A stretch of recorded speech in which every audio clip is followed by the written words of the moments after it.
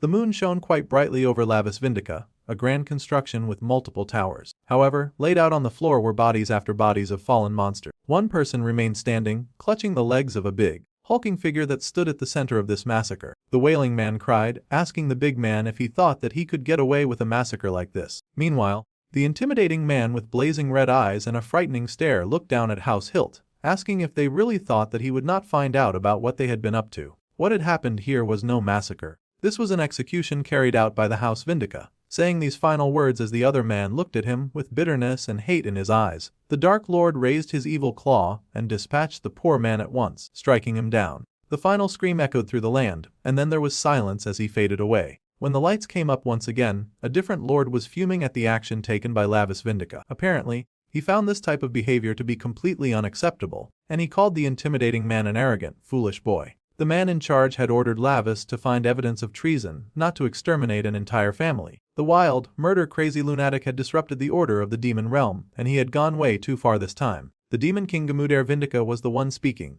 Lavis challenged this verdict, saying that he had found evidence everywhere. The old man knew as well as he did that those hilt jerks were hopeless. It was one thing to find a rebellion, it was another to massacre an entire clan bra. He yelled that thanks to those geezers who had been clinging to House Hilt, they could not punish them even with proof. They had gotten away with so many wicked crimes, someone had to do something. As the man spoke, one of the silent onlookers seemed to be watching him very closely. Still, Lavis' father was heavily disappointed. There was a proper procedure when it came to enforcing punishment, and that procedure did not at all require his son's petty and very violent justice. The young Vindica laughed at his father's notions of procedures and enforcement. All of these were words that threatened to crack him up. The man yelled that darkness was swallowed by even deeper darkness. That was the right way to deal with things. That was supposed to be the law of survival in the demon realm. Yeah, the boy was quite hopping mad at this point. There was little hope for him. The father sighed as he stared down at his raving son, and the boy kept going, insisting that the great demon king should hear his logic. If a person could not even swallow a darkness as obvious as this,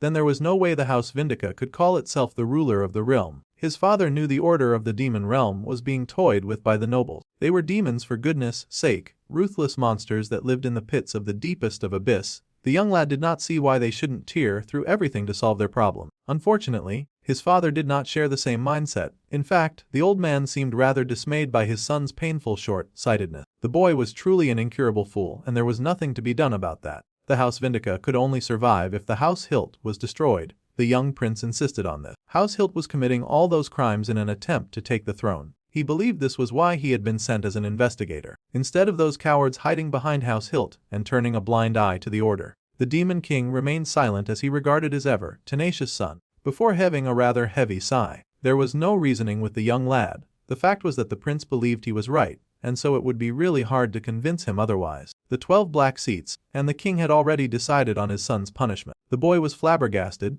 He could not believe that he was getting punished right now. Lavis Vindica, for the crime of violating demonic law and massacring the House Hilt. He would absolutely not be getting away with that, and he would be banished to the human realm. What a pathetic and horrible place for a demon. The poor guy was horrified. He shook and yelled that his dad could not be serious. He did not want to leave with those pathetic weaklings. However, the boy had to pay for his crimes somehow, and this was fairly better than banishment. His powers would be sealed in the human realm, and there he would hopefully learn the true dignity of being a Vindica. This whole situation felt like rubbish to him. The poor dude started to beg for mercy. Sure, he had killed the Hilt brats, but he did not destroy their souls. They were only a little bit dead. However, the demon lord was quite done listening, and he ordered his people to execute the sentence at once. The 12 black seats got busy and started their little demonic chanting. Lots of purple magic circles took front and center, and the young demon prince yelled and screamed that he would not accept this kind of bullying. Unfortunately for him, that kind of thing was not his choice at all. Even if he kept insisting that he did nothing wrong, he was still getting tossed out and sentenced. The one who had been staring at him earlier put their hand down on his face, and the Lavis screamed in agony and possible fear as his powers got sealed away.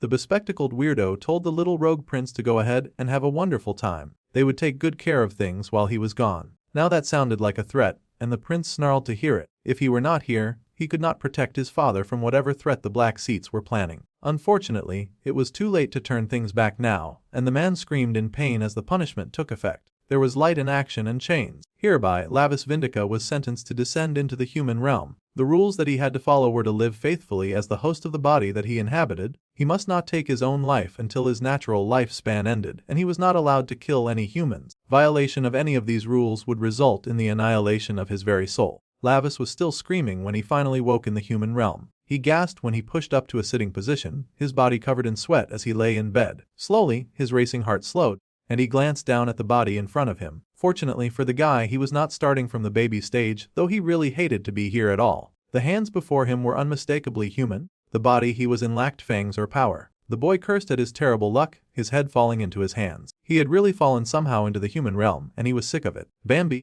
that jerk, had been the one to betray him like this. Once he got back, he swore to find that traitorous coward and pull his horns out for treating him this way. He could not focus too much on his revenge plan though, because his body was hurting and he had no idea why. It was odd to him that human bodies hurt so much. Slowly, the boy pushed to his feet, and he stared at the pathetic body that he'd been trapped in. Naturally, he was not a fan of the situation. Those hilt punks were useless to the very end, and it was hard for him to even breathe in this awful human world. There was no sulfur flowing nearby for humans to access. Finally, someone showed up to check on the screaming buffoon. It was a lady, and she asked what on earth that sound was he had been making. She called him Appa, so she was clearly younger than he was. The boy was shocked to see her at all, but the girl was overjoyed, racing towards him and celebrating that he was finally awake. She threw herself at him, holding him tight because she had thought that he would never wake up.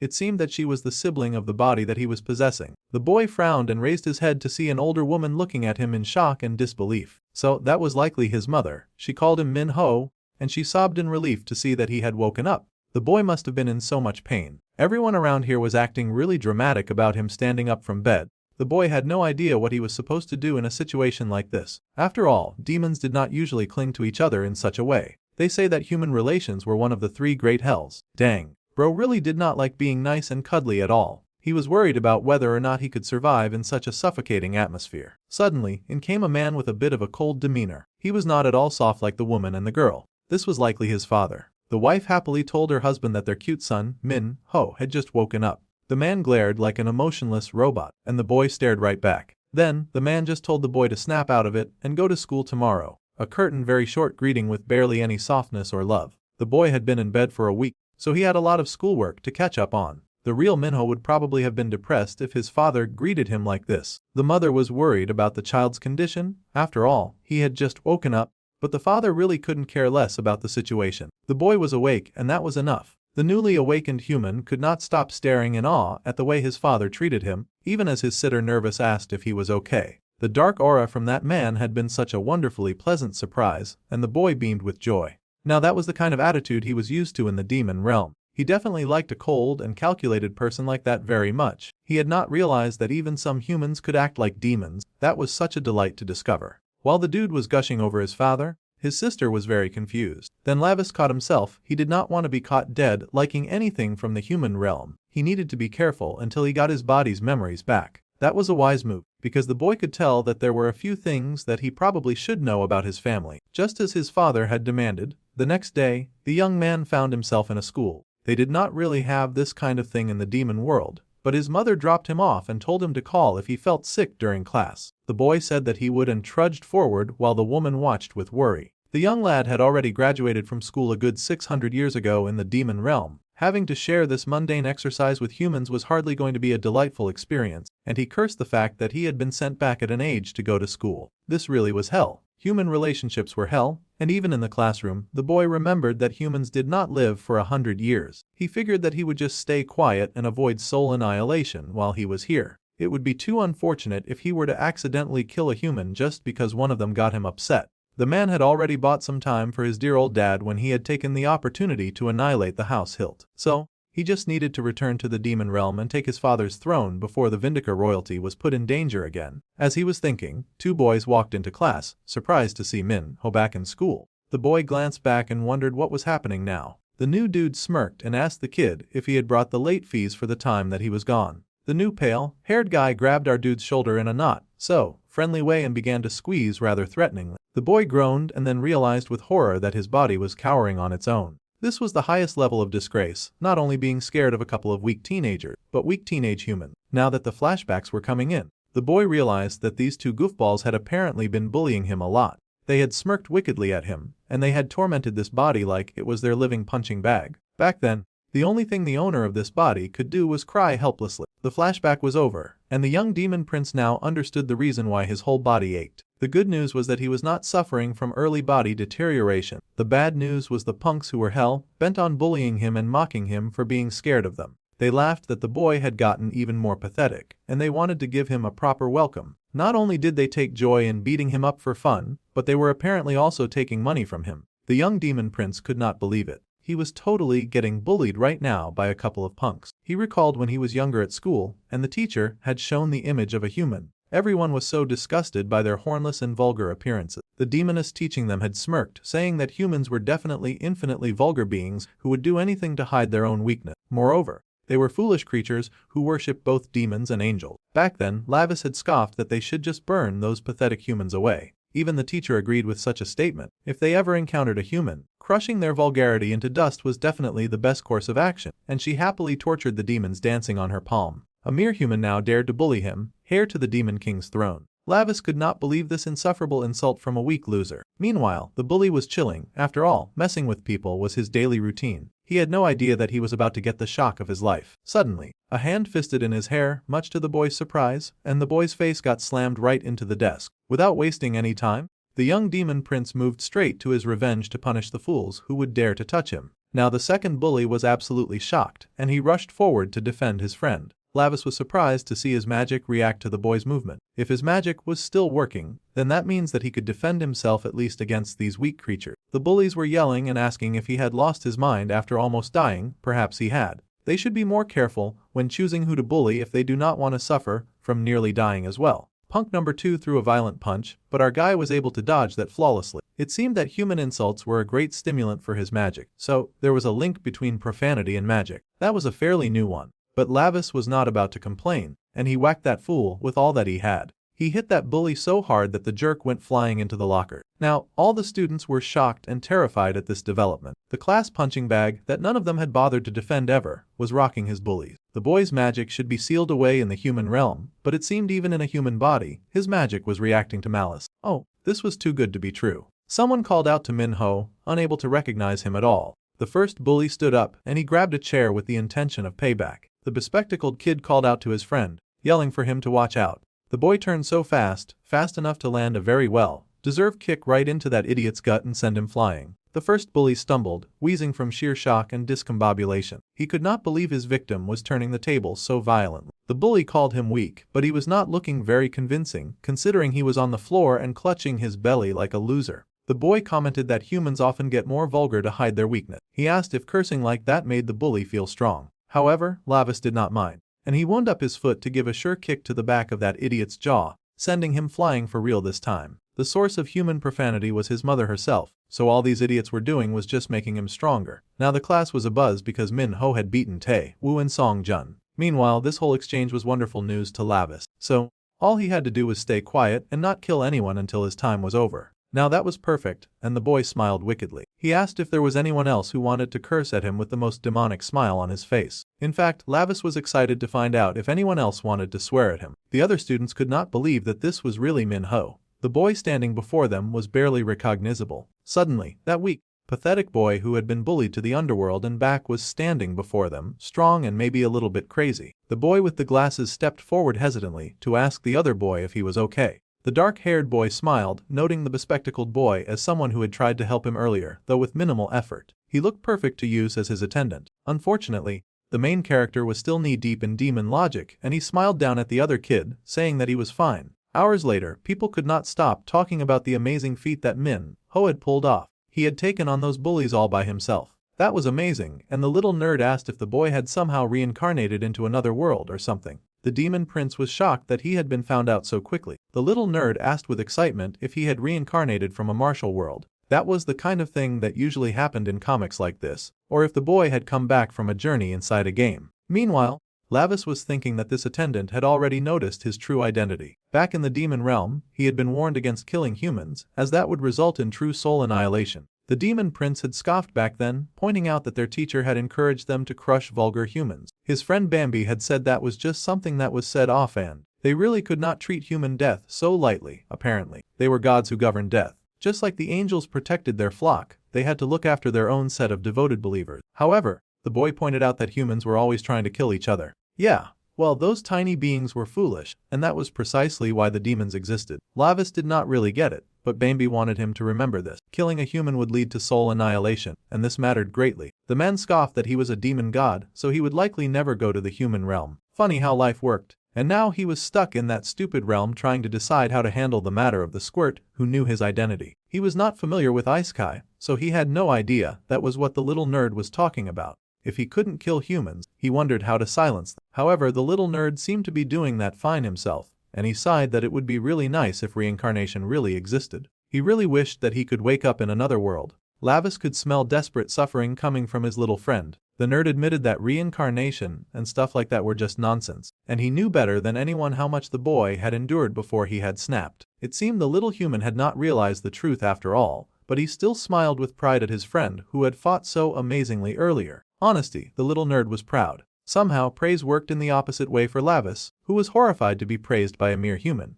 All he had done was throw a few bullies around. It was nothing compared to his true strength. Later that night, the boy considered his current situation. When humans cursed him, his demonic power definitely activated. A demon imprisoned in a human body should not be able to use magic. He stared at his hand and wondered how his father could have made such an error. The whole situation was suspicious. Then he happily chalked it up to his almighty power that had no limits. The boy was thrilled. He was in the middle of celebrating when sudden pain shot through his arm, and he clutched it in agony. It was still dark outside, but the boy was writhing in pain. Despite being so advanced, he groaned at the fact that his body was just far too weak to handle his own power. His whole body hurt. He had only lived as a human for one day, but things already felt quite miserable. If his body hurt this much from exercising just a little bit of his power, the boy wondered how on earth he was going to get any darn sleep. Eventually, he did fall asleep, and the dark sky outside slowly brightened to the light of the morning sky. The sun rose over the school, and it was back to learning in the human academy. It had been forever since they had a normal day at school without those bullies hounding them for their money. Thanks to Minho, nobody was messing with them. The boy scoffed that he would rather just beat up anyone who dared.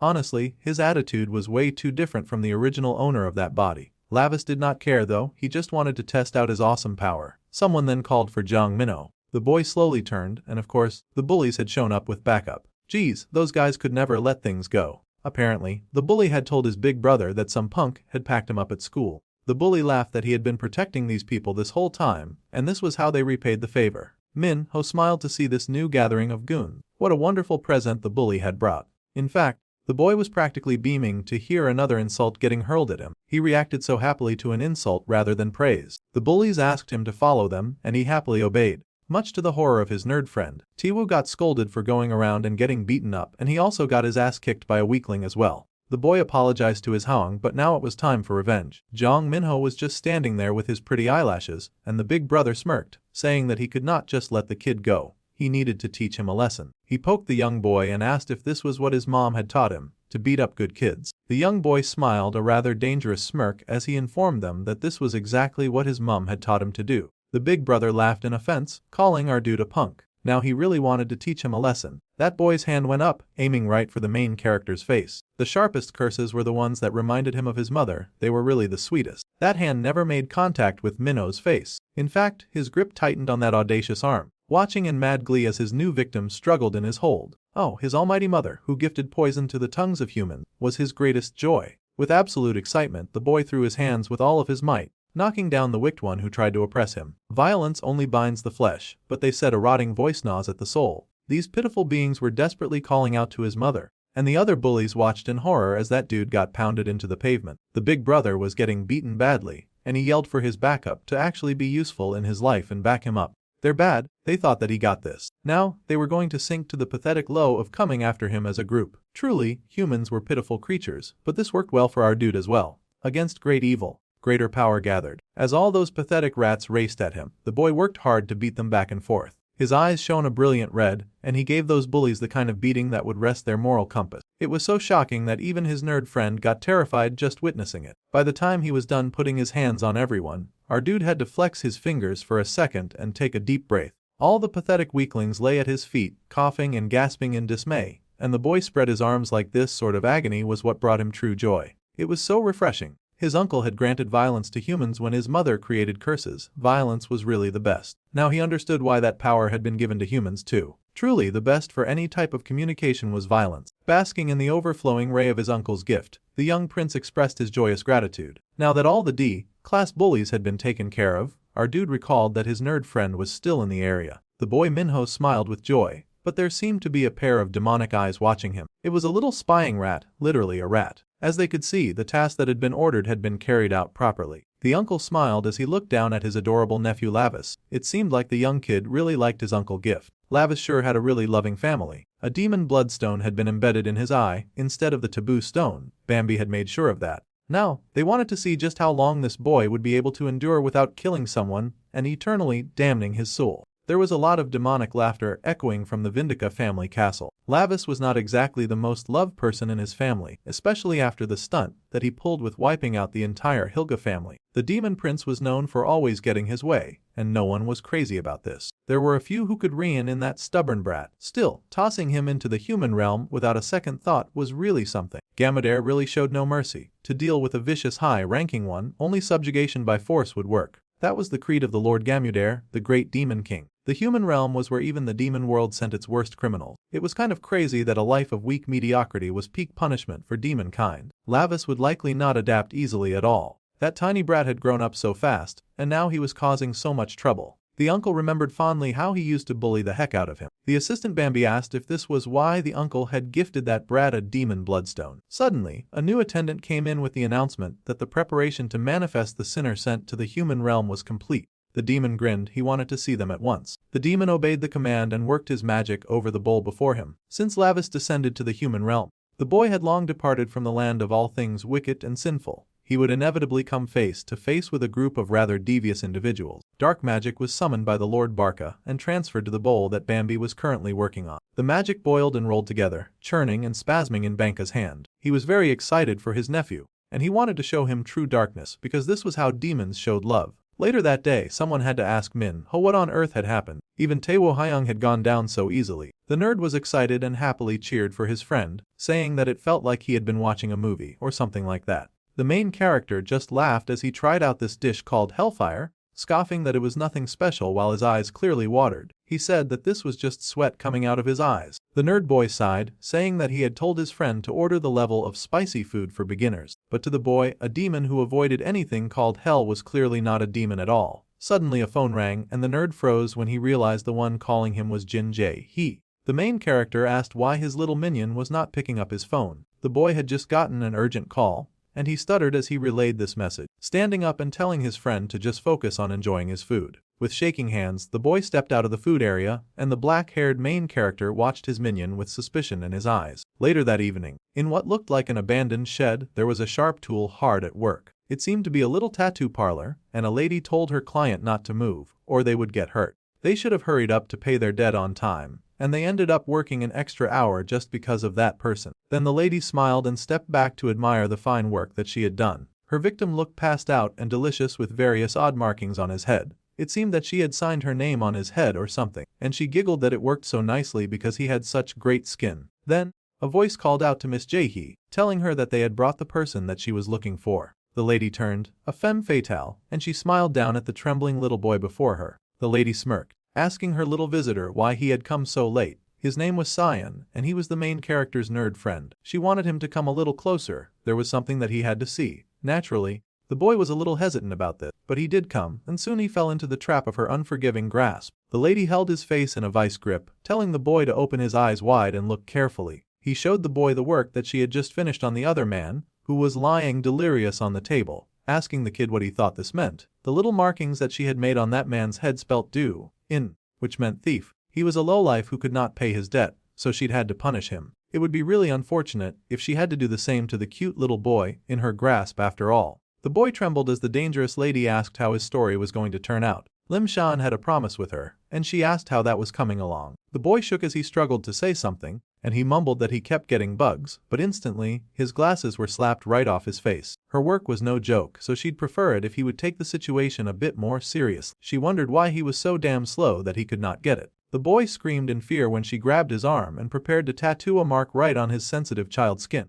She asked if she would have to carve her instructions onto the back of his hand just so that he could understand. The boy panicked and begged her not to. So, Lim Shan was told to listen very carefully. This was going to be the last chance that she would give him, so he had to do exactly as she told him to do. He had to make sure that everything was ready, too, or the punishment would be severe. The poor child cried, but as soon as he was back home, he got back to work. He struggled as he typed at the computer, but he knew that if he did not do this, he would be in big trouble. The poor coward gripped his hand, body trembling in the wake of just thinking of what that evil lady would do to him if he did not obey. It was late at night, but the boy worked hard anyway. Meanwhile, our dude was going through the worst of pains, and he rolled and groaned at the aching in his stomach. It seemed every time he achieved a win, he would endure some sort of mind-numbing pain at night. It made it so hard to get any good rest doing nonsense like this. Though this punishment felt like it came from indulging in spicy food, his stomach burned, and his whole body felt like it was falling apart. He had only forgotten a little, but it felt like his shoulder was about to pop out.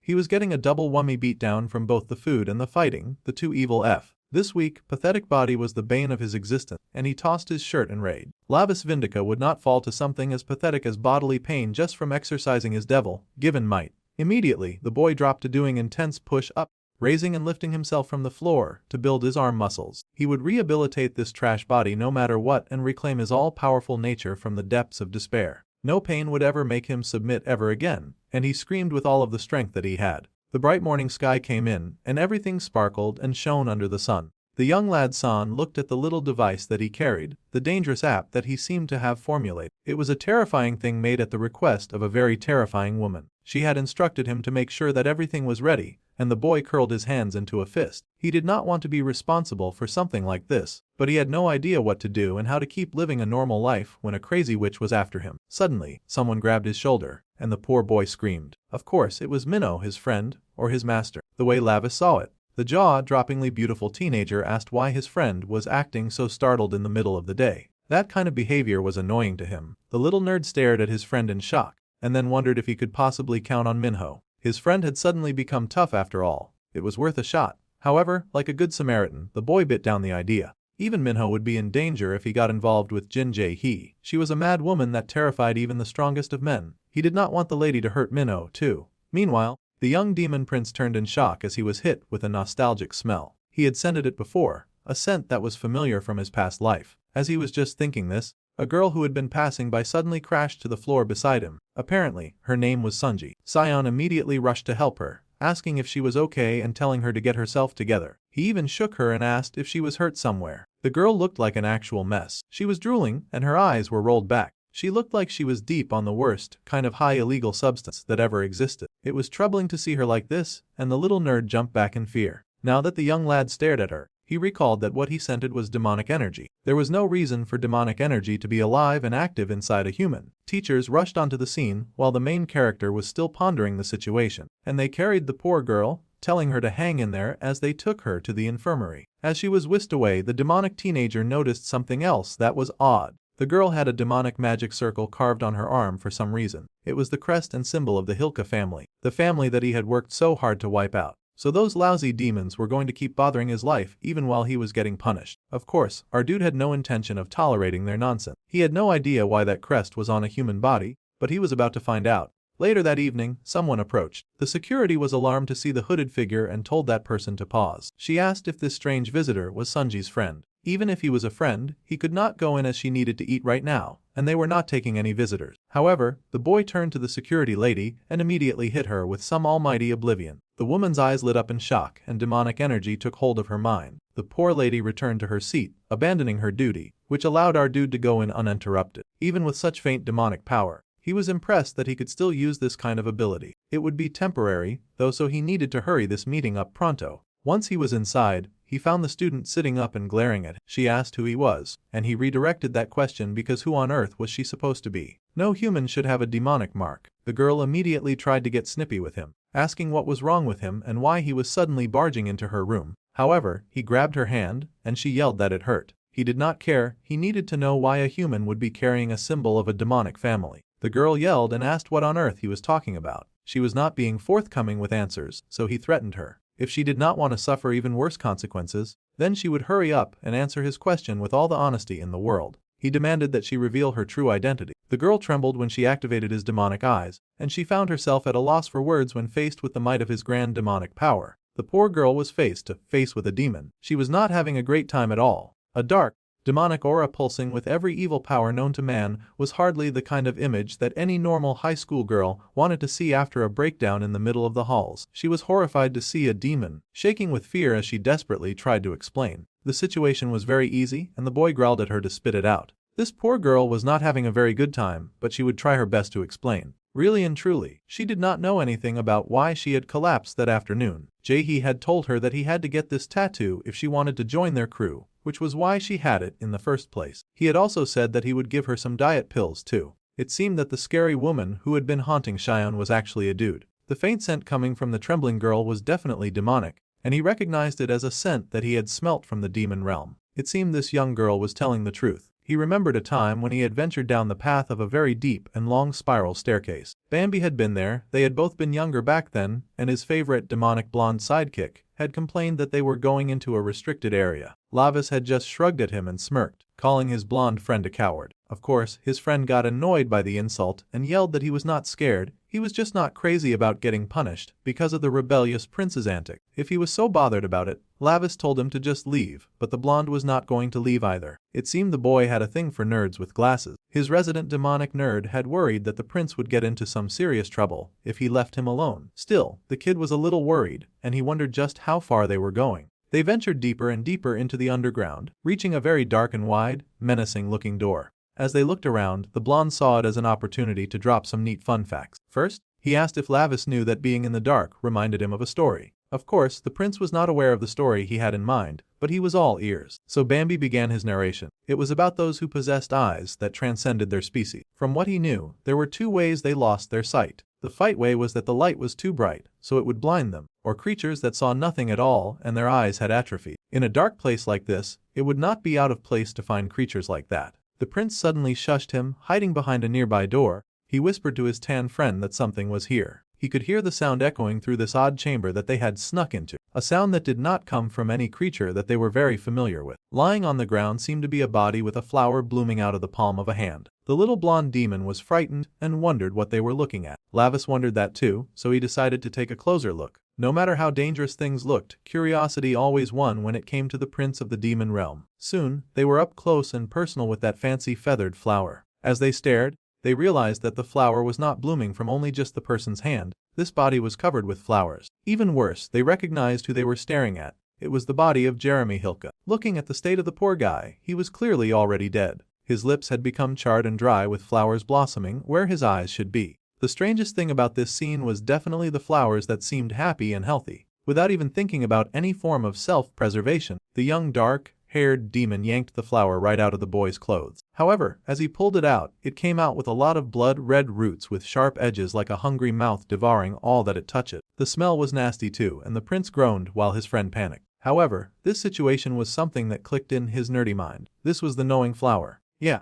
now Lavis could remember where he had experienced such an offensive scent, and this girl in the hospital was carrying the same scent as the gnawing glower. The poor girl sobbed, asking for the boy to spare her, and he fell silent as he stared at the pathetic, chugging idiot. Looking out the window, he could see a nice gathering of bats outside, and those creatures were definitely watching him. It seemed someone in the human realm had been expecting his presence, and they chucked at finally meeting him. Later that night, in a fairly abandoned area, a hooded figure casually walked around with his hands in his pocket. Pretty soon, he had found the Jin Jae-hee tattoo shop. The Hilke crest and the gnawing flower were two signs that he could not ignore after he had put in all of this effort to wipe out that evil family. In fact, it was all so shady that the boy could not believe that any of this was a conversation. Meanwhile, some goons were just standing around and waiting near the exit area. They sighed greatly, wondering why their bro Youngmu was so obsessed with that high school brat. However, their bro did not want the brat, just the app that the brat had made. One of the goons laughed, asking if they were going to be doing high-tech jobs now. Some of the other goons could not focus on his words because they realized that the idiot was playing around with the blue ribbon substance. Youngmu had only developed that one recently. The other goons warned the guy to go easy on that stuff because they had already heard about what happened to Ju Sungai. The other idiot laughed that it was brand new, so the side effects were gnarly. At any rate, the idiot goon did not really care as long as the drug felt good.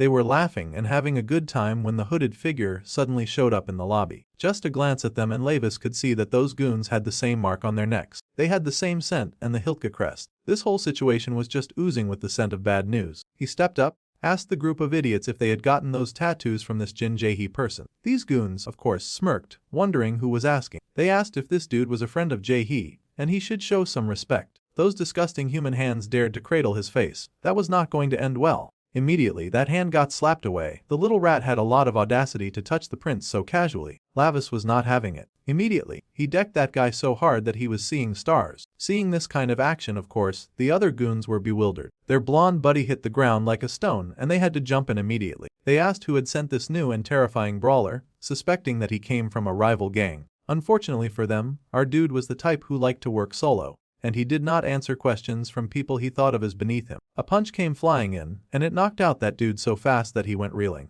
At this point, the goons were just standing around and watching each other drop like flies and dominoes. One of them got a little brave and swore at our dude, racing for him and telling him that he was dead meat. That guy threw a punch, probably the only member of the team to succeed in doing something like that. Of course, it did not make contact, but the main character's punch definitely did, and it landed square in that guy's face. The more profanity and rage they threw at him, the stronger he became. The last guy was going for a little cheat skill, and he pulled out a knife. It was rude to bring a knife to a fist fight, Yano, but Lavis did not mind. Within seconds, he had knocked down that fool before the knife even made contact with his skin. That idiot went flying, but Pretty Boy stayed cool and fresh, asking the question that he most wanted the answer to. He needed to know where Jin Jae-hee was. Suddenly, someone pulled up. Oh yeah, it was that blonde who had taken the mysterious blue substance from before. He was spouting some demonic stuff about murder, and he looked drooling and possessed. The boy's eyes widened in shock, wondering how this guy's demonic energy had suddenly spiked so much. The goon looked rabid, like he contained some sort of supernatural, contagious disease. Obviously, the main character was not crazy about coming in contact with such a rabid dog.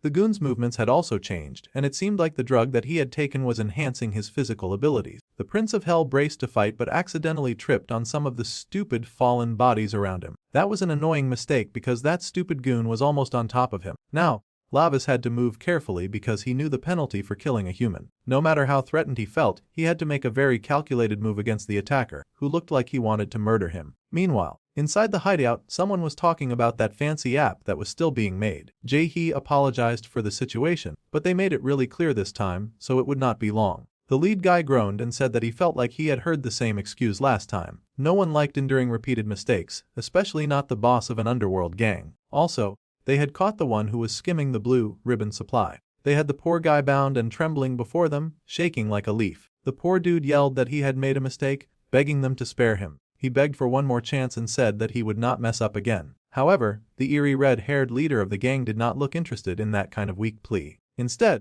he looked at the blue flowers in front of him and pulled them out of the pot that held them. The poor scapegoat trembled. It looked like he knew exactly what was coming next. The dude begged for his boss to have mercy, and he screamed wildly the closer those flowers came. It was definitely sick and twisted to create a death method where people were terrified of flowers, but that hand came down, and the flowers were stuffed into that poor dude's eye. He choked and trembled, and even the pretty tattoo artist watching looked uncomfortable to see everything that was going down. The dude begged for someone to save him, but there was no helping him. The next bouquet went up, and it came down with a flourish aimed directly for his eyes. The blood and gory scene was enough to frighten anyone, and the man screamed in pain before finally falling to the floor with the flowers embedded in his eyes. The man shook as he slowly died, and the redhead was nonchalant after the execution. He was not the kind to give second chances, and he trusted that everyone here understood that much. They were beyond terrified, but they did understand. The man asked again if everyone understood, his emphasis on the tattoo artist, who still had not delivered that app. The dark red, demonic-looking person asked if Jae-hee had understood what he was saying. They needed to stop making excuses, he just wanted them to bring that app to him. This was understood, of course. The night continued and Jae-hee was panicked, worried that he would be the next one to die at this rate. He called Lim Xian over and over again, growling for that kid to hurry and pick up the phone. The phone was indeed ringing in Sound's house, and the kid stared in fear because he knew who was calling. Shakily, he answered the call. Amazingly, the call he had picked belonged to Minho. The boy explained that he was going to look into the situation himself, but all the kids he had found in the area were not answering his question. That was kind of hard for them to do, considering he had beaten them up to a pulp. At any rate, the resident demon prince needed some help, so he had called his best friend San to ask if he knew Jin Jae-hee. Minho? No, actually, Lavis was looking for that guy. Minho already knew that Cyan had picked up Jin Jaehee's phone call back then. The young nerd was absolutely shocked at the turn that this line of questioning had taken. He had no idea how the dark-haired boy even knew about his involvement with that person. The flames of the spicy food might have temporarily consumed the main character, but he had not been blind, and he'd seen the name that came on the screen when his friend had taken that call. So, he wanted to know where this suspicious tattoo artist lived. Still, the nerd was worrying, asking how Minho even knew about Jaehee and worried that some goons had gotten to him. It was actually the other way around, and our dude had been the one to get to the goons. That was also besides the point. He was the one who had come looking for that rotten jerk because he needed to verify something right now. He was currently at that dude's tattoo shop,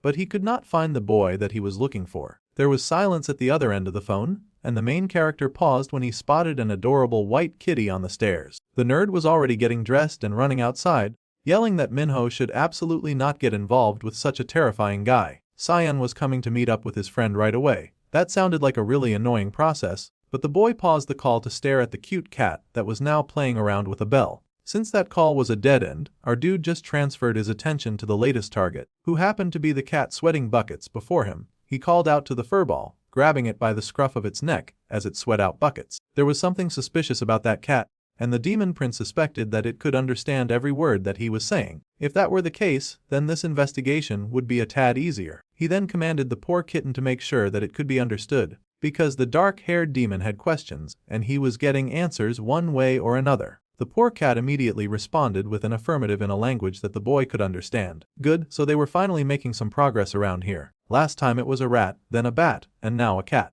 Minho had already suspected that there was something watching him, and he demanded to know exactly what this creature was. The poor thing was a little nervous, but it admitted that it was a monitor from the demon realm sent to the human world. Its simple mission was just to keep an eye on prisoners without being noticed, that was all. Clearly, it failed terribly at the not being noticed part, but that was the only reason that it had been watching over the Lord Lavis is all. The boy narrowed his eyes at the pathetic creature before him, wondering why its demonic energy was so weak and pathetic. Honestly, he was finding it hard to believe that the creature was a demon at all. However, the little creature admitted that it did not know how the Lord had managed to notice him. A white cat in the middle of an alley like this stood out way too much. Plus, the stupid thing was standing on two legs right now. If it were going to spy as an animal in the human world, it should at least know how those animals behave. At this point, there was no need to ask the silly thing any more questions. Our boy had gotten the answers that he needed. Then, the prince made a new request and tried to summon the master of this creature, beckoning the master to show themselves. The creature stared in awe as the demonic power took over its body. Meanwhile, back in the demonic world, our dude's favorite blonde nerd was busy at work, and he smirked when he realized that he had been found out faster than he had expected. It was no surprise since this was the prince after all. The blonde smirked and greeted Lavis, who had figured out the situation. Yeah, the prince had figured it out, and he cursed at Bambi too for doing all this. The friend chuckled that his prince was just way too cold to him sometimes. The dark-haired boy was cautious, asking what his blonde friend was plotting this time. The blonde laughed that he had done nothing of the sort. Trying to go down this path of questioning with Bambi would just send him spiraling. Our dude knew this much by now, and he sighed and told his friend to forget it. Instead, he was going to ask way more important questions. It seemed that things were different from what he remembered, and a prisoner was not supposed to normally use demonic power in the human realm. His friend just hummed that there were often exceptions to every rule. The prince would figure out what was going on soon enough. Then he asked if the Royal Highness wanted to know anything else. So, Lavis asked about the devouring flower. That scent was strong in this world, and that was not supposed to be. His blonde friend was familiar with the scent since they had discovered it at the same time. It was a flower that was forbidden even in the demon realm, yet he could sense it in the human realm. That made no sense to him. The blonde hummed that the demon realm administration already knew that the Hilt family's reach had spread to the human world. They were persistent troublemakers, so they could not exactly say that they were completely wiped out. This got Lavis heated immediately. He had wiped out the entire Hilt family, yet the Hilt family was still causing trouble even in the human realm. It seemed that they had some remaining forces in this world. Bambi laughed because he could neither confirm nor deny any claim, but the human realm was not what it used to be. It was now a playground for all sorts of conspiracy. In fact, this current situation worked perfectly fine for their agenda. Since the prince was already there, he could go ahead and clean up all the troublesome things that existed on Earth, too. The prince frowned and wondered what on earth his friend was talking about. He demanded to know what else was going on over here. But it was not like the blonde was very forthcoming when it came to certain information. The cat was right back to meowing, and Lavis glared at it in rage, the poor thing taking the full brunt of the prince's displeasure. The prince cursed, but at least he had gotten some useful information for now. Meanwhile, Jae-hee was busy panicking a lot because he could not understand why his special app developer was not picking up the phone. He kept calling him over and over again. Time was of the essence right now.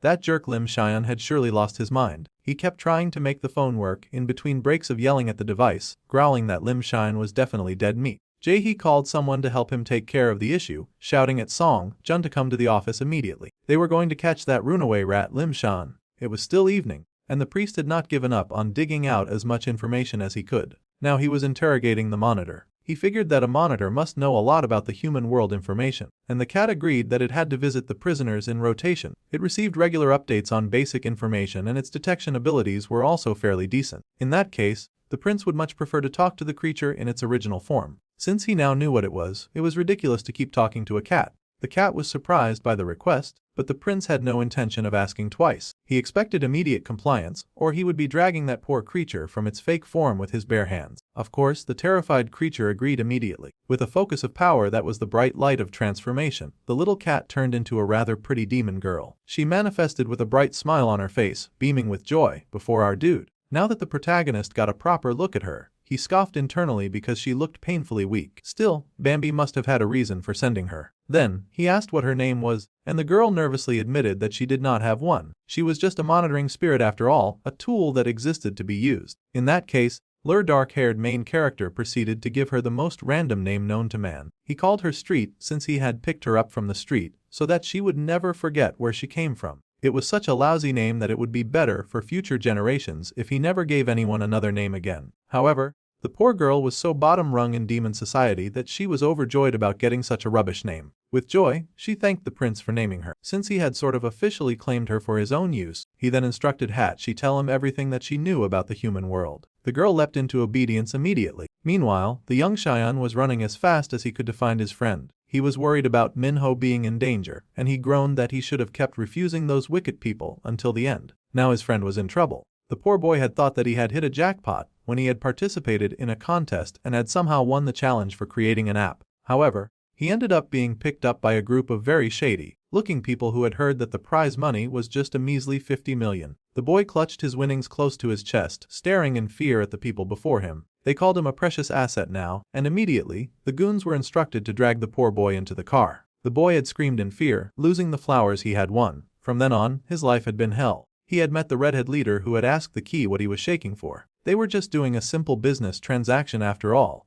Right beside him was 50 million won in cash, and all he had to do was hand over the app that he had made. The poor boy shook and said that he had not created this app to sell it. The big boss fell silent as he considered this answer. Then he told the kid that it was just an assumption. The poor boy shook because, truly, he could not stand his ground. He had no money to fight such terrible-looking people. Now, he was running with all of his might to save his friend Minho from them. He had to get there fast to make sure that his friend would not meet the terrible Jin Hei. As the boy ran, he accidentally bumped into an actually terrifying-looking guy. This dude was absolutely scary because he was familiar. The man even commented on how they did not even have to go looking for the kid. The boy was terrified because Jae-hee had found him instantly, and the wicked tattoo artist promised the kid that he was finished now. This was the time that he would surely meet his end. There was a grunt of pain which did not signal any good thing for our friend Lim Xian. From now on he was sentenced to a life of managing the app in a guarded room. If he did not want to be locked up for the rest of his life, it would be in his best interest to do it correctly. The boy yelled and tried to make them stop. Getting kidnapped was not exactly part of how he expected his life to go. Jae-hee was not hearing it though. His life was on the line after all. He informed the young boy that they would be watching his every move from outside, so he had better not get any funny ideas. The boy begged for them to stop, but it was too late. Plus they even left a guard inside to monitor him as he worked beside a giant computer.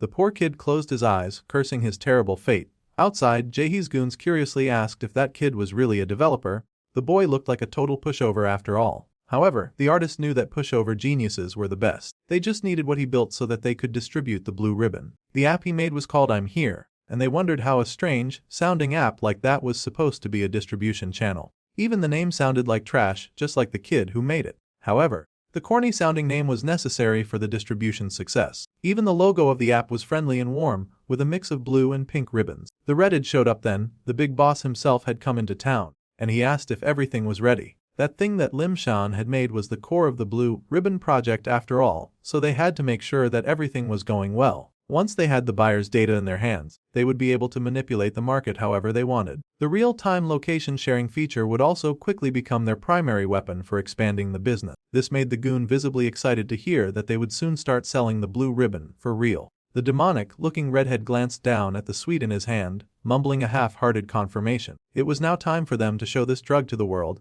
This was the boss's decree, and he smiled a malicious smile. Choi Yuri was called and told to sign up for something and to add another person as a friend. Already, the app was making its rounds. It was marketed as an app that gave a cash app if they accepted the friend request. It was 30,000 won per person. The girls were shocked to hear such news about how to make such easy money. They would even get 100,000 if they just added 3 people. This got the other people excited, and the girls hurried to get their friends to take part. Even in a class of idiots, there would always be one who adhered to caution, and she had to ask what this app was even for. The oppressive force of the group did not even care as long as she got money, and she told the sensitive girl to just obey and sign up. There was even an event for signing up, and they gasped in awe at the very dangerous drug that was being marketed as diet pills. Proof that young people would really buy anything. They were offering these diet pills for free, of course, and they dared to lie that the health functional food was certified by the Ministry of Food and Drug Safety. The girls cooed because they found the name of the drug to be very pretty. In just a day, their numbers had skyrocketed thanks to all their lies and the power of trends. The little gang was amazed by how many people were joining their app. It was as expected of Boss Youngmoo. Still, Jae-hee was kind of pissed that her goons had not caught the monkey that trashed his shop. The goons admitted that they had checked the CCTV in the hope of placing a face. Unfortunately, for a reason that they could not understand, they had been interrupted by a bat. Despite how weird it sounded, the goons had gone into the security room, and a big bat had been hovering there, staring right at the camera. They had gone round to check the other cameras, but they had an even weirder interruption, like a rat that was plastered to the CCTV. None of this made any sense to the tattoo artist, and truly, the main character had been right about that monitoring spirit being so bad at acting casual. The big main goon checked his phone, and then he called the artist's attention. No matter how heated he was, they had other things to attend to, and it was time to go. The blue ribbon stock had just arrived, and they had to go deal with that. The sun continued to set over the scene of the beautiful city, and our dude was on the move again. He was pretty, exceptional, and glaring down at the latest thing to catch his attention. He asked what street his unfortunately named familiar was up to, and the poor cat first apologized for putting on a bit of weight lately. The boy could not care less about that. He wanted to know what was up with the investigation that he had directed yesterday. It was by no means an easy task, but he finally figured it out. Flashback to then, the main character had knocked down the blonde and troublesome character, and he remembered picking up the odd package blue product that had fallen from the blonde's hold. A quick sniff immediately informed the dude that it was definitely the scent of the gnawing flower. So humans had been consuming this nonsense so that they could awaken their ungodly powers. It was impossible to cultivate the gnawing flower without a host, and our dude wondered how they had been able to get their hands on a flower that was wiped out even in the demon realm. So his little spy had come back with some vital information on that candy that he told her to stalk called the blue ribbon. Apparently it was spreading among humans in various forms as diet pills or supplements in disguise. The boy asked about the raw materials, and apparently, the blue ribbon was being manufactured so secretly that it was difficult to track down the source of the material. Obviously, the prince was not so pleased about this lack of any form of concrete information. He needed something that was actually useful, not air that led to nowhere. The spy got nervous, but she also got useful aid away. It turned out that the finished product was currently spreading rapidly. Since the volume was so darn massive, if they followed the concentrated traces of demonic energy, they would be sure to find the manufacturer. Now that was the kind of information that our bro liked to hear. However, if the little rat had already figured it out, then she would have gone there already to scope out the area. There was no way she expected him to do her work for her. The little thing whined that the Master Bambi had told her to only go accompanied by the demon prince. How dare that little jerk try to dictate his movements from hell? Now he wanted to know if this little double-faced spy was busy reporting his movements to Bambi as well. Well, she was originally the blonde spy. The poor thing apologized to Master Lavis, but she was just a lowly creature following both their orders, a command whore that just obeyed whatever big and powerful bully that was pushing her around. Well, Lavis was not having that. It was time for Street to pick a master immediately. She could only serve one, and she had to decide who it would be. It was either him or the blondie jerk that kept commanding her from the depths of the underworld. The little bluinette struggled to make a decision on the spot, tears in her eyes as she tried to think of the best answer that would not rock the boat. However, the demon prince was going to make the choice easy for her because he layered in some heavy amounts of intimidating and dark ladder, saying that if she went with him, then he would make sure that she would no longer be a lowly creature. After all, he had done her a favor by giving her a name. At this point she owed him a favor. The girl stared in awe at her master, thinking in amazement of the kind of clever and sexy demon that she could become under his tutelage. The portrait was very enticing, and she gasped in excitement. If that was the case, her forehead kissed the ground, and she happily pledged her blood and flesh to the great darkness of the Prince Lavis. The boy felt very satisfied, smirking rather demonically, and he lifted his hand to pat her head. He, Lavis Vindica, would now take the little maiden as his personal subordinate. Something seemed to fly out of her head, and it looked like Bambi's control over her. Now that the dark-haired prince had established dominance, the kitty was truly his now. Now that he had permanently gotten rid of Bambi's control, the prince announced to his new pet that they would now head out to the location where the blue ribbon was being gathered. Immediately, she hopped to it, and the sky continued to darken into the evening. They arrived at an odd-looking place in the woods that seemed to act as a makeshift warehouse with a lot of large tanker boxes. This was apparently the area where the demonic energy of the blue ribbon was concentrated. Now that they were here, the prince was interested in one-upping. However, the kitty paused because there was a seriously tight lock around the boxes. It was held closed with heavy chains as well. The prince just told the weakling to move and raised his fist. With a swing of his hand, the chains fell apart, and the kitten stared in awe as the box definitely creaked open. Both stiffened as the doors opened, and their sensitive demon noses were hit with a thick scent of something absolutely nasty. It was enough to make them want to barf. Inside the box were dozens and dozens of sealed boxes. Every single one of them was a product made from the blue ribbon plant. The prince stiffened in horror. He could not believe just how many of these things were available. In the realm of the demons, a loud and hearty laughter rang through the mountains and the valleys. It was Lavis' uncle, and he seemed involved in a very serious sparring match against his dear sweet nephew. No matter how hard the little demon fought, the bigger demon laughed that the boy was still far too weak. The little boy snarled in anger, growling that his uncle was disgusting and vulgar. The bigger shameless demon just laughed that if his nephew was not going to have the decency to be cute, then he should just hurry up and die. The requirement for some uncle loving was apparently some cuteness. However, the little kid had no intention of dying, and he raised his arm to block that ferocious blow. He managed to use his elbow to slow down the intensity of his uncle's punch. The purple-haired demon was rather proud of him. However, Lavis was still a kid,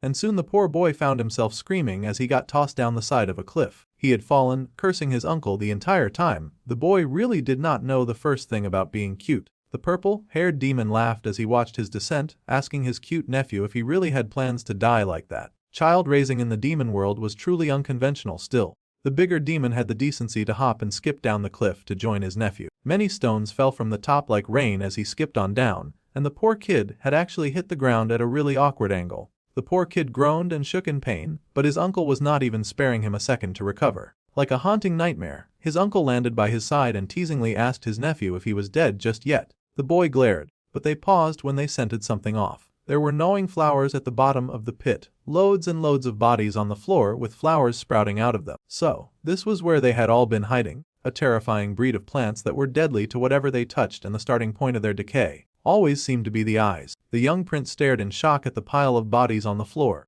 and his eyes widened the more that he understood what he was looking at. When darkness and light were sundered, and when incompatible beings were created to oppose one another, unable to merge with any color, that was the place where these sickening entities thrived. Humans had discovered them at some point, staring down at the flower that bloomed in the beginning, where they had gathered. Those wicked flowers that turned even the most beautiful soul into an ugly disaster would devour the discarded celestials and ton demons. The deepest desire of that gnawing flower was, of course, the annihilation of the world. What a wicked but beautiful creature. The entire pile of them had been burned by the boy's uncle immediately, mercilessly ending their wicked and terrible reign. Those flowers would never get the chance to leave the pit, and the purple-haired demon smiled with pride while his young nephew looked on at the flames. Now here he was in the human world, once again confronting the awful beings that were those flowers. They certainly should have all been incinerated back then, but it seemed that the demonic found a way to grow no matter what. The little spy covered her nose as she agreed. The Lord Demon King had scarred the demon realm and wiped them out completely. At least, that was how the story went. However, if that is true,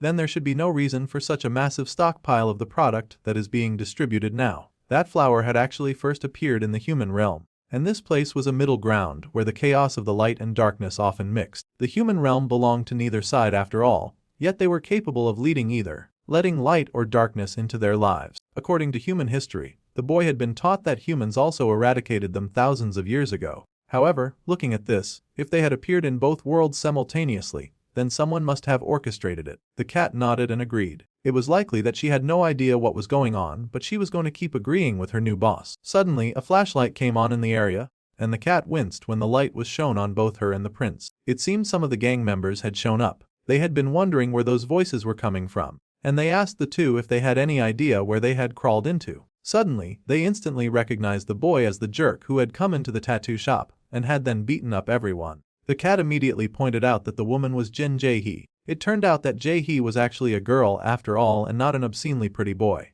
The young prince had been looking for her. The little tattoo artist glared at them and asked how dare they wreck her tattoo shop like that. She did not even know how they had found out about this place. However, the young prince had more important questions. First, he asked if Jin Jae-hee was the idiot managing this dumpster fire. They thought that he talked rather funny. Clearly, he was not using typical street speak, but they could still communicate. Yeah, she was the one in charge, and she wondered what he was going to do about this. Then, Lavis asked if she was aware of the raw materials used to make these demonic goods. The girl laughed, giggling at his choice of words. Raw material was a real hoot, and she asked if the boy was trying to steal their precious trade secrets right now. The boy sighed since it was not like it was strictly his business, really, but leaving things alone like this would really leave a bad taste in his mouth. So, he could not let this nonsense slide. The girl was thinking the same thing. They knew darn well what Youngmu would do to them if they messed up, so they had no intention of letting a stranger talk them out of the bad thing that they were already doing. The girl spread her arms and declared that this was a special distribution. She pulled out some of that sickening blue stuff and handed it to the goons who stood around her. They were the lower-class thugs, not like the ones she usually worked with. Excited,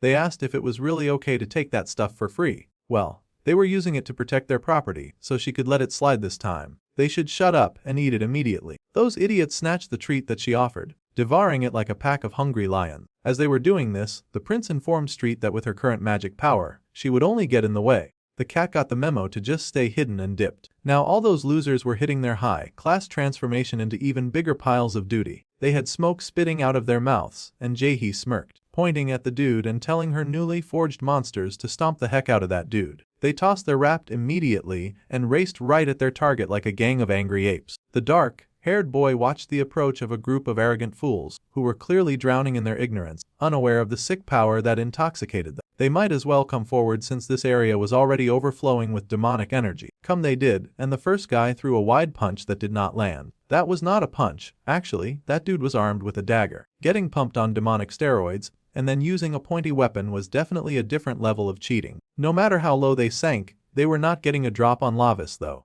The boy whipped out the Karat Chop special and diced up those amateurs with a few quick blows here and there. In fact, he even threw in a kick for good measure because they had to drop their level of disrespect. Now we can't forget that these enemies are evil charged and they are coming in one after the other, so the boy could not drop his guard. He fought hard, dodging their attacks and using the force of their lunges against them, so that those idiots would end up taking a punch to the face. Then he whirled around just in time to get jumped by some dude who did not respect personal space. That little Lek was hugging onto his midsection like it was going to rain gold. That was tough. And the demon prince was having none of it. Unfortunately, that evil rat was the first to land an actual hit on him, and he got thrown to the ground. Getting his school uniform dirty was really annoying, even more annoying when that jerk tried to knee him in the face. Fool Lavis once, and it was a shame on him, but he was not about to let these losers fool him twice. Within seconds, he had grabbed the offending knee. His kitten had been watching the whole exchange with great worry and fear, but Jae-hee was, of course, having the time of her life watching someone get beaten up.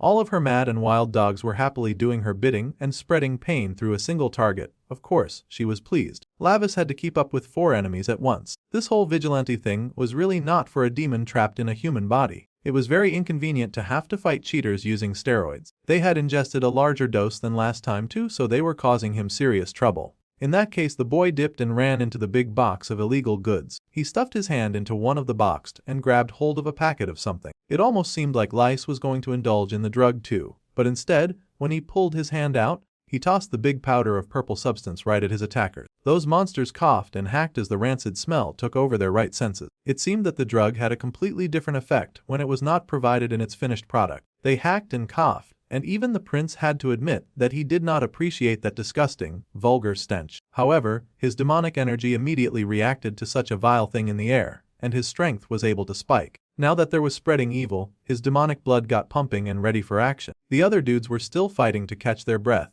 but it was time for the main character to take advantage of their disorientation. Instantly, he smashed his powered-up hand into the face of the one who had landed the hit on him. That ot came crashing down, but Lavis did not stop there. His fairy fist of justice doubled in power, and he knocked the brakes right off that dude. The second dude tried to retaliate with a kick, proving that he just did not know when to stay down. That was all well and good because the prince was going to teach that naughty little leg a lesson. He tossed that idiot to the ground, smashing him into the floor like he was glass. He then went the extra mile and stomped that leg out of functionality. The demon prince was really pissed, and he was just getting started. With 2 idiots down, the big idiot remained, screaming out curses and yelling for the main character to die. That was rich because the dark-haired boy had no intention of dying so early. He smacked that dude really good and sent him soaring. However, that guy was not allowed to hit the ground just yet, not until Lace hefted him up and then tossed him like a sumo wrestler. Big guys won big and stud ugly prizes. Now Jaehee was no longer smiling. She had no idea that they had signed up to fight the devil for whatever ugly reason. She had no idea how that kid had been able to beat the whole team all by himself.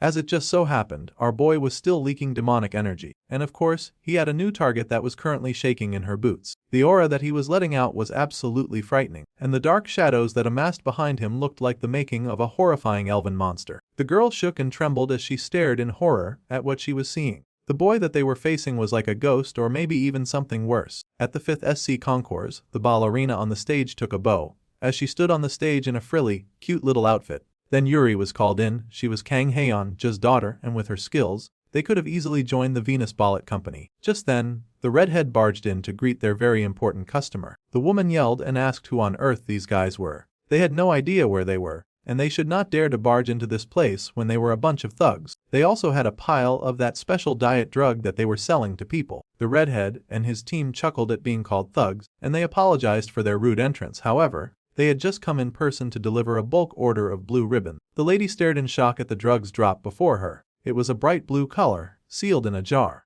and the whole thing had a foreboding air. The lady's eyes were wide in horror as she stared at the medicine in front of her. The redhead said that she had no reason to look so flustered. They handled everything from manufacturing to sales themselves, so she had nothing to worry about. The woman was still hesitant. She had not expected the diet pills that she ordered to be brought in by a bunch of dudes who looked like they worked in the crime industry as the actual criminals. She needed to know if consuming this was safe. The redhead chuckled that she was asking this question at this point in time. She had already fed plenty of it to her daughter before sending her out to dance. They could see her twirling around on television right now. The girl was moving with some demonic brilliance because she was higher than the Eiffel Tower and bursting with inhumane strength thanks to those pills from the underworld. The girl stared in shock as she watched her daughter, Yuri, compete, and the girl continued to dance, frothing coming from her lips as she spun, veins popping all over her body. Her body responded to practiced movements, but things were looking dangerous, and the lead thug sighed rather mournfully. He joked that the girl must have been in a rush, and he asked just how many of those pills the woman had fed her little girl,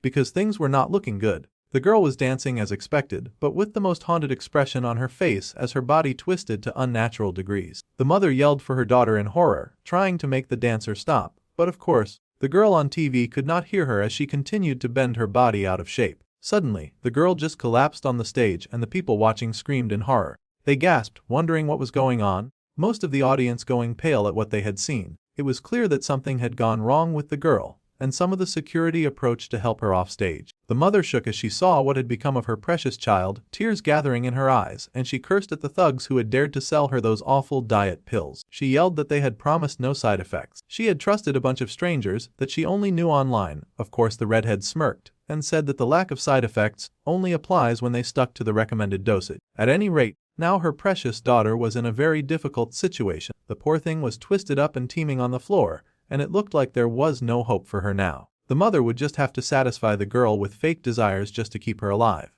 Even in this terrible situation, they were still offering those sickening and lurid, awful drugs in hopes of creating a change in society. The mother squeaked in alarm, but the redhead just laughed. Now her precious danger would not be able to live a single day without a blue ribbon, and as their VIP customer, she had to keep buying their product. The mother was busy having a mental breakdown about the situation. She had spent so much money on her daughter after all. She had worked hard to get the dancer into the top position and health, so that they could achieve their dreams together. As the woman broke down, the vain youth smirked at her despair. Suddenly, he got a call from Jin Jaehee, right? That was the lady responsible for monitoring his favorite app, Goose that laid the golden eggs, so it was not really a call that he could ignore. With a sigh, the boy picked up what was apparently a video call and asked what was going down now. First, the girl tried to apologize to Youngmu. This was likely not what he wanted to hear right now, but they had a situation. The dark-haired Mina character then butt his head into the frame. He wanted to take a good look at the monitor responsible for making the blue ribbon. Youngmu stared down at the demon prince with massive offense on his face, asking who the heck he was speaking to.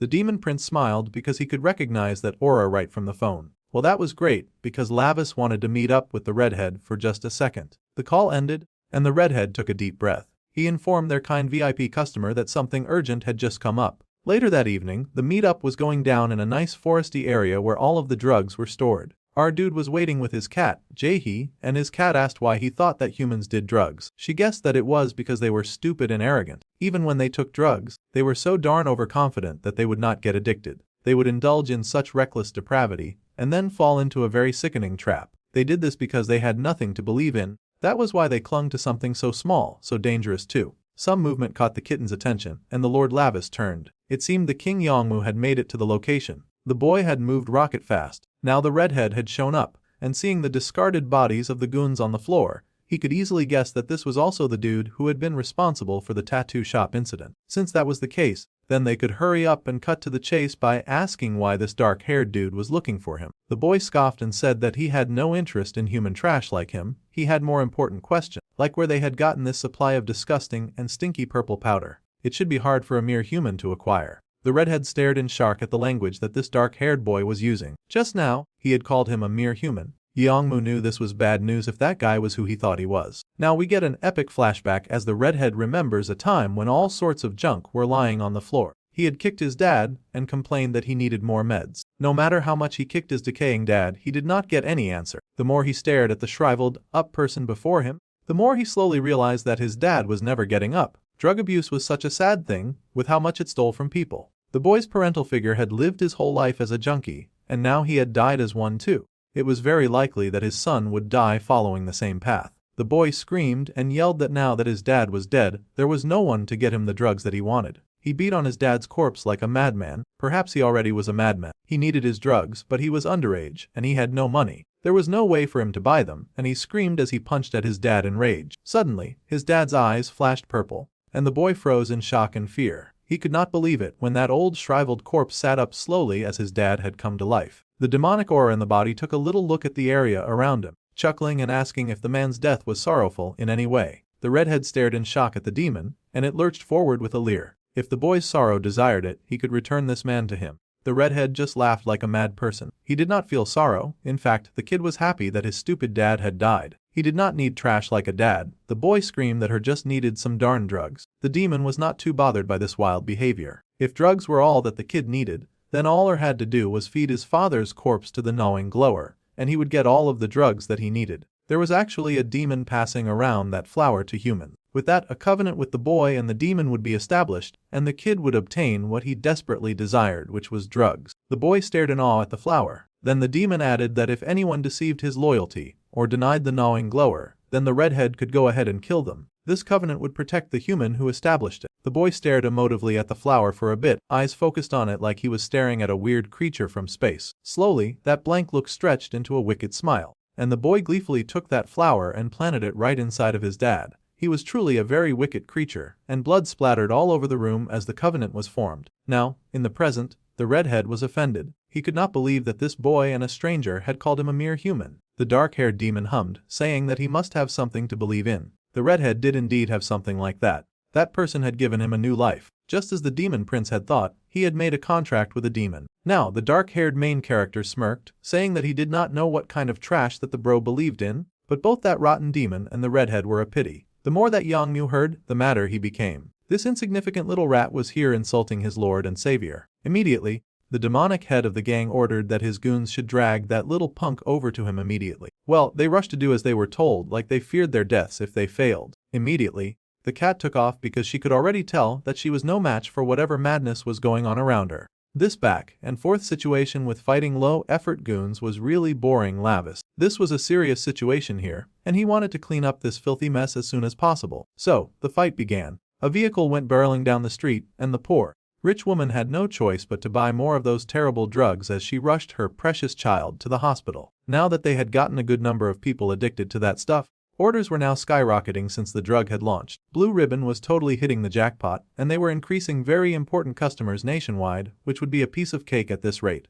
In fact, the company was already preparing to become some kind of global enterprise. There were already a few cases of unfortunate fools who had passed out from the overdose. Their brother Yongmu had already opened up routes in China and Japan. They believed so strongly in their big brother Yongmu, believing that with him, anything was possible. Meanwhile, the kid who was responsible for this app was hearing every word and hating his life. Thanks to his creation, the drugs were spreading fast. The boy begged for this situation to stop fast, begging for someone to save him. Fortunately, it seemed a hero had heard him, a demonic hero of course. The scared Jae-hee begged for her boss to see how easily that kid had taken down the guards. He was not a normal person. In fact, there was a chance that he was not even human. Lavis just sighed and turned to the redhead in question. He had staged this whole thing so that he could meet Yongmu, so the arrogant human should not keep him waiting. The redhead was silent, the covenant that he had made pulsing through his veins. He recalled that if any denied the power of the flower, he was instructed to annihilate them, with this order pumping through him. The dude pulled out the drugs in his hands, recalling his promise to do as the demon said. He tossed the drugs in his mouth, chomping in the name of the Lord Bower Hilt. If any was to appear who denied the gnawing flower,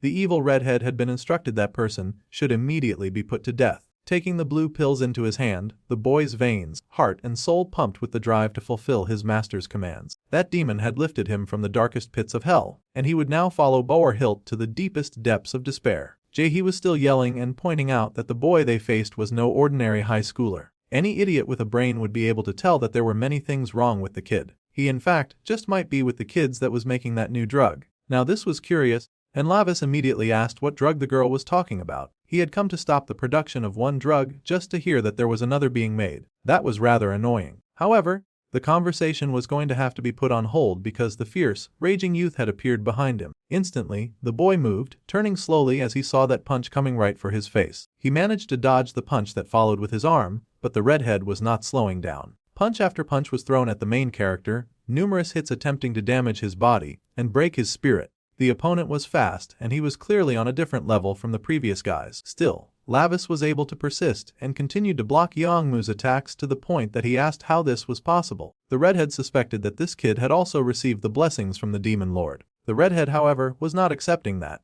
The Lord Hilt was his god and he had no intentions of sharing. He was going to be selfish until the end and hog onto this power that was his and his alone. The dude was a real piece of work, but now the prince could understand the gnawing flower and this disgusting smell. The god that the redhead believed in was clearly Bower Hilt. The redhead could not believe it, even though he had not mentioned it. This opponent knew the name of his god. The redhead growled, shaking with an anger that only heightened when the main character outright laughed at him. Lavis called the gang leader an idiot for picking such a pathetic loser as his god. Truly, no one around had any form of standard. It was rather pitiful to watch. The redhead yelled that our guy had no right to insult the one who had taken pity on him. The dark-haired boy just chuckled more. The demon Hilt must have pitied the pathetic human. In fact, the main character guessed that his opponent must have looked so pathetic that he sought him out, even while hiding and running away himself. The redhead screamed in rage, his face distorted in anger as he yelled that a wretch like Lavis had no place speaking about his previous god. He fired out even more attacks, even more rapid punches, attacking as his life depended on it,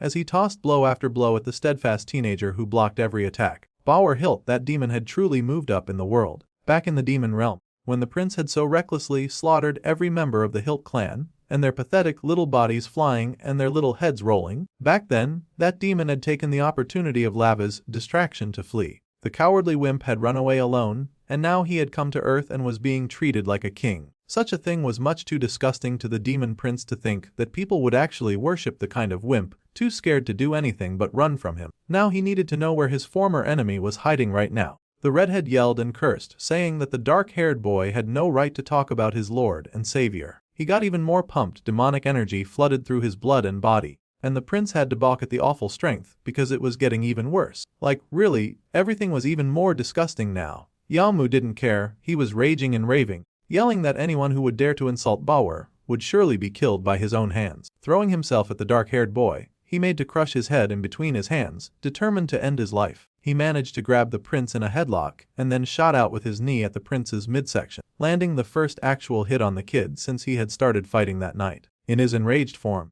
Yongmu was able to grab our dude and throw him, slamming him right to the floor, and of course, raising his fist to deliver a surefire, painful blow. That tomato head was moving like a jealous lover the way he was pounding our dude into the ground. He wanted possession of absolutely everything, the blue ribbon and the evil Lord Bower. The boy declared that all of it was his, and he was ready to go mad protecting his filthy, stinky-ass leader. The dark-haired boy groaned, seeing that this dude who had seemed cool before had now completely lost his reason to the demonic energy. It was a real pity to see the dude so far gone. The dude really intended to kill him too. The penalty for killing a human really sucked. But our dude had to keep in mind that he could not kill this dude no matter how much he annoyed him. The redhead sure made it tempting though, with the way he was roaring and growling like a wild animal, while continuously punching down on the dark-haired teenager like he was nothing more than a workout bag. The terrified cat watched the whole thing go down with fear in her eyes, worried about her lord and master. The prince was reaching his limit with that restrictive human body. If only this were the demon realm, then surely everything would be much better. The girl wished that she could use his abilities to aid him in some way.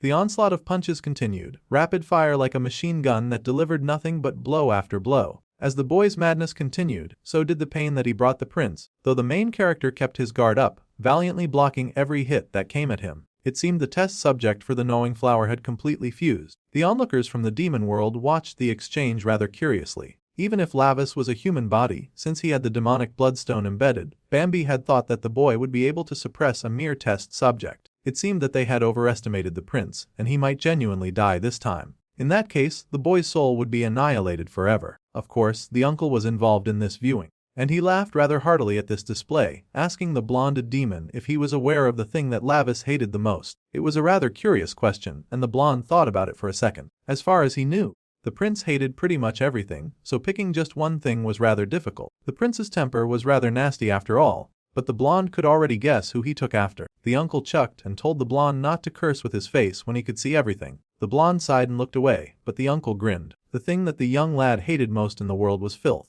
This was surprising to the blonde, but the uncle just grinned and informed him that his dear sweet nephew was a misophobe. He absolutely could not stand anything that he thought of as dirt, and as they watched that rain of punches come down, a hand reached out and grabbed that flying punch. That filthy, disgusting redhead who was spitting all over him was dirty. The redhead growled in rage, shaking with intense anger. The dark-haired boy could not stand it anymore. That filthy smell that was coming from Yangmu was downright repulsive, and he was barely fighting back the urge to throw up. The prince had no intention of enduring that disgusting stench any longer. His grip tightened on that dirty fist, twisting and clenching down hard on that hold until the redhead gasped and jumped back in pain. He could not understand this sudden retaliation from a foe that he had been working really hard to beat. Even if it was just his left hand, the prince stared in awe at it. The strength that he had felt just now was like his old power and had come flooding back into his veins. Now that was the kind of feeling that filled him with strength, and the growling wild animal before him hissed at him. In truth, Lavis had no desire to touch the creature's dirty, stinking body. It filled him with such disgust that his hand flamed up and he flew right at the little rat, deciding to end this nonsense dance as soon as possible. He smacked that boy so hard that his opponent's head shook like it was a little bobblehead doll. The redhead rocked up,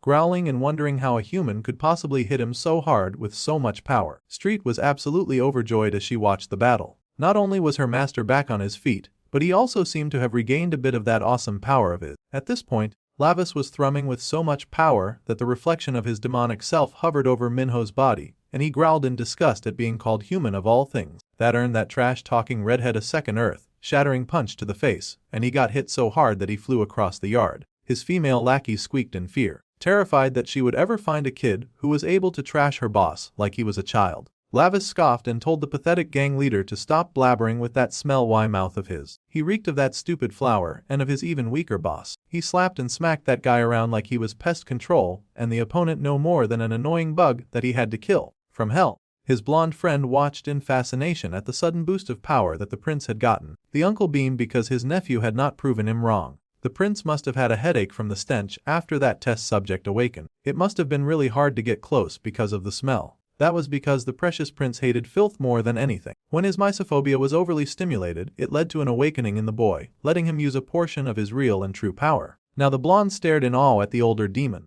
asking if the prince could somehow use his old power even in a human body. It would probably come with a few physical repercussions, but the blonde was in awe. Even with the demonic bloodstone, it should be impossible for the sinner's body to fully wield the power of the demon realm. The uncle beamed with pride, saying that the situation was that Lavis was no ordinary guy. No matter what anyone said, the prince was and would always be the kind of mad demon that took after his uncle. Relentlessly, the prince pounded that idiot into the floor. He was a foolish creature, and the redhead should consider himself lucky that the dark-haired boy was not allowed to commit murder with this body. If not, he would have torn that idiot's head from his shoulders. The raging lunatic stared in confusion, unable to compute how this teenager had beaten him so badly. He who had received a direct blessing from Bawar.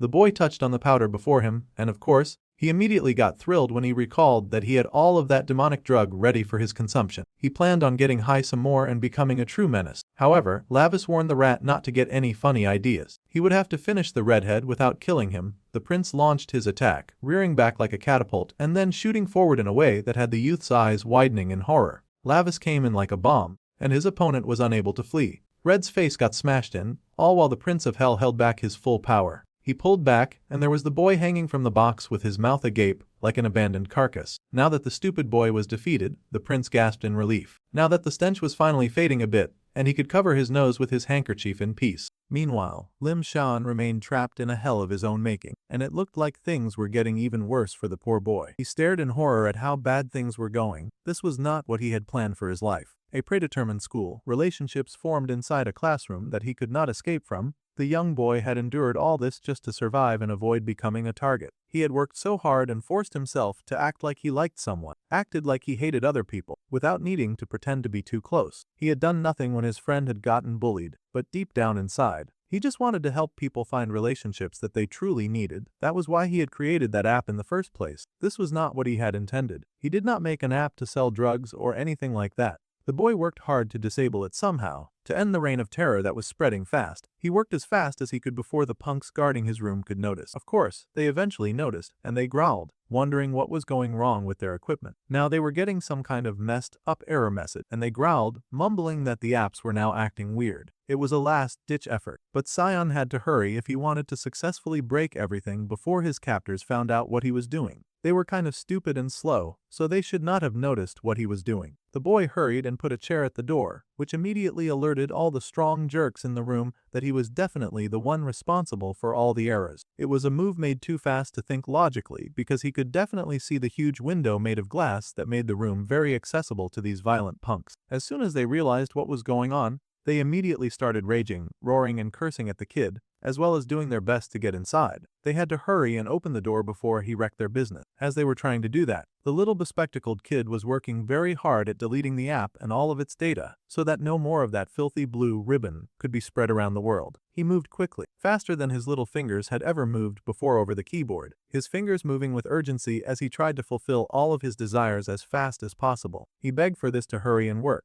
and an alarm button lit up on the screen just as one of those violent punks finally tossed a chair right through the glass window. Naturally, the thing shattered, and the punks came leaping through to bring hell to the kid who dared to defy them. There was now nowhere for him to run, and they growled, punching his glasses right off his face. They were always doing that. They stared in horror to see that the app was already lowly deleting itself, and they kicked the brat with hatred and rage. They had to stop the app from deleting immediately because if Yongmu showed up, they would definitely die. But they did not know the first thing about computers, and were not sure how to stop the app from deleting. The kid was not going to say a single thing either, and he protected his head as best as he could with his arms, knowing that he just had to hold on until the app got deleted. Somehow, no matter what, he would make sure that the monster he had created would go down, even if he had to go down with it. With a growl, the boy slashed as the shoe that had been continuously stepping down on him, slashing the man in the leg and racing for the broken window. He did not go for the window but the fire extinguisher. Actually, undoing the pin and roaring that they had no right to touch what was his. Now he had the hose cocked like a gun, and he cursed at the men before unleashing hell on them and dosing those jerks with all the foam that he could raise. They screamed and cursed as he hit them with that smoke, yelling that this nonsense was insane. Sion had been able to make a smoke screen that should buy him and his app some time. The thing was almost fully deleted,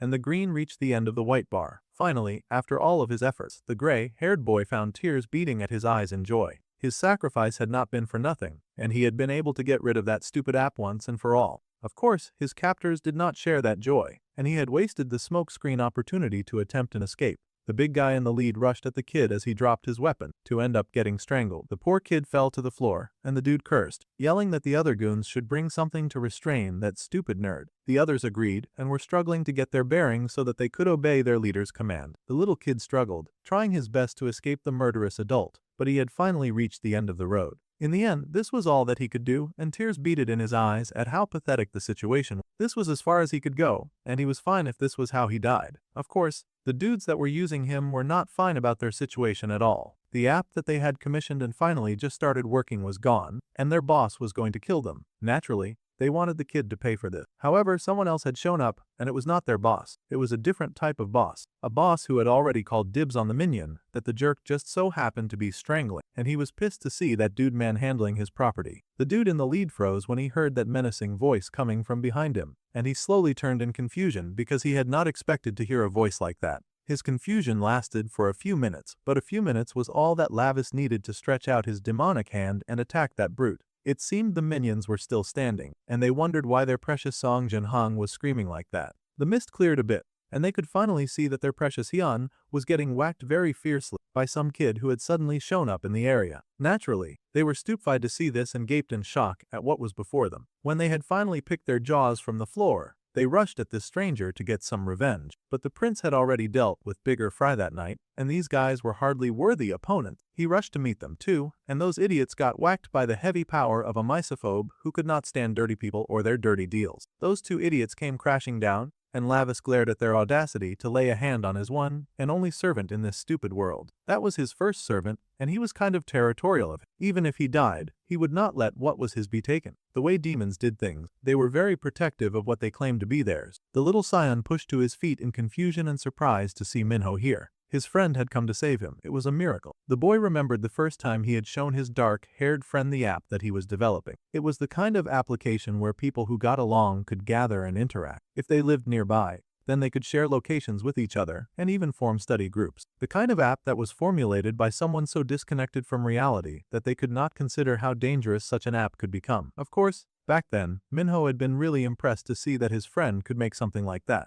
Then he paused and pointed at the strange-looking read alarm button. The boy blushed and explained that back when Minho was dragged away by Taewa's gang, he was sorry that he could not help back then. At the time, he honestly could not find where the dark-haired boy had gone. So, he had an extra safety feature. If that button was pressed, then the boy's location would show, and it would be sent to only friends. It would help friends find each other when they were in danger. If something happened, and Minho got kidnapped again, then Sean wanted his friend to just press that button. Then no matter what, he would come to help him, whether it meant reporting it to the authorities or gathering friends like them together. The dark-haired boy had been so touched by this feature back then. Minho had softly mentioned that he would download it too back then. Now, Sion found himself face to face with his friend, who had appeared and had saved his life. His eyes watered with tears as he stared in shock at the kid looking down at him. The boy had indeed gotten the red alert, and he had seen the location. Lavis was able to guess that his attendant had sent this message. His friend had gotten his signal. This was a very intense and heart-warming moment for the gray-haired boy, and he was so close to tears. His app had finally worked in the way that he had designed it, with the intention that he had for it. Tears fell down his face, and he broke down in tears of relief and joy,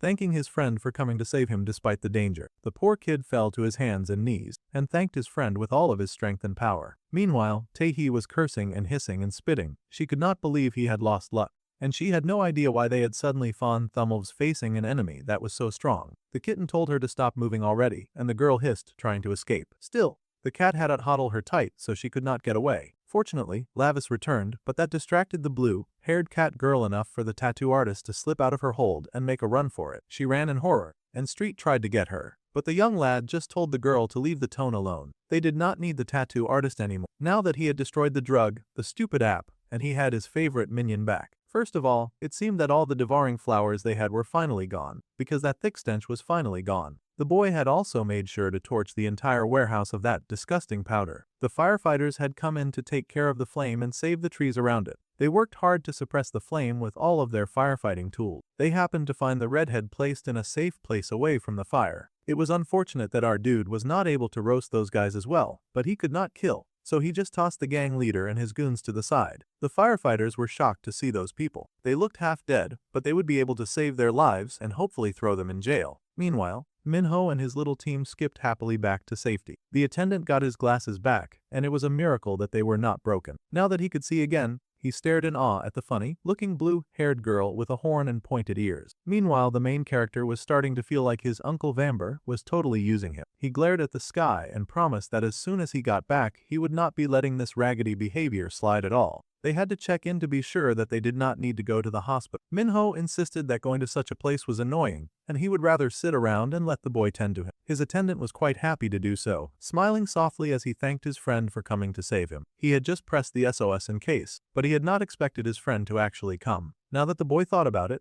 He mumbled that he was kind of already on the way to that building by complete coincidence. However, the cat shut him up immediately so he would not hurt the little guy's feeling. There was no need for the squirt to know that it was a coincidence. They had taken the route to the hideout following the tattoo artist's instruction. If she was lying to them, the prince promised that she would end up like that dude earlier. The girl growled and complained that they were doing this just because Shan was their friend. That had to be why they were going this far. That was when the dark-haired boy realized that they had captured his slave number 1. That answered the question of why the boy had not shown up at school that day. The girl was shocked that the boy had done all this, and he had not even realized that they had his friend. In that case, she had to ask what the reason was for him doing all this. Of course, Minho had no intention of answering a bum like her, but he did notice that the red alarm on his phone was beeping considerably. At any rate, it would be rude to mention now that the whole thing was just a coincidence, and it would hurt his friend's feeling. That was not how human relationships worked after all. Besides, no matter how high and mighty he was, this sentence was still a punishment, and the demon prince had to live here a while, so he needed to work harder at developing human relationships. Plus, this student was clearly looking up to him, so he could stand to be much nicer to him. Cyan was like a puppy happy to follow him into the line of fire if that was what it took.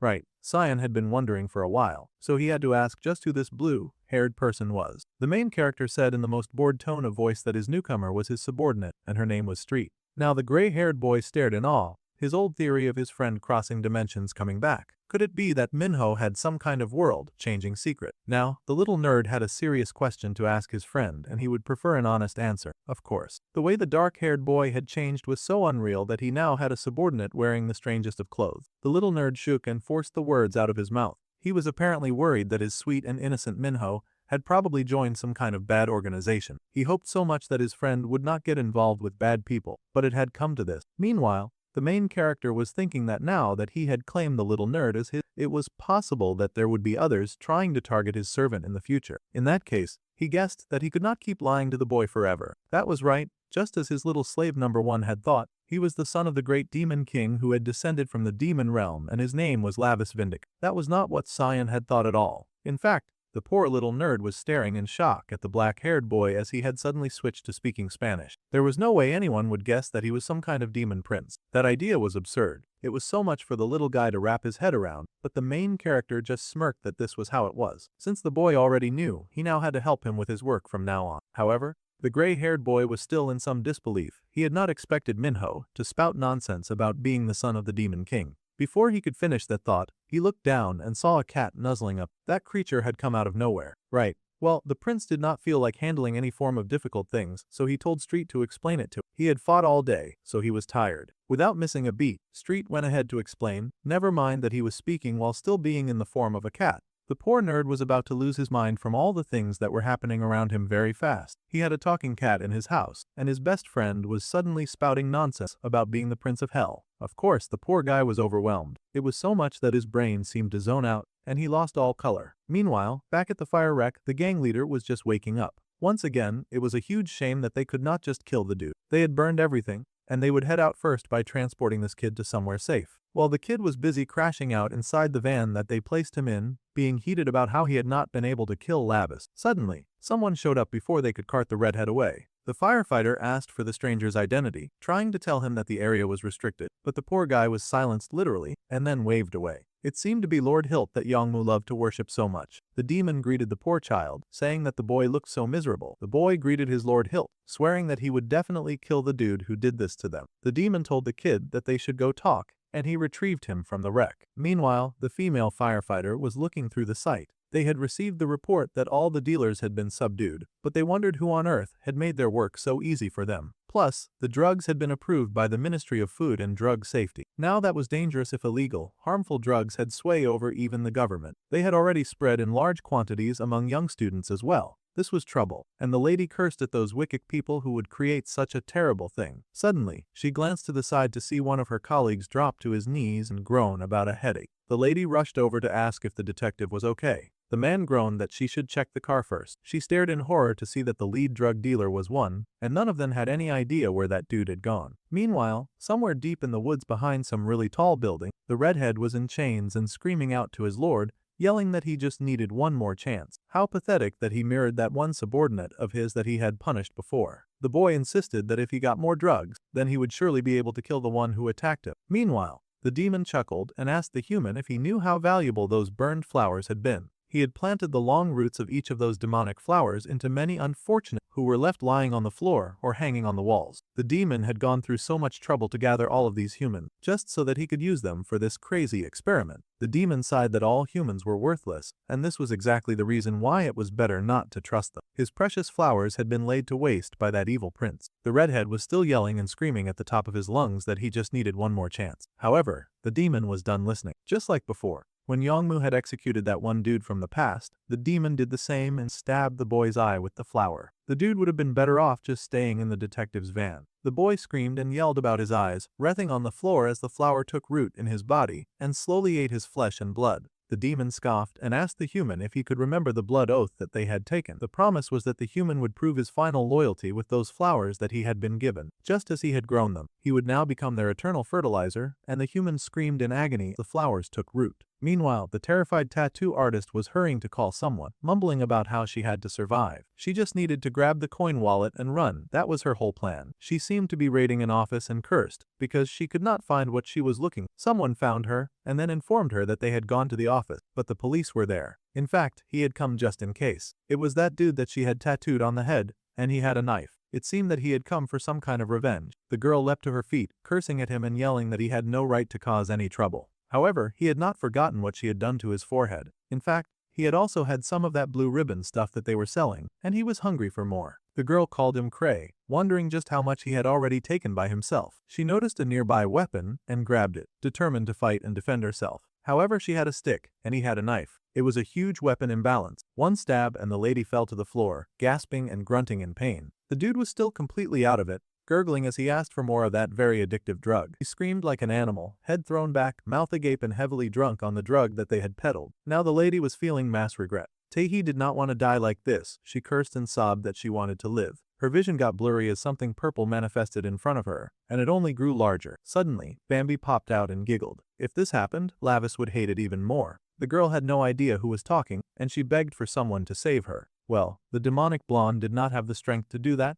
but if the girl was destined to fall into hell, then she should just accept her fate. The girl sobbed, weighing her options. However, the condition was that her body would have to remain here, in this human world. The stars were bright in the dark blue sky that evening, shining over tall towers stretching high. Inside the towers, the purple-haired, bulked-up demon was greeted by another demon with long, snow-white hair. This was, of course, Lavis' mum, and she greeted her little brother Barkin. It seemed that he had been plotting something since sending her precious son to the human world, and her face was twisted in disgust. The demon queen challenged her brother, asking how he dared use her son for his stupid games. The man grinned without shame. It seemed he was used to getting away with nonsense using his little brother's privileges. Yeah, he had indeed been messing around, but he assured his sister that there was no reason to worry. Lavis was all grown up now, and the boy could handle himself. Besides, the uncle insisted that he would not put the boy in danger, and he had actually placed the blood demon stone in his body. The sister was livid, of course. This fool had put the demonic bloodstone into her son's mortal body, and she roared him into silence. At this point, she was sure that her idiot had lost his mind. It was like he was planning to announce to the entire world that the great demon king's son was all alone in the human realm. Now,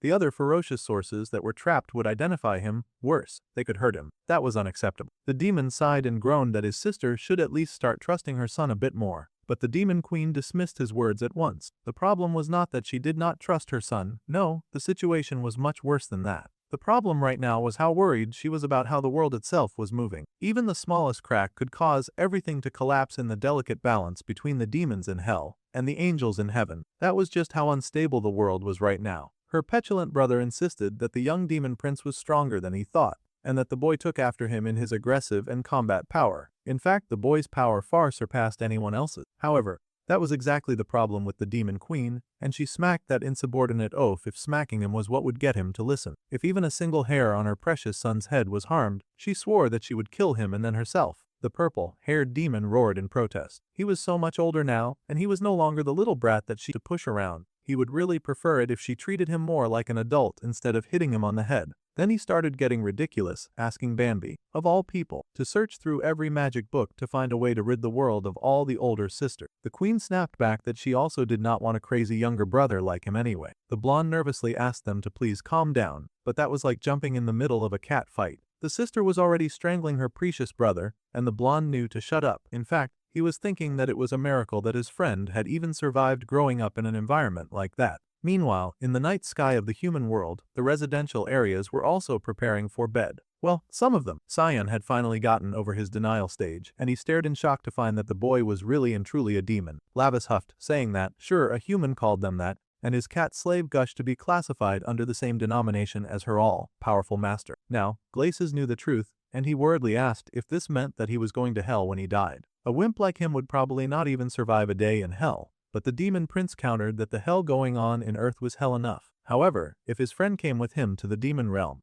then he could make sure that no one would be able to touch him, since the great demon king's one and only successor was his master after all. Lavis seemed really proud about that, and the gray-haired boy gasped in protest. He really didn't want to go to a place like that. After suffering so much on Earth, he would really prefer the angel crowd. However, the demon prince was possessive as heck, and he growled that the boy was not allowed to go back. The prince swore that he would rip out Bambi's eyeballs and suck on them like lollipops as soon as he got back home. That was exactly the type of behavior that discouraged the kid from going to the demon realm. Well, the gray-haired boy then worriedly asked what had happened to the real Minho, his precious friend, whom he had built this app for. It was unfortunate, but the cat pointed out that the black-haired human kid had been destined to die anyway. Lavis's soul had been placed in basically a human corpse, since only the bodies of people like that could be used as vessel. Poor Glasses was distraught to hear that his sweet and kind friend had always been destined to die. That kind of thing was a hard pill to swallow after all. No one wanted to hear that their friend would always die young. In a display of fondness, the prince told his little servant to cheer up. After all, they would all meet in the demon realm in a few decades anyway. Poor Sion was even more distraught and cried even harder since he'd be going to the demon realm. The demon prince was very confused by this reaction. Humans sure had uselessly vivid imagination. The demon realm is actually a pretty fun place. Street happily agreed with him as she thought of all the manic and tortured people that existed in that place, which was truly the height of fun. The poor nerd was having the worst time of his life. At any rate, the little nerd still had a long way to go before that, and he did not need to worry. He just had to treat him the same as before, and to not let it slip anywhere. The little nerd trembled and swore his silence. It was not like anyone would believe him if he said anything anyway. By the way, the boy groaned that his whole body ached again, so he would have to go home now. Of course, his cat followed after. It did not take long for the boy to get back to the very large apartment building that contained his home. With a groan, he rubbed the back of his head and stepped inside, sure that he had used way too much bloodstone powder this time. However, he was greeted with a sudden loud sound, and his younger human sister jumped for joy with a bright and fancy cake. The girl happily called to her big brother and wished him a happy birthday. It turned out that it was Minno's birthday. The boy stared in confusion, but the girl happily said that she and her mom had worked really hard on this cake since yesterday. She could not guarantee how it tasted, though, but he should know that they had tried their best. Suddenly, he had a party hat strapped on his head, and the girl excitedly said that their mom and dad would be home soon, so they had to get ready. First things first, they would start with a happy birthday selfie. The demon boy frowned down at his setter, not used to this bubbly excitement over a birthday. More importantly, he noticed she had some kind of wound on her face. The girl laughed, trying to dismiss it while clearly acting suspicious. She said that there were just some guys bullying an old lady with a handcart, so she had stepped in. It was nothing really. The boy scolded her for doing something unnecessary. She had gone out of her way to help others when she was not even strong enough to defend herself, and he saw that as very unnecessary and weird. At any rate, the girl happily dished out some cake and presented it to her brother. She figured that he must be hungry, and he should hurry up and eat some. She stuffed some food into his mouth, and he grunted when it entered. It seemed to be the first time that Lavis had ever tried cake, and the last thing the demon prince expected was for a whole new world of sugar and wonder to open before his eyes. The boy gasped at the mix of white, soft and sweet, an exceptional taste that stole his life in love. Against his better judgment, the boy found himself cooing with joy at how tasty this food was. He was still enjoying his cake when someone suddenly barged into the house and was yelling about finding the jerks who had thrown eggs at. The angry man wanted to know where they lived, and he wanted them all dead. His attendants agreed with his judgment, but the angry man was so heated that he smacked his own people and yelled that he would kill them first for not stopping something like this. Their mother seemed to be behind the man, who was somehow Minho's dad. She begged the man to stop, but of course, he tossed her aside in rage, yelling for her to let go. The little girl stepped up immediately, yelling that her mother had not done anything wrong. This kind of diary of violence was no stranger to Lavis, so he just jeeringly ate cake. The angry, abusive husband and father, of course, became heated when his daughter corrected him, and then he spat the cake. Like an absolute loser, he growled that he had gotten hit with eggs while campaigning, and now he came home to find his children eating cake. It was unforgivable. The man knocked his daughter aside, and worse, he was headed right for the cake, growling that his children were something else. If he were their real father, this stupid cake wouldn't even own their throats. Just like that, his hand swept through the cake and scattered it to ruin. The cake hit the wall, and his wife wailed in despair, begging her violent husband to stop. It was Minho's birthday, and they were trying to celebrate the little boy, which was why they had cake. However, the man scoffed as he looked at his adopted son. The boy stared right back at him, unbothered and unshaken by his nasty temper, and the man glared right back in hate. He scoffed and walked away, seemingly intimidated by the fact that the boy would not even flinch. He just muttered that he was trapped in a suffocating household and stomped away, slamming the door behind him. The boy looked back at his sweet birthday cake, now lying in ruins on the kitchen floor. It seemed he had not even realized when the cake got destroyed, but now he shook with unholy rage at the destruction of an offering that had been given to him. As much as he loved his demonic human father, the man had no right to touch what was his. The two ladies in the household were busy crying, sobbing, and holding each other. They had not even done anything wrong, and yet they had been punished unfairly. Those sobbing minions had been the ones to make the cake for him. Lavis was not taking this situation lightly, and he growled as he glared at the door that the super arrogant human had disappeared behind. His father had the attitude of a demon, but a very weak one. The next day, the light of evening blood in the sky, and the old man was raging in his office as usual, screaming and cursing Youngmu for not sending any money and cutting off all contact. He yelled and screamed, wondering where he was. If they wanted even a single photo with Assemblyman Park, it was like they needed to shove in an advance payment first. The attendant promised to do the utmost to find Youngmu.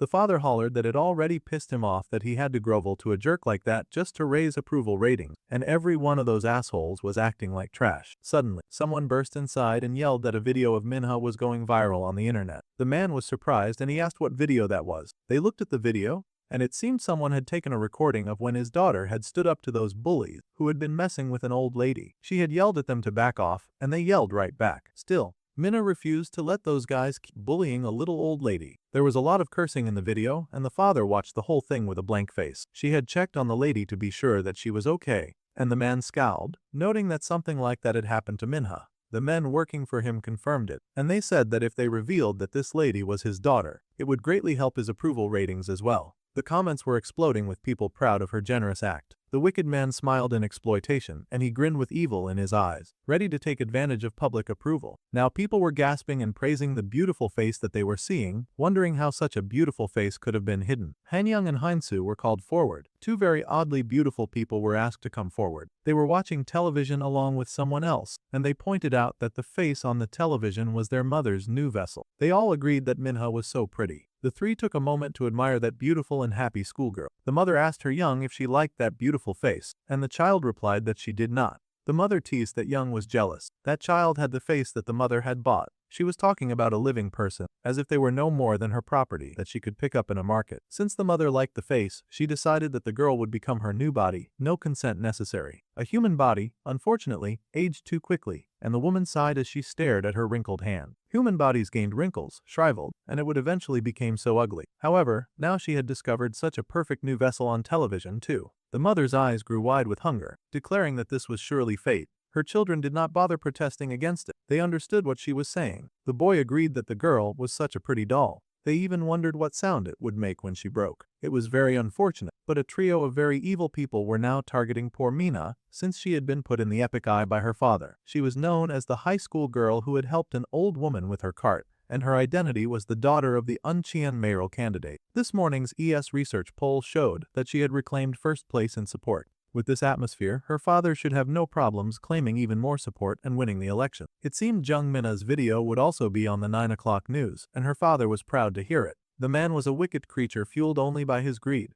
and he laughed that the kid who used to spout so much nonsense would now turn out to be a blessing. Of course, this buffoon had no intention of treating her better. He just wanted to use her to win. He needed to pay more attention to the family for now. They would make her even more of an issue with good deeds, volunteer work, and they would just schedule anything under Minhwa's name. The worker underneath him agreed to this plan right away. However, his boss needed to know that CEO Han Yongju of Nox Entertainment had also contacted. Now the father was curious and wondered why such a thing would happen. Apparently, the man had seen Minna's video, and he was interested now. The wicked man smirked as he realized that even the doors to Nox had been opened. Now the selfish buffoon recognized the power in his daughter's kindness, and he saw the girl as a treasure. Now the news was spreading even among Minho's people, and they heard that his dad was apparently a mayoral candidate. Minho corrected that the dude was his stepdad. In fact, he wanted to know more about Jung Minho's family. There was something very fishy about them. Sion admitted that his friend did not really talk about them directly, however. He knew that his friend got along well with his sister. In fact, the big brother had really cherished his little sister. The boy considered that cherishing someone was something his uncle had always told him to do. he had to cherish those necessary for his power. Of course, his uncle had loudly bragged that he was one of the people to be cherished in Bambi as well. The prince had scoffed in annoyance because his uncle was so darn noisy, and he scowled now just thinking about it. Some noise on the street drew his attention, and he groaned when he saw Street butting into his life again. The boy had been planning to lead a quieter life now that he had dealt with his first problem. The cat admitted that she had eaten too much these past few days. The prince scoffed, asking if all the gates to the demon realm were so narrow that they could not fit his servant's fat bum. Anyway, that aside, he asked what Bambi said. The cat explained that the blonde had not been present,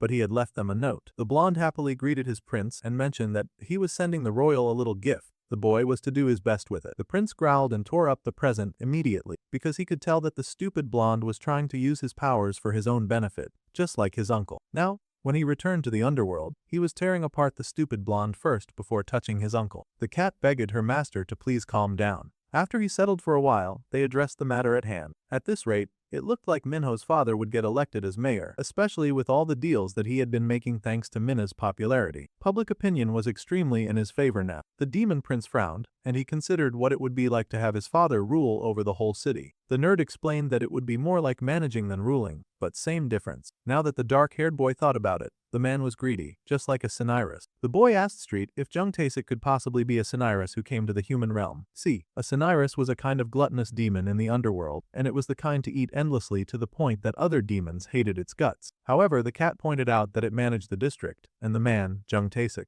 was just a normal, greedy human. Sometimes they were just built like that. This was really suspicious to the main character. He had never seen a human so demonic, which really showed how rotten the human world was, too. At any rate, the prince reminded his servant to eat in moderation before she ended up a Cinyras as well, and that would not end well. The girl sobbed and agreed with her Lord Lavis. Meanwhile, Cyan was still looking over information about the boy's father. The man seemed intent on exploiting Minho's sister. It did not look good. Now that the prince thought about it, Jung Minha had been someone that the original owner of this body had cherished. Meanwhile, back at home, the prince returned to his human household and wondered how things would go with his sister going forward. He ended up walking in on a meeting being held in his home with his stepdad and a trio of really suspicious people. They were saying that Minna's looks were truly outstanding, and if she just learnt to dance, then she could debut quickly, and as the center too. The mother was, of course, concerned. After all, her daughter was still a student, and she had never expressed any interest in being an entertainer. Of course, the father did not care about anything like that when he was trying to impress the CEO. A child born with talent should not hide it from the world. It was very clear that the man was just trying to exploit her, of course. The poor girl was silent, and her mother watched her with a worried look on her face. The man happily laughed and apologized for his family's behavior, saying that his wife was just a little reserved. The Sioux chuckled, saying that the mother had no reason to worry. At Nox, they would make sure that she could balance school and her activities very well. Idols these days were different, and they could still perform and get into any university that they wanted. Minko strolled into the room, watching this conversation, and his eyes narrowed at the one dude eyeing his sister like shoe as a pack of meat. The husband was happy to forge ahead, and even happier to sign the contracts that they had brought. It was a contract with Nox that would shine on both Minha's and the candidate's future. That demoness could clearly see that the man had no morals, and he was doing absolutely nothing to prove her wrong either. The poor girl shivered with her hands on her lap, already knowing that she was going to get sold to this strange group of weirdos for her father's future. Then the woman noticed Minho and she cooed at him, greeting the young man. She was Han Yongju, the CEO of Nox Entertainment. Well, the boy was not impressed by any of that, and his father scolded him, of course, telling the boy to greet the CEO. The woman chuckled that it was fine, after all. Kids sometimes acted like that these days. She did not care about the brat anyway. She just wanted to get her hands on his setter. Even the boy could tell that much as he watched this conversation unfold, recalling the words of Sion, and then the words of his uncle, that reminded him that he would always stand at the prince's side. Back then, the little prince had balked at the sudden show of affection, asking why his uncle would suddenly say that. The man had just told his nephew to listen carefully. In this world of many horrible demons and hostile forces aiming for the ruler's power, the boy was the heir who had to inherit Lord Gamader's throne as the ruler of that world. With such a heavy responsibility, it was important for the young prince to maintain his own faction of supporters. The young and arrogant brat had, of course, scoffed back then, saying that he could just grow stronger and live with his own strength. A super arrogant way of thinking for sure. The man had thrown his head back and laughed at the young boy. Sure, Lavis was good for now, but one day he would meet people that his heart was drawn to without even realizing. Then, the boy would start to change without knowing it himself. The uncle's smile was proud and genuine back then, though the little prince could not imagine changing so dramatically. He swore that he hated complicated talk, and he just wanted to train already. Well, that was the behavior that the man expected from his nephew, and it made him laugh heartily. Now, back in the human world, the young boy made a stand, and he placed his hand on his sister's shoulder. Jung Minho was of his faction, and she was someone who was cherished by Jung Minho, so he asked her if this was what she really wanted. He asked no one, but the brunette looked up at her brother, with eyebrows dipped in pain. If she were being forced, he wanted her to say it here and now, because he would get her out of it immediately. The demon prince wanted to know if the girl was being forced, and if that was the case, then she should just tell him, he would sort it out. The girl was hesitant as she considered the situation. The last thing she wanted was for her big brother to get hurt after all. The girl recalled how many times their stepfather had beaten their mother for rejecting his kindness, and how he had laughed at the fact that she could not take her son and daughter and leave. There was on his family register. The poor woman had cried for the man to just let them go, but the abusive, horrible man refused. He told them to go ahead and try to survive without a dime to their name. The two children protested and tried to stand up to their father. The man was taking advantage of the wealth that their grandfather had left to them. It was not his own. However, the man just growled and cursed their mother even more, calling the children not RV. The man laughed and asked if the children understood the real key to surviving, which happened to include that once he grabbed something, it would remain his forever. The children should accept their pathetic fate as he abused their mothers in front of them, and his daughter Minna should memorize that truth like it was the gospel. Now, the daughter who had been beaten down so much by their father croaked out that accepting this punishment was her choice. She even yelled that she would do it and would happily become an idol. However, she had one condition, and that was that if she made any money, then she wanted to earn it in her name so that she could take her family out of debt and dependence. This was her condition. The girl was determined to save her brother and her mother,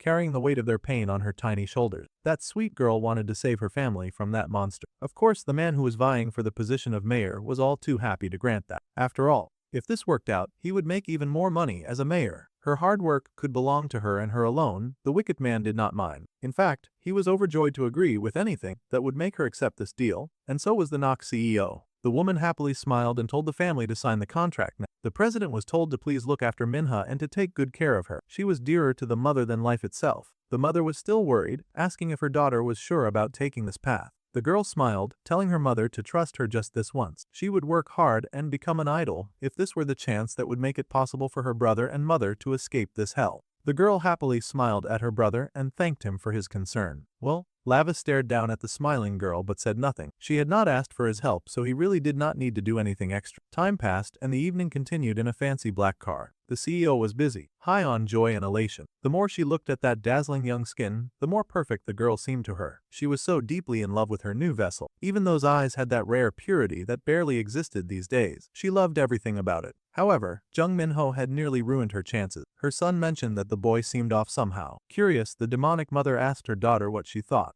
The other child admitted that she had also sensed something special coming from Minha's brother. Whatever he was definitely not human. Since that was the reading, the mother smiled and considered that the boy could possibly be a tracker from the demon realm. How troublesome. The boy was overly excited, of course, and asked his mum if he could handle the problem. However, she had to tell him to calm down. Rash moves could spark bigger trouble for them after all. For now, all they had to do was watch her precious chosen body, which was her priority now. The demonic son sobbed and wailed, saying that the boy's glare made him want to rip that dude apart. The mother checked that her child should be patient. No, Moon Knight was almost there, and then she would finally be able to claim that juicy flesh as her own. Once they did the ritual and made Minna hers, then they could do whatever they wanted to her arrogant and annoying brother. The demonic son was overly excited to hear this. He growled with joy. The mother said that this was her gift to her previous son, so it was definitely a promise. In that case, the daughter would also like to make her own request since her brother was getting some special treatment, but she had called her mother by the name Mara. Now that sparked some kind of instant hatred in the mother's blood, and she hissed that she never wanted to be called such a thing. Young should never speak that name again. She was currently Han Youngju, who would soon be reborn as Jeong Minna. No demon king, no 12 black seats. There was nothing in the human realm that could stop her this time, and the dark demonic energy leaked from her skin, bubbling around her with wicked glee. This time, she had no plans of failing. Meanwhile, the blue sky was bright, and the entire atmosphere was looking so much better for everyone who was not poor Minna, because she had no idea that she was standing before a building of people who wanted to eat her. The girl sighed in relief and tried to motivate herself to do this. The girl took a big step forward into her future. Happily, Nox CEO introduced everyone in her company to her new star and the newest member of their family, Minna. They had probably already seen her before on the news, but now the girl would become their center for their new group called Zera. The others stared in surprise at this new girl who was introduced, surprised that the president had made such an important decision so suddenly. 2. One of the other girls had been training to be a center her whole life. The president dismissed the poor thing, saying that she had done good work so far, but now she should support Minna as her sidekick from now on. The poor girl was, of course, furious, but the president did not care. She just told her new human side piece to make it work and left the girls to greet each other. Once the door was shut, of course, the old center immediately growled at the new girl and accused her daddy's backup. They all knew that her father was vying for the major position, so the girl being added to their group as the center made it clear that she was a political move. Naturally, people who had to work hard for everything in their lives hated people who just coasted through life thanks to amazing connection. The former center had fled for 4 years, trying to make it as the center. But now this girl had come out of nowhere, and she bet that Minha had probably asked to be the center on purpose. The brunette tried to protest, but the old center was not having it. That poor, misguided idiot actually dared to slap the precious face that their boss so badly wanted to possess. The girl with the pigtails was furious, grumbling that they would see just how far that backup got her. She had come all this way. The brunette glared at her attacker, an ugly mark on her bleeding cheek. Now her face had been scarred and bloodied. Meanwhile, the CEO was busy living her merry life, and she went to check out what her kids were doing. The son had already seen the whole thing go down, and he knew his mom was about to blow like a volcano over the issue. Excitedly, he pointed at the screen to show their mother what her former center had done to her precious new face. The mother came to check it out, and it turned out that Hyan had clawed Minna's face, and there was now blood all over it. The mother stared, too shocked to speak at first, then her rage boiled over, and she growled that the human was a worm worse than dirt for daring to scar her precious vessel. A slap on Minna was basically a slap to her, and she would not tolerate it. Meanwhile, Minho had given his friend the update, and it seemed like Minho was going to debut. This was huge news since Nox was legit a very famous group, and the girl could dominate the human world if she nailed it. Street knew everything, and the cat girl happily laughed, thanks to her overwhelming knowledge. She had lived in the human world for 200 years after all. The prince muttered that if this was his little sister's decision, then it was not his business to interfere with her life. However, that president lady and her kids rubbed him the wrong way. It would be easier for him to let it go if they did not feel so darn demonic. There had been no Dion aura, but they had not flinched when he glared at them. That was a model for a group of normal business. He wondered if they could be demons hiding in the human world. The cat girl considered it and said that long-term human world demons were often good at hiding their aura, and it was better to be safe than sorry concerning situations like that. Even Lavis should be more careful. He should not shoot so much aura so blindly from Minno's body, as he could attract bad news and hurt himself. Even Sion joined in to scold him and said that no one liked that glare of his anyway. The prince scoffed, but he doubled down on his suspicion that those three were acting weird. Even without his aura, he could spot a demon. That was rich considering he had lost that one demon that got away and caused the first trouble with the flowers. Now these two were just getting him heated on purpose. The prince growled and commanded his cat servant to drag that punk to the demon realm now. The gray-haired little nerd might as well get a head start in the Hell Boot Camp since he wanted to act so darn cocky. The boy repented immediately and told his friend to stop treating him, while that stupid cat was more than happy to comply. She would do nothing to get the promotion that she was promised. The prince was so upset about his situation. He could not wield the demon bloodstone correctly, and even stupid dogs ignored him when he glared at them. The amount of disrespect that he suffered in this human body was unforgivable. Then, he told his cat servant to figure out how he could reclaim the bloodstone's power. The girl happily agreed and said she would find a way to restore Lavis's demon power. While that was happening, he would work on reclaiming his strength, and for now, she should stalk that weird Han Yongju and the twins with Servant Number 1. Servant Number 1 meant Sion, of course. The poor boy wondered why the heck he was getting delegated as Servant Number 1. Meanwhile, the poor girl with the pigtails had no idea who she had just stepped on by slapping the newcomer. She was on her way home, crying that this cold could not be happening to her after she had worked so hard to become a center. She had worked for 4 years, and now she was in the background. The poor child had no idea that her life was about to become worse because a demonic blade had appeared behind her. Startled, the girl asked who was stalking her in the darkness. The very unfortunate answer was the daughter of the wicked mother, who stood there in her really hot goth getup and the blades she held. The former center recognized the girl from work,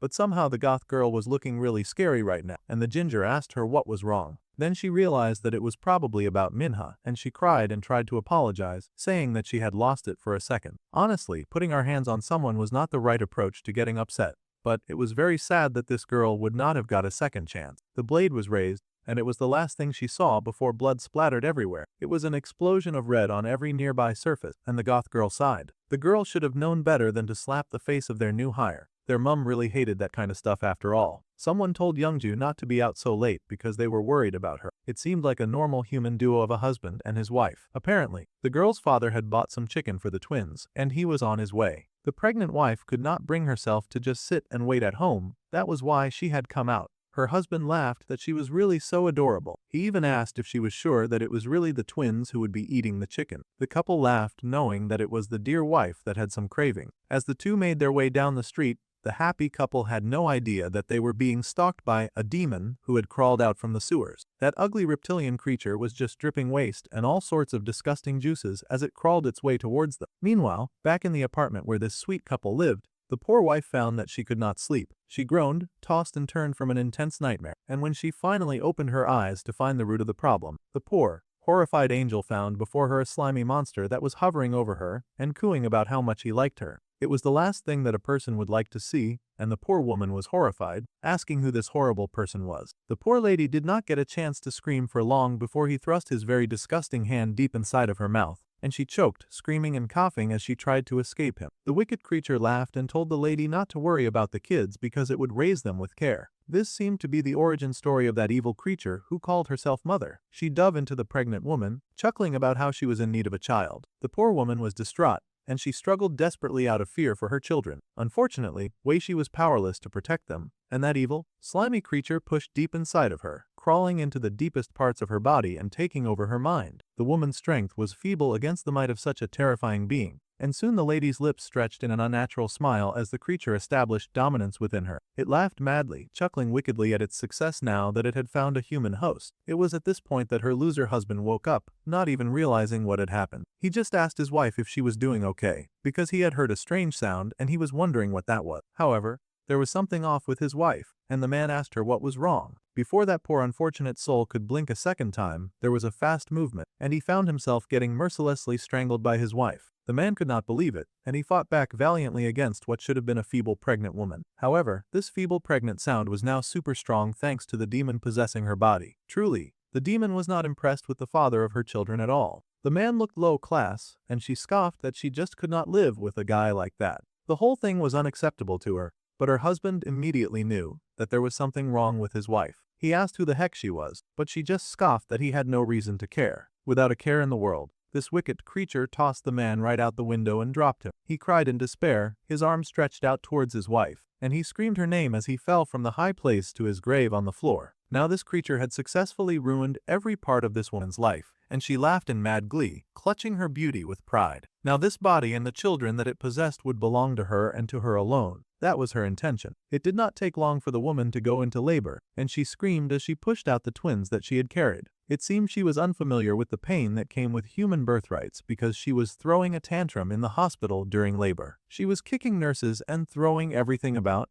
refusing to calm down or even let the poor people helping her do their jobs properly. The woman just screamed that they should hurry up and get those children out of her home immediately. If she had known it would hurt this much, she would have just gotten an abortion. She screamed and yelled that they should get them out, or she would kill everyone. She screamed and roared that this was all because of Anise. It seemed she had a personal beef with the Demon Queen, also known as the main character's mother. Well, that would not end well. However, she had no reason to blame her pregnancy problems on the Demon Queen. She was not the one to knock her up with twins. A beat later, and the nurses stared in shock at what was before them. The precious children that had just been born looked wrong in every way, and they stared up at them with unnatural, bright red eyes. They looked downright demonic too. The days passed, and the woman was able to get back her shape, but now she had two little brats in her home. Her body felt so sluggish, and she groaned that it was because she had just given birth. It was horrifying to her to have so much hideous belly fat, and she wondered how long it would take for it to go away. The twins just waddled around the house, unbothered by her problem. The boy tried speaking first, reaching up to his mama. It seemed their eyes had finally snapped back to normal, so it was not the usual odd red color that they had been when they had been born. The woman was not really crazy about being a mother after all. The kids had taken some of her magic power, and she wanted them to pay her back pronto. It had not at all been her idea for them to take some of her own magic. Also, she wondered how long the children were going to keep crawling around. She would much prefer if they started acting like functional adults immediately. They should hurry up and become her little slaves so that they can protect her. This arrogant, terrible excuse for a parent really had children for the sake of convenience and was not at all interested in raising them at all. She wanted them to look after her until they could find a vessel that could fully hold her vengeful spirit. Much later, the people in town began to whisper. They knew that it was normal for the white-haired lady to be in shock because her husband had taken his own life. Still, The way she was acting was a bit too much. Comforting her only went so far, but she was really barely the Yongju that they used to know. Now she was going around town flirting with different men, and no one even knew how the kids were doing. She had not shown them to anyone, and they heard that the lady barely stayed at home anymore. Yongju had been so happy that she finally got pregnant after all that trouble, but suddenly she was barely making time for the kids. Instead,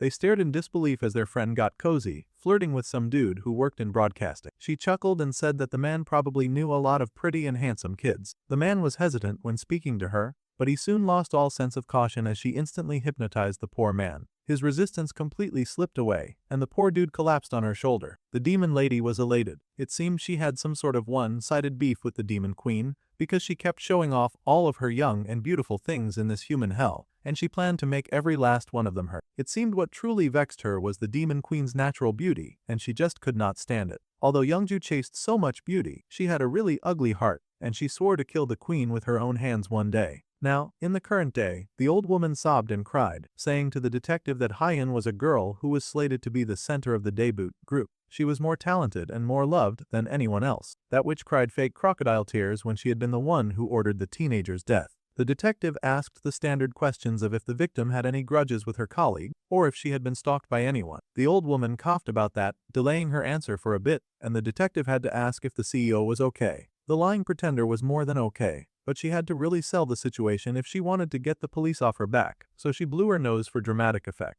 The boy, who was suddenly acting all civil and sane, said that it would be best if they stopped her for today. His mother was clearly overwhelmed, and they did not want to affect her health. Besides, the CEO thought of that girl as a daughter. The dark-haired girl even suggested that the detective go ahead to question the other trainees first. The man sighed and nodded, accepting the situation before leaving things. It was time for them to head out, so he went with Detective Park Song-hoon, and they left the two alone. The other detective was ready to go, but she did look back at that very suspicious family. Even if she could not place it, she could still tell that there was something very off with it. The door closed behind them, and the old woman barfed from all of the pretense that she had to keep up. Suddenly, she threw up a whole flood of the most disgusting creatures ever seen. It was worms and greens and the most vile bugs to ever exist. The woman roared in hatred, causing the detective to scour the place like a rat on the hunt. She should have expected that when someone from the company died, the police would step in. That was how the human world worked. The woman raged that she had spent so much money that she had funneled to them. She wondered what the top brass was even doing. Her son tried to cheer her up, telling her that the detective would eventually stop.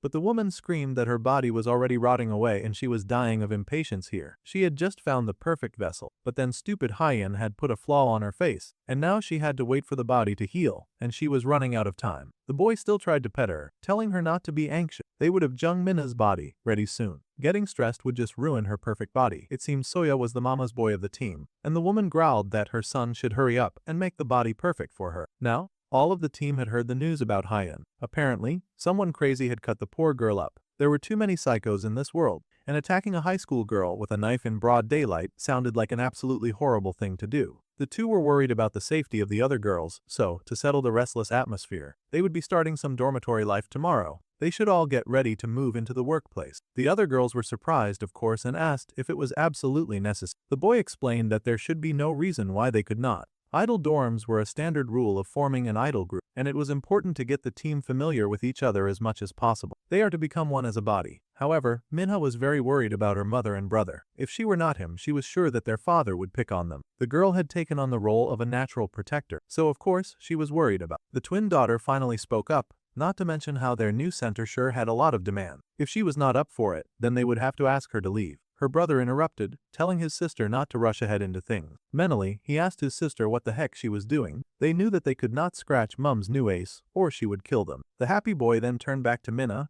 asking her if she understood. Yonggi really cared for Heian after all, and she was ultra-sensitive right now. It would be best if they did not make their scary, emo sister angry, and they should just listen and obey. The CEO would explain everything later to the girls, so they should just pack their bags and meet there tomorrow. Still, Minna was worried about living in a dorm. She was already anxious because even her brother had changed lately. She worried that even more time away would make him change more. Meanwhile, the brother in question was busy huffing and puffing, and he was making his poor servant number 1 strain his muscles in an attempt to get stronger. Poor Sin was going through a lot. The more he trained, The more Minho realized that his knots were gradually growing stronger. He might be able to suppress humans who use demonic energy, but if he encounters a demonic beast in this state, it'll still be a struggle. That jerk Bambi, the prince, growled the more he thought about how those jerks from hell were using him. The least they could have done was teach him how to control the demon bloodstone before shoving the stupid thing in his eye. Not long ago, the blonde had considered including the method to control the demon bloodstone in a letter that he was sending to the prince. He was kicking his feet, as he wrote it, too. He intended to give his dear Prince Lavis 2 gifts and teach him how to control the demon bloodstone. Originally, the demon bloodstone was used to suppress the magic power of prisoner, and it contained the demonic power that was sealed within her lingering soul. However, the blonde had modified the one he gave the prince to directly link the magic power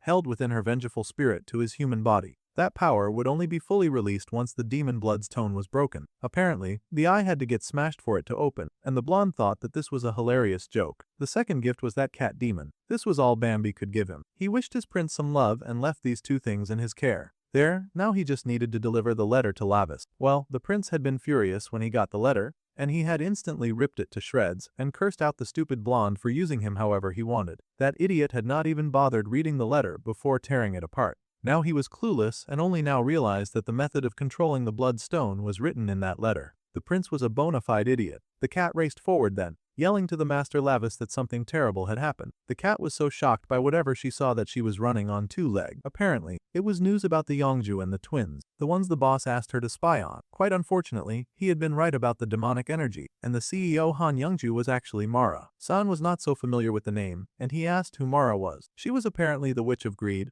and one of the 12 black seats. This Maravelius had snatched a human body and was now living among the humans. The demon prince laughed when his dark suspicions were confirmed. So that woman had been hiding here all this time. Time for a flashback. Back in the demon realm, the Lady Aeneas was known as the most beautiful goddess in the demon realm. Even her silent lips were considered outstanding and gorgeous, and people always asked her for tips on becoming more beautiful. The sweet demon queen had just smiled at her curious guests back then, telling them that if they so desired to become beautiful, then they needed first to learn how to hold the truth within their lips. Instead of getting burned by this obvious insult, the court ladies cooed, sighing that every word she spoke felt exactly like a poem. A lady commented that since she only spoke the truth, she supposed that she should become beautiful as well. Another rather plump damsel also beamed and said that she was having her daughter learn the art of rhetoric so that she could also resemble the beautiful Lady Inez, even if just a little, because she wanted to teach the child that words themselves are both a weapon and dignity. The bright demon queen smiled at the 2 eager women, saying that she would then grant the blessing of the silver tongue to the lady's sweet young girl. The girls were overjoyed, gasping and thanking the sweet Lady Inez with all of their hearts and minds. Meanwhile, there was a rather gloomy-looking girl at the ball, lips chapped, with eye bags under her eyes, who scoffed that this was all a bunch of nonsense. She was clearly jealous. A nervous blonde beside her tried to say that Lord Villiers was rather beautiful as well, just to cheer her up,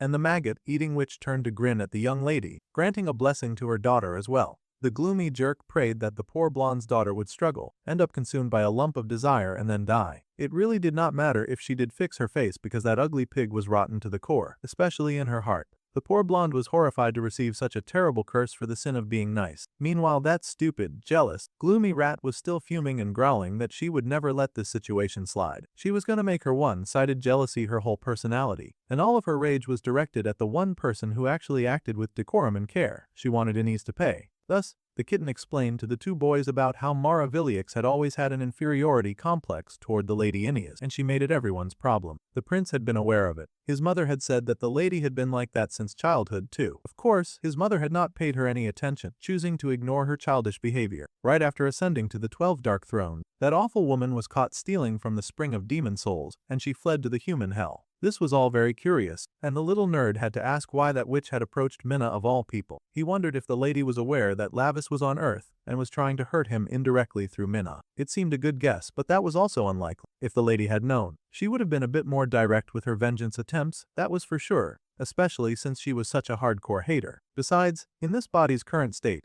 the prince had to admit that he was unfortunately no match for that woman, and those underlings of hers were probably no ordinary ones either. In that case, then they had to quickly strengthen the power of the demon bloodstone. The cat would prepare it right away. She was going to be making some witch hunting preparation, and the first step one was for them to clean up the neighborhood riff-raff. She chuckled wickedly, though the gray-haired little one wondered what she meant by cleaning up. Later that day, at a huge store, Minna was out shopping with her mum, who was reasonably worried about her. She told her daughter to tell her immediately if she ever wanted to quit. Since the girl had joined, all sorts of strange things had been happening, which made her mother anxious. The girl reassured her mother that the manager had said that they thought they would catch the culprit soon. The bright girl worked hard to reassure her mother that it must have been some kind of random murder or something like that. Still, the mother knew that her daughter's dream was to become a veterinarian. Manhwa was not so good at pretending not to glance at the pack of dog food nearby. The girl was a kind creature who loved working with animals, but in order to achieve her dream, they had to get out of that house. By the time she had made enough success as an idol, it probably would have taken such a long time that she would waste years that she could have spent learning and chasing the path that she had always wanted. No matter the sacrifice, she had to get their mother out of that hellish house as soon as possible with her own strength, so her grip tightened on her shopping basket, and she buried her dreams. The girl smiled and said that opportunities like this did not come often in life and dreams could change anyway, so she was doing her best to convince her mother that she was perfectly okay with it. She was going to become famous and earn a lot of money. That was a good thing. However, the mother was worried that she would not get to see her daughter's face often if she lived in the dorm, but the girl asked her to cheer up. That man would quiet down a bit once the election was over, so that should be good. Still, the mother was disappointed in herself and her choices. She apologized to the girl, knowing that if she had not remarried, then her children would not have to go through such a horrible reality. Well, it was much too late to start regretting decisions long since made that could not be changed now. Besides, the girl pointed out that the lady had it hard enough raising both her and her brother at such a young age. Dad's passing away was not her fault either, and before the marriage, that horrible man had actually treated them so well. It seemed that the rat had been after their inheritance all along, and he had put up an act to deceive the whole family. The mother softly called her daughter's name, but she stretched her resolve and beamed at her, telling her mother to just wait a little. She would work hard, and then they would succeed. Meanwhile, in an amusement park, a lot of people were having fun. There were screams of joy and fear from people on the roller coaster. Lavis chuckled darkly, a lot of dark aura leaking from him as he called humans pathetic for being so shaken by something as silly as a park ride, saying that there was nothing scary about it. He looked pretty haunted from the ride. San asked if it was because he was a demon, because he sure relieved himself rather comfortably. The boy protested that he just had indigestion from eating something spoiled, a barely believable lie, but he should at least wipe his mouth before he talked. This was why the prince should not have insisted on trying that crazy ride. The prince was so offended that he had endured the most brutal of fights back in the demon realm, but never had he been so disrespected as he felt riding that human-made monstrosity. He was never riding that again. Somehow, he found themselves before a horror house, which should be something a bit more to his liking. The boy asked Street if this was the right place, and the cat assured her Lord Lavis that they were here. A demon that had been imprisoned in the human world recently slipped out of their surveillance, but with her sharp instinct, she had been able to track it down. The nerd was shaking so badly because he really did not want to take part in this mission, but the prince just casually asked for the demon's name. The creature was called Scream, and it had the ability to convert people's screams into its demonic power. It also transformed the sound waves born from fear into demon realm frequencies and could inject the power into itself. Basically, luring it with someone who screams frequently would be very effective. In other words, this was exactly why poor Sion was being made to go on this horrifying mission. The prince was pleased that his little attendant was finally useful, though the boy protested that he was a man who knew no fear and he had never screamed once in his life. Such rich lies he told. At any rate, the prince dragged the nerd and figured he might as well prove it while they were inside. The cat would guard the entrance so they could go ahead. The poor kid was horrified, of course. Once inside, the horror house was decorated in its usual ghastly horror house fashion. The prince had to ask why people were afraid of things like this when it was just a decoration. Poor Shan was clinging tight to the other boy's arm, terrified of what they would see. Thanks to what Stret had said about the demon hiding in there, the little human felt a strange presence, like there was something really in there with them. However,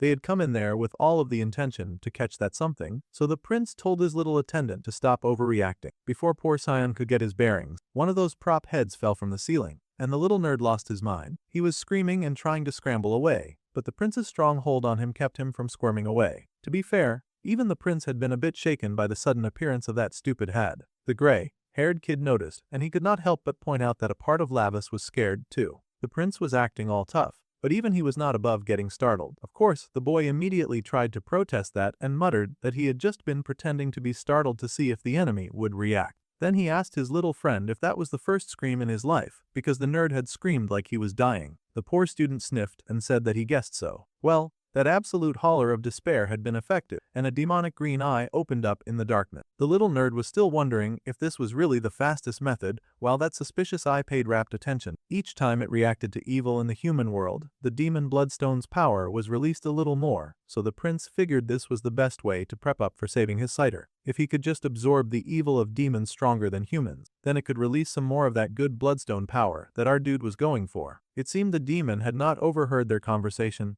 but it had sure heard that scream, and nothing got him all gassed up like the sound of fear. It had been a sound like sweet, clear, crimson blood. He could not get enough of it. It was pure, like a baby's first cry. So of course the nasty creature wanted to claim it for his own. That demon was a tad bigger than they'd expected him to be, and it suddenly revealed itself, much to poor San's horror. The creature declared that the nerd's scream was delicious, and it leapt down, demanding that the human boy scream more. The poor kid trembled and called for Minho. They had found the demon, so it seemed some butt-kicking would be in store right now. It was indeed the demon that they had been looking for, and a gentle hand stopped the claw that reached out towards the bespectacled kid. The young prince gave one warning to the big demon not to touch the human boy, who was his attendant after all. The demon took a pause, noting that Minho was not human after all. Minho cut to the chase and called Scream by name with a wicked smile on his face. The prince was now interested to hear what kind of scream would come out of the demon's mouth. Of course, that giant demon could not instantly tell who he was talking. Lavis' body worked well when it came to concealing his true strength, and the demon scoffed, batting the boy away like he was no more than an annoying fly. He saw no reason why he should have to listen to someone like that. Instead, the demon was focused on the good stuff and soon trapped Cyan in a sort of bubble film as he urged the poor, terrified boy to scream. Naturally, Lavis did not take too kindly to getting dismissed. Only his left hand was usable right now, but he could work with that while he taught that stupid creature a lesson for trying to dismiss him. The prince raced forward, targeting the demon as his enemy, and the arrogant creature cackled and asked the boy where he thought he was crawling to. The almighty Scream had no intention of getting beaten by a high school kid after all. Poor Lavis got knocked back once again by the force of that demonic power. The only thing worse than getting tossed around like a rag doll was the knowledge that he could ragdoll that stupid, screaming menace if he just figured out how to manipulate the stupid bloodstone to his own advantage. San yelled for his friend to watch out as that big demonic claw came right at him, but his terror was just strengthening the stupid beast. At this point, the nerd was more of a liability than an asset. The monster was truly enjoying feasting while the poor boy screamed for his life. At this point, Lavis was heated about it too. Here he was scrambling to save both their lives, but Cyan was over here feeding the enemy a 5-star meal. The human would do them both a favor by shutting up and not giving more power boosts to their hellspawn enemy. Even though the gray-haired kid closed his mouth, that disgusting scream was still getting off to his eyes filled with terror. There was no end to this demon's degeneracy. The demon cackled and said that he should be making some earrings out of those beautiful, terrified eyes. Naturally, the prince did not want to hear such foolish and disgusting words being spoken about property that he owned. He managed to dodge that heavy fist that came down, but his left hand was still on fire, and he growled, asking who the heck that devil was calling terrified. He charged forward, leaping into the air with rage, and this time Scream finally took proper notice of the kid, laughing that he loved watching the kid struggle to fight him with those short arms. In fact, the monster found those arms so very cute and adorable. He was clearly making fun of the poor prince. The dark-haired boy was furious. His leap could not even surpass human levels while he was bound to this stupid form. The situation was more dire than he had expected. The poor kid could not even handle a demon of this level while he was restricted to this body. Before he could properly retaliate, poor Lavis got snatched out of the air, and he groaned in pain. Cyan was horrified to see that, of course, but he worked double time to keep his fear in check, at least the parts of it that he could control. Still, he worried about his friend Minho. The main character found himself stuck in another person's hand, struggling to get out of that unforgiving grip. The creature chuckled, saying that they should now look at this sword made from his friend's screams. This was just great. Not only had the gray-haired nerd accidentally given the villain a power-up, but he had also granted him some magical equipment as well. Poor Lavis was having the worst time of his life. Well, the good news was that the sword in question was embarrassingly small. Scream wondered out loud what kind of delicious scream would come out when he had gouged out the boy's eyes with his long fingernail dagger. It seemed now the demon was resorting to torture. Well, this much could be expected from a demon that fed off the power of screams. However, considering the key needed to unlock our dude's full potential, gutting his eyes might not be a bad deal. Of course, the prince had not read the letter, so he had no idea the true way to unlock his powers, and he was not pleased about the eye threat. He struggled against that big beast with all of his eyes, cursing that stupid, lowly demon but refusing to scream at all. If that was the case, then that big, sadistic brute was willing to take the long way to find out. That long and terrifying dagger dove right for Lava's eye, and the red in them glinted when that blade was inches away from his vision, his eyes widening in shock. Instantaneously, Scream had sealed his fate, and the fate and that long, pointed dagger stabbed deep into the heart of the main character's eye. Cyan was horrified to see that gory scene, but he kept his scream to himself. The worst thing to do in that moment would be to make things worse for his good buddy after all. However, all that poor demon succeeded in doing was breaking the demon blood stone, as Bambi had intended. Its shards fell to the floor like scattered rain, and Scream felt a sudden, deadly change to the air. Even the main character could not believe his luck. How fortunate it was that it seemed like his vision had suddenly cleared up. The best possible situation was Scream somehow nailing the right eye in his first attempt too. Lavis had not smiled this wide in a long time. The power thrumming through his veins was so heavenly that it triggered a flashback scene. It was the letter that Bambi had written, the one the obtuse idiot had chosen not to read for some reason. The bloodstone had... Meanwhile, Lim Shan remained trapped in a hell of his own making, and it looked like things were getting even worse for the poor boy. He stared in horror at how bad things were going. This was not what he had planned for his life. A predetermined school, relationships formed inside a classroom that he could not escape from. The young boy had endured all this just to survive and avoid becoming a target. He had worked so hard and forced himself to act like he liked someone, acted like he hated other people, without needing to pretend to be too close. He had done nothing when his friend had gotten bullied, but deep down inside, he just wanted to help people find relationships that they truly needed. That was why he had created that app in the first place. This was not what he had intended. He did not make an app to sell drugs or anything like that. The boy worked hard to disable it somehow, to end the reign of terror that was spreading fast. He worked as fast as he could before the punks guarding his room could notice. Of course, they eventually noticed, and they growled, wondering what was going wrong with their equipment. Now they were getting some kind of messed up error message, and they growled, mumbling that the apps were now acting weird. It was a last-ditch effort, but Sion had to hurry if he wanted to successfully break everything before his captors found out what he was doing. They were kind of stupid and slow, so they should not have noticed what he was doing. The boy hurried and put a chair at the door, which immediately alerted all the strong jerks in the room that he was definitely the one responsible for all the errors. It was a move made too fast to think logically because he could definitely see the huge window made of glass that made the room very accessible to these violent punks. As soon as they realized what was going on,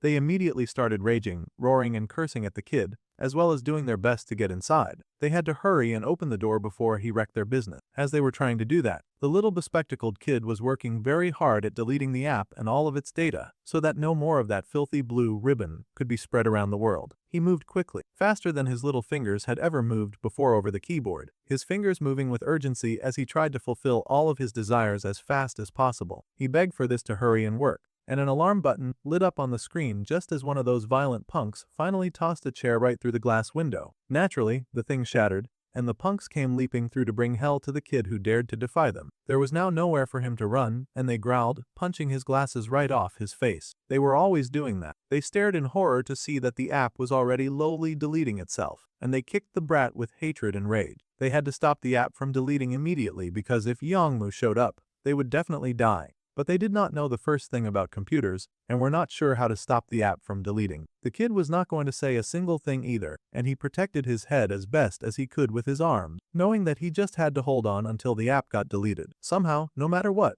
he would make sure that the monster he had created would go down, even if he had to go down with it. With a growl, the boy slashed as the shoe that had been continuously stepping down on him, slashing the man in the leg and racing for the broken window. He did not go for the window but the fire extinguisher. Actually, undoing the pin and roaring that they had no right to touch what was his. Now he had the hose cocked like a gun, and he cursed at the men before unleashing hell on them, and dosing those jerks with all the foam that he could raise. They screamed and cursed as he hit them with that smoke, yelling that this nonsense was insane. Sion had been able to make a smoke screen that should buy him and his app some time. The thing was almost fully deleted, and the green reached the end of the white bar. Finally, after all of his efforts, the gray-haired boy found tears beating at his eyes in joy. His sacrifice had not been for nothing, and he had been able to get rid of that stupid app once and for all. Of course, his captors did not share that joy, and he had wasted the smokescreen opportunity to attempt an escape. The big guy in the lead rushed at the kid as he dropped his weapon, to end up getting strangled. The poor kid fell to the floor, and the dude cursed, yelling that the other goons should bring something to restrain that stupid nerd. The others agreed, and were struggling to get their bearings so that they could obey their leader's command. The little kid struggled, trying his best to escape the murderous adult, but he had finally reached the end of the road.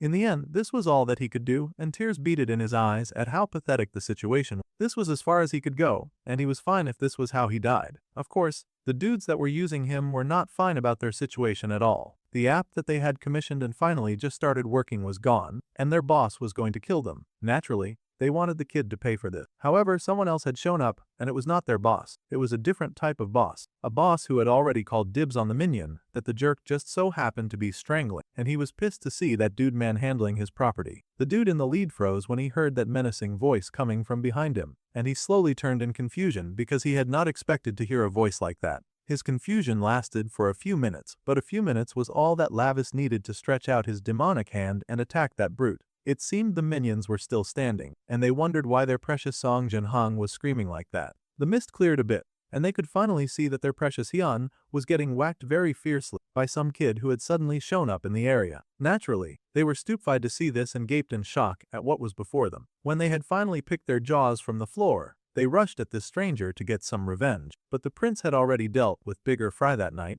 and these guys were hardly worthy opponents. He rushed to meet them too, and those idiots got whacked by the heavy power of a misophobe who could not stand dirty people or their dirty deals. Those two idiots came crashing down, and Lavis glared at their audacity to lay a hand on his one and only servant in this stupid world. That was his first servant, and he was kind of territorial of it. Even if he died, he would not let what was his be taken. The way demons did things, they were very protective of what they claimed to be theirs. The little scion pushed to his feet in confusion and surprise to see Minho here. His friend had come to save him. It was a miracle. The boy remembered the first time he had shown his dark-haired friend the app that he was developing. It was the kind of application where people who got along could gather and interact. If they lived nearby, then they could share locations with each other and even form study groups. The kind of app that was formulated by someone so disconnected from reality that they could not consider how dangerous such an app could become. Of course, back then, Minho had been really impressed to see that his friend could make something like that. Then he paused and pointed at the strange-looking read alarm button. The boy blushed and explained that back when Minho was dragged away by Taewa's gang, he was sorry that he could not help back then. At the time, he honestly could not find where the dark-haired boy had gone. So,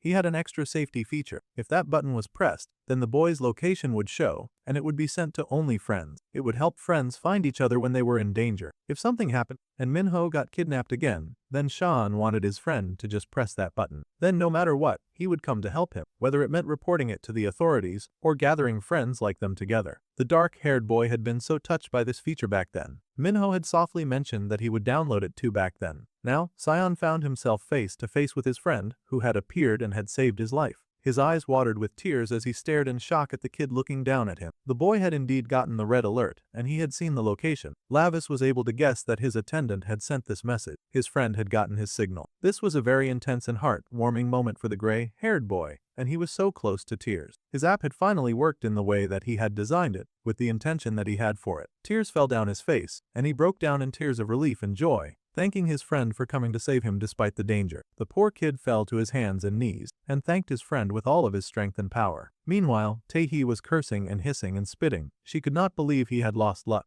and she had no idea why they had suddenly found Thummelves facing an enemy that was so strong. The kitten told her to stop moving already, and the girl hissed, trying to escape. Still, the cat had to huddle her tight so she could not get away. Fortunately, Lavis returned, but that distracted the blue-haired cat girl enough for the tattoo artist to slip out of her hold and make a run for it. She ran in horror, and Street tried to get her, but the young lad just told the girl to leave the tone alone. They did not need the tattoo artist anymore, now that he had destroyed the drug, the stupid app, and he had his favorite minion back. First of all, it seemed that all the devouring flowers they had were finally gone, because that thick stench was finally gone. The boy had also made sure to torch the entire warehouse of that disgusting powder. The firefighters had come in to take care of the flame and save the trees around it. They worked hard to suppress the flame with all of their firefighting tools. They happened to find the redhead placed in a safe place away from the fire. It was unfortunate that our dude was not able to roast those guys as well, but he could not kill, so he just tossed the gang leader and his goons to the side. The firefighters were shocked to see those people. They looked half dead, but they would be able to save their lives and hopefully throw them in jail. Meanwhile, Minho and his little team skipped happily back to safety. The attendant got his glasses back, and it was a miracle that they were not broken. Now that he could see again, he stared in awe at the funny-looking blue-haired girl with a horn and pointed ears. Meanwhile, the main character was starting to feel like his Uncle Vamber was totally using him. He glared at the sky and promised that as soon as he got back, he would not be letting this raggedy behavior slide at all. They had to check in to be sure that they did not need to go to the hospital. Minho insisted that going to such a place was annoying, and he would rather sit around and let the boy tend to him. His attendant was quite happy to do so, smiling softly as he thanked his friend for coming to save him. He had just pressed the SOS in case, but he had not expected his friend to actually come. Now that the boy thought about it,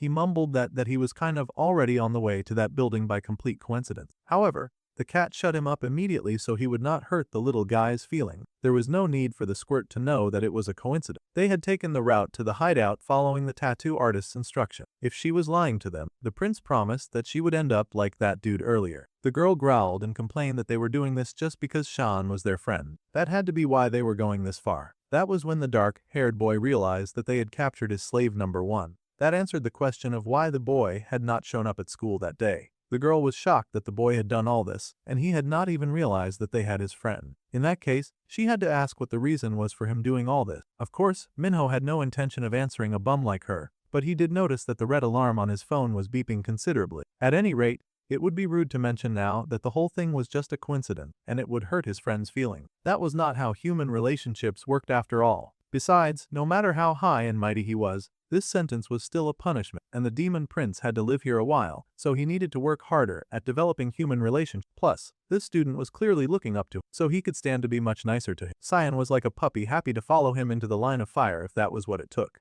Right, Cyan had been wondering for a while, so he had to ask just who this blue-haired person was. The main character said in the most bored tone of voice that his newcomer was his subordinate, and her name was Street. Now the gray-haired boy stared in awe, his old theory of his friend crossing dimensions coming back. Could it be that Minho had some kind of world-changing secret? Now, the little nerd had a serious question to ask his friend, and he would prefer an honest answer, of course. The way the dark-haired boy had changed was so unreal that he now had a subordinate wearing the strangest of clothes. The little nerd shook and forced the words out of his mouth. He was apparently worried that his sweet and innocent Minho had probably joined some kind of bad organization. He hoped so much that his friend would not get involved with bad people, but it had come to this. Meanwhile, the main character was thinking that now that he had claimed the little nerd as his, it was possible that there would be others trying to target his servant in the future. In that case, he guessed that he could not keep lying to the boy forever. That was right, just as his little slave number 1 had thought. He was the son of the great demon king who had descended from the demon realm, and his name was Lavis Vindic. That was not what Cyan had thought at all. In fact,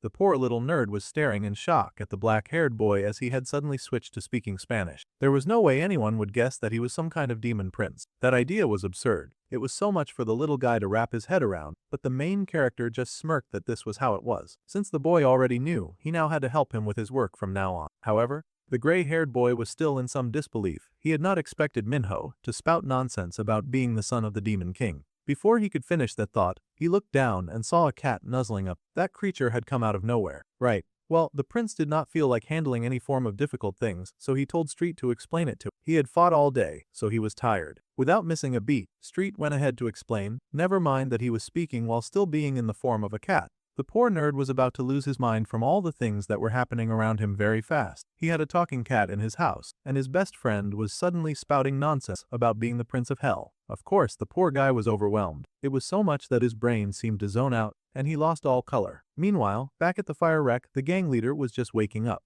Once again, it was a huge shame that they could not just kill the dude. They had burned everything, and they would head out first by transporting this kid to somewhere safe. While the kid was busy crashing out inside the van that they placed him in, being heated about how he had not been able to kill Lavis, suddenly, someone showed up before they could cart the redhead away. The firefighter asked for the stranger's identity, trying to tell him that the area was restricted, but the poor guy was silenced literally, and then waved away. It seemed to be Lord Hilt that Yongmu loved to worship so much. The demon greeted the poor child, saying that the boy looked so miserable. The boy greeted his Lord Hilt, swearing that he would definitely kill the dude who did this to them. The demon told the kid that they should go talk, and he retrieved him from the wreck. Meanwhile, the female firefighter was looking through the site. They had received the report that all the dealers had been subdued, but they wondered who on earth had made their work so easy for them. Plus, the drugs had been approved by the Ministry of Food and Drug Safety. Now that was dangerous if illegal, harmful drugs had sway over even the government. They had already spread in large quantities among young students as well. This was trouble, and the lady cursed at those wicked people who would create such a terrible thing. Suddenly, she glanced to the side to see one of her colleagues drop to his knees and groan about a headache. The lady rushed over to ask if the detective was okay.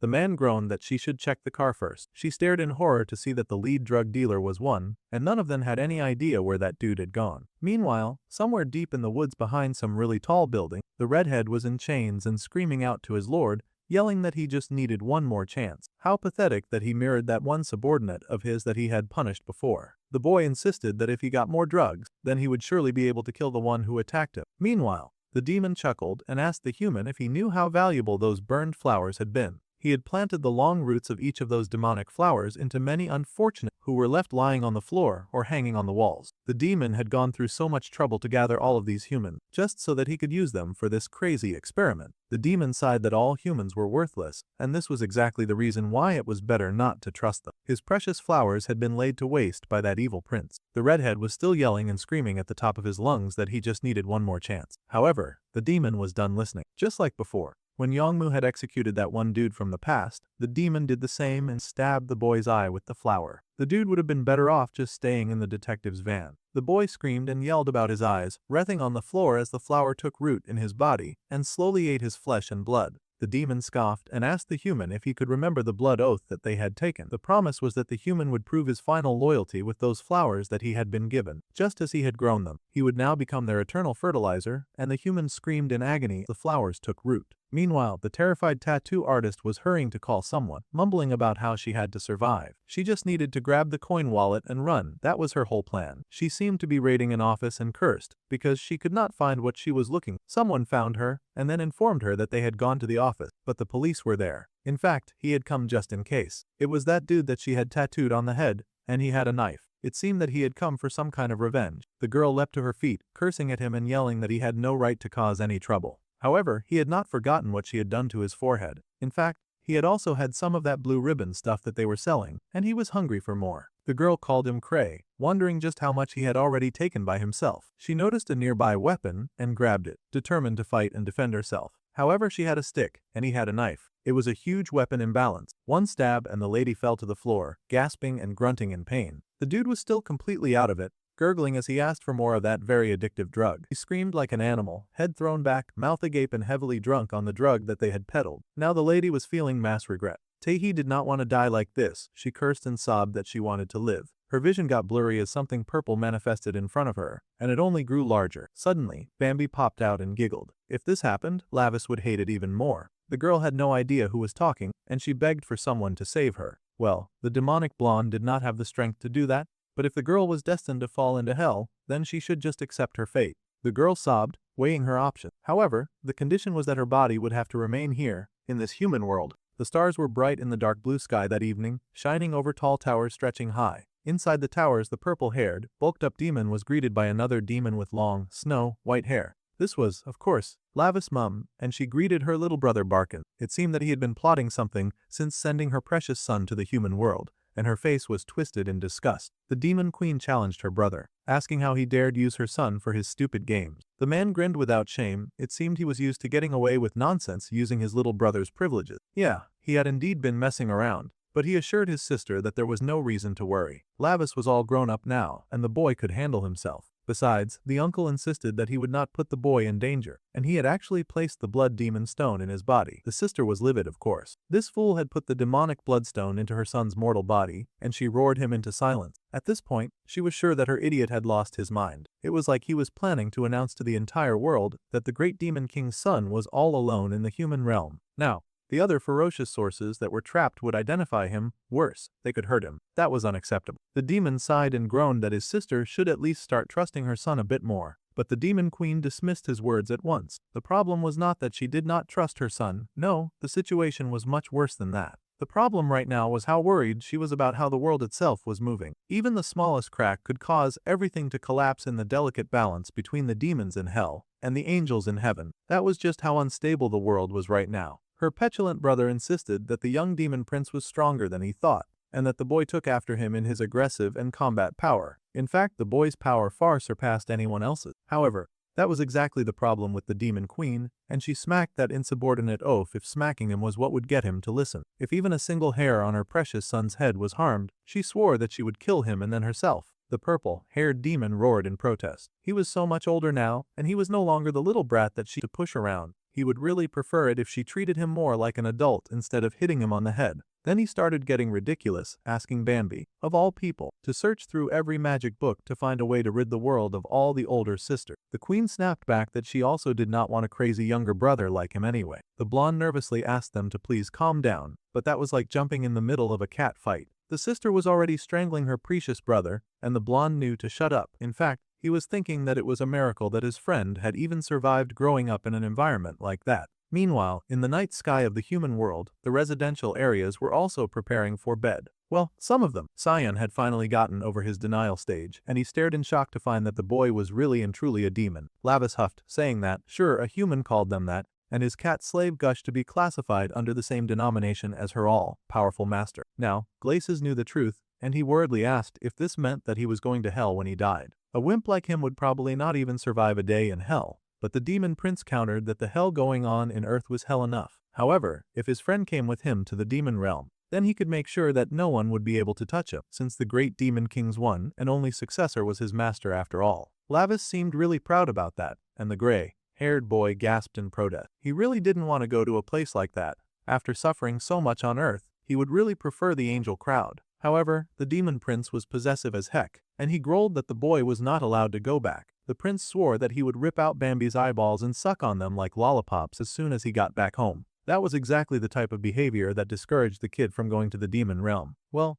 the gray-haired boy then worriedly asked what had happened to the real Minho, his precious friend, whom he had built this app for. It was unfortunate, but the cat pointed out that the black-haired human kid had been destined to die anyway. Lavis's soul had been placed in basically a human corpse, since only the bodies of people like that could be used as vessel. Poor Glasses was distraught to hear that his sweet and kind friend had always been destined to die. That kind of thing was a hard pill to swallow after all. No one wanted to hear that their friend would always die young. In a display of fondness, the prince told his little servant to cheer up. After all, they would all meet in the demon realm in a few decades anyway. Poor Sion was even more distraught and cried even harder since he'd be going to the demon realm. The demon prince was very confused by this reaction. Humans sure had uselessly vivid imagination. The demon realm is actually a pretty fun place. Street happily agreed with him as she thought of all the manic and tortured people that existed in that place, which was truly the height of fun. The poor nerd was having the worst time of his life. At any rate, the little nerd still had a long way to go before that, and he did not need to worry. He just had to treat him the same as before, and to not let it slip anywhere. The little nerd trembled and swore his silence. It was not like anyone would believe him if he said anything anyway. By the way, the boy groaned that his whole body ached again, so he would have to go home now. Of course, his cat followed after. It did not take long for the boy to get back to the very large apartment building that contained his home. With a groan, he rubbed the back of his head and stepped inside, sure that he had used way too much bloodstone powder this time.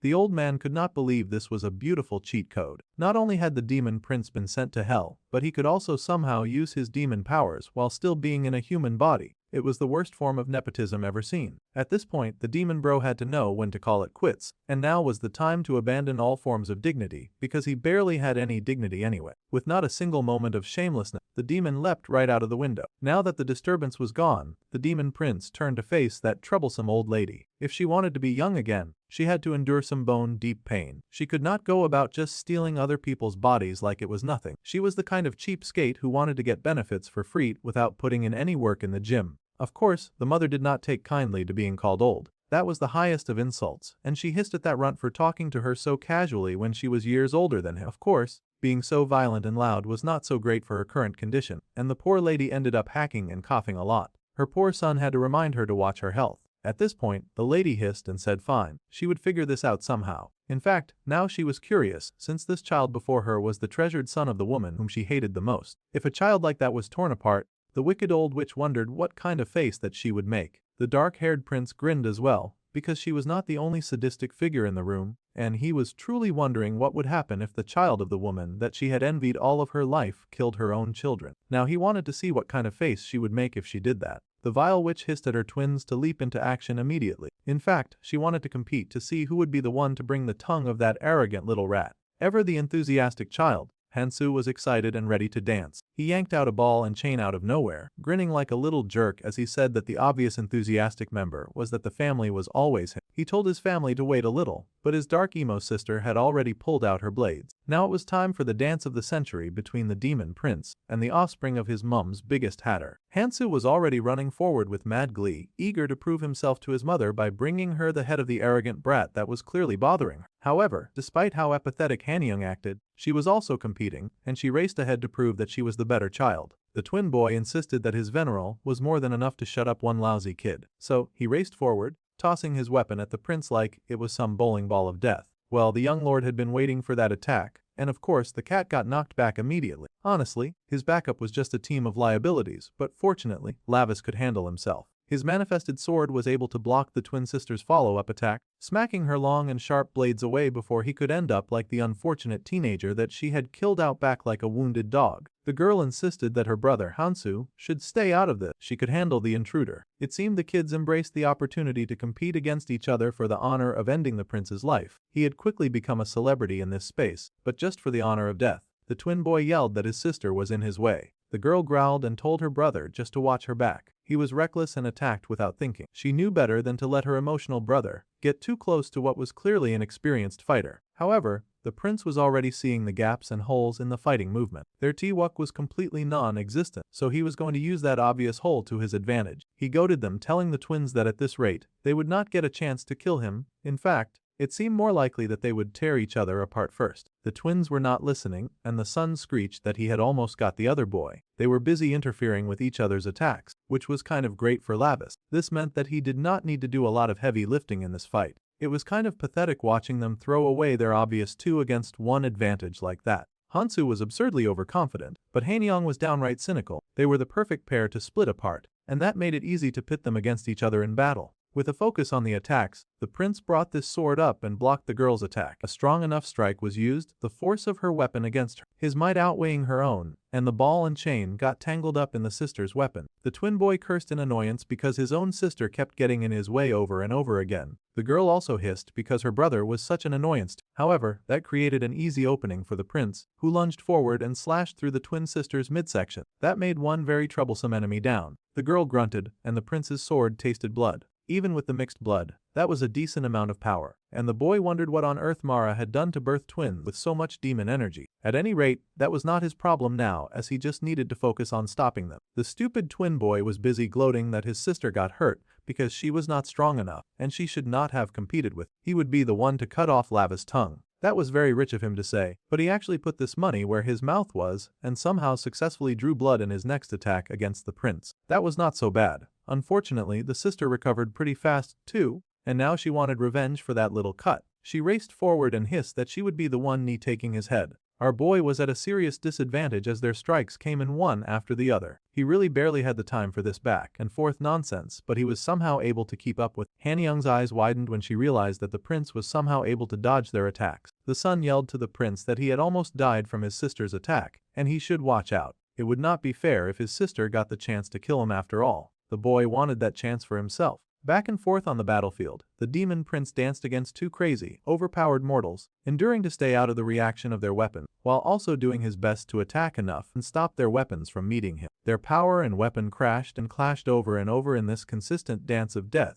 a battle against strength and willpower. The twins were no joke despite their mortal bodies and blood, and the sister came down violently on Lavis, both swords powered with strength as she tried to break the prince's hold on his weapon. Still, the boy stood firm and tall, not letting his feet budge. Hanyang hissed, telling the boy to die over and over again, but he was able to knock her back and slide away. This situation was annoying to the main character. He didn't have enough mana yet to handle these two annoying villains. It was childish, but he wondered if he should try provoking them to make them drop their guards again. So, he called out and mentioned that Hanyang was actually pretty strong. It was rather impressive. The son, of course, immediately lost his mind when he heard the prince call Hanyang his big sister. He was born a whole 18 minutes before her after all, and he wanted the respect of the older sibling. That bro was barely acting like the older anything, so how was the prince supposed to know? Also, he went and got annoyed about the wrong thing, but at least he had the reaction that the main character was going for. The angry person hissed and swung his ball and chain around, bragging about how he was definitely going to kill the dark-haired boy now. Just taunting them a little had worked even better than Lavis had expected, but he was not about to complain about the results. The son charged ahead this time,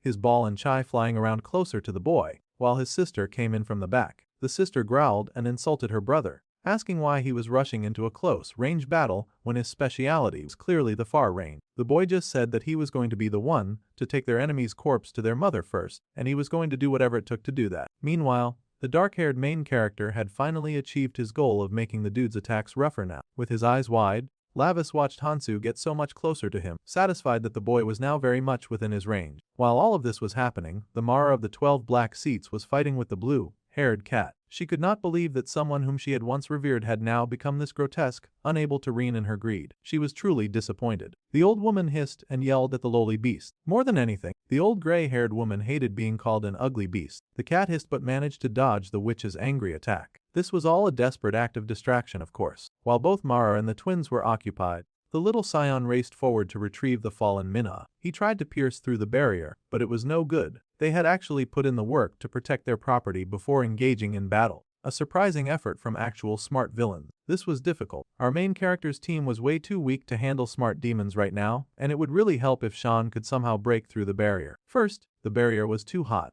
and then it became too cold. The girl was just within reach, but he could not reach her. It was a very frustrating situation, but the human boy would not stop trying to get her. A part of him begged Minna to please open her eyes. They were not sure how long the drug that she had been fed would keep her knocked out, but if she woke up, then perhaps they would have extra help when it came to getting her out of that stupid magic circle. The cat girl fought valiantly, doing her best as a lesser demon fighting against a highly ranked but fortunate, slickly ranked demon. The cat girl had to hold the old woman's distraction, because if she noticed Scion, it would be over. However, the human boy had to hurry and save Minna. The boy growled as he raised his hurt hands, shaking at the blisters that had reddened his skin. For some reason, no matter how hard he tried, he still could not get to that little girl. His hands shook, and he cursed his fate as just a human boy. He did not have any magic fighting powers, but he really wanted to help his friend. Menho and Minna had been kind to him all this time. He had been able to do nothing about Menho dying, and now Lavis had taken his place. He could not let Minna die as well, not when Lavis had saved him from becoming a wall decoration as some kind of flower plant. The boy gritted his teeth and hardened his will. Even if he was small, even if he was weak and tiny, he would not give up. Strengthened by this resolve, the boy curled his hand into a fist and growled from the depths of his heart as he charged again at the barrier that worked to keep him away from his goal. He would save Menha no matter what. His fist came down on that stupid barrier, using all the willpower that he had. The poor cat girl got tossed aside by the wicked Mara, crying out in pain as she got knocked back. She was beaten and battered, with her gaze focused on the mad lady who was fighting her with all of her might. The evil Mara scoffed and told the girl that it was time to stop this half-baked beast play, even with a rotting body. The demon cat hissed and hated that she was no match for a fermenting demon, old Katie. This should be as expected for someone who had been a part of the 12 black seats. The cat girl was no match for that wicked old lady. Mara was busy having the time of her life, showing off her power and shamelessly abusing those who could not compete against her. She laughed that they had really thought that she was weak just because she was falling apart. With a whisk of her hand, she had been able to toss the poor cat girl aside and into a wall. The cat demoness cried in pain when those two spikes tore through her skin, crying out about how much it hurt. The old woman laughed that the cat should just stay on the wall and watch closely from there. Fortunately, she had been able to hit the part of the wall that was not infested with cursed demonic corpses and flowers. The cat could stay there and see what kind of end these vermin would meet. Meanwhile, Xian had not given up, and he was still valiantly punching at the barrier and trying his best to get to the girl in time and save her. The cat girl hissed in horror, yelling at the small human boy to run away. The boy looked up a little too slowly, and there was a sudden dark splash of blood. Glasses cried out in pain as he got knocked to the floor, groaning as a slime kept him bound to the pavement. He had not been able to break the barrier, and now they had one extra person to save. The evil Mara laughed that she might as well use the kid as nourishment together with that brat, so he should just wait there for them to defeat Minho, then she could deal with both of those annoying pests at the same time. The boy struggled anyway. He was not going to just lie there and accept a terrible fate. The main character had brought him here to help him, so Sion was going to try his best. He struggled to fight the goo, but his body just would not move. The woman then scoffed that she had wasted way too much time on those rats, and now she wanted to hurry and possess the precious body that she had worked so hard to own. Her ugly hand stretched over Minha, and she started to recite a rather dark-sounding spell, swearing on the blade that cleaved the soul, on the moon of the oath, that she would now discard this rotting flesh. She cried for the flames of green to burn her veins and open the path, to tear open the gate of her heart and flip her life inside out. Mara called out to the darkness to hear her, and it was quite unfortunate that the phone line for darkness seemed to be very operational that night, because Minna's eyes looked very suspicious. It looked like the human girl's body was open season for possession, and Mara was about to dive into that like she was a public pool. The witch cackled that her oath was now complete, and the prince turned in time to curse at how things were going. He was too busy fighting the winds to do anything about the situation. He had been working hard, trying to do everything by himself, but that was not enough. Immediately, Lavis strengthened the sword that he held, pouring in all the power that he had into it. He did not have time to play around with these children anymore. His demon eye blazed red, and things started looking different for the main character. With a burst of speed, he got even more violent with the twins, attacking them with twice as much tenacity as before. Within an instant, he had been able to push them back enough for him to take off running towards his little human sister. The twins yelled at him to stop, but it was not like you were going to listen to the pair of murderers. The boy raced forward, and a line of rope suddenly fell on Mara's son. It bound him tight and yanked him right off his feet so fast that he could barely keep his grip on his weapon. The boy could not compute what was happening, but suddenly his lips were sealed too,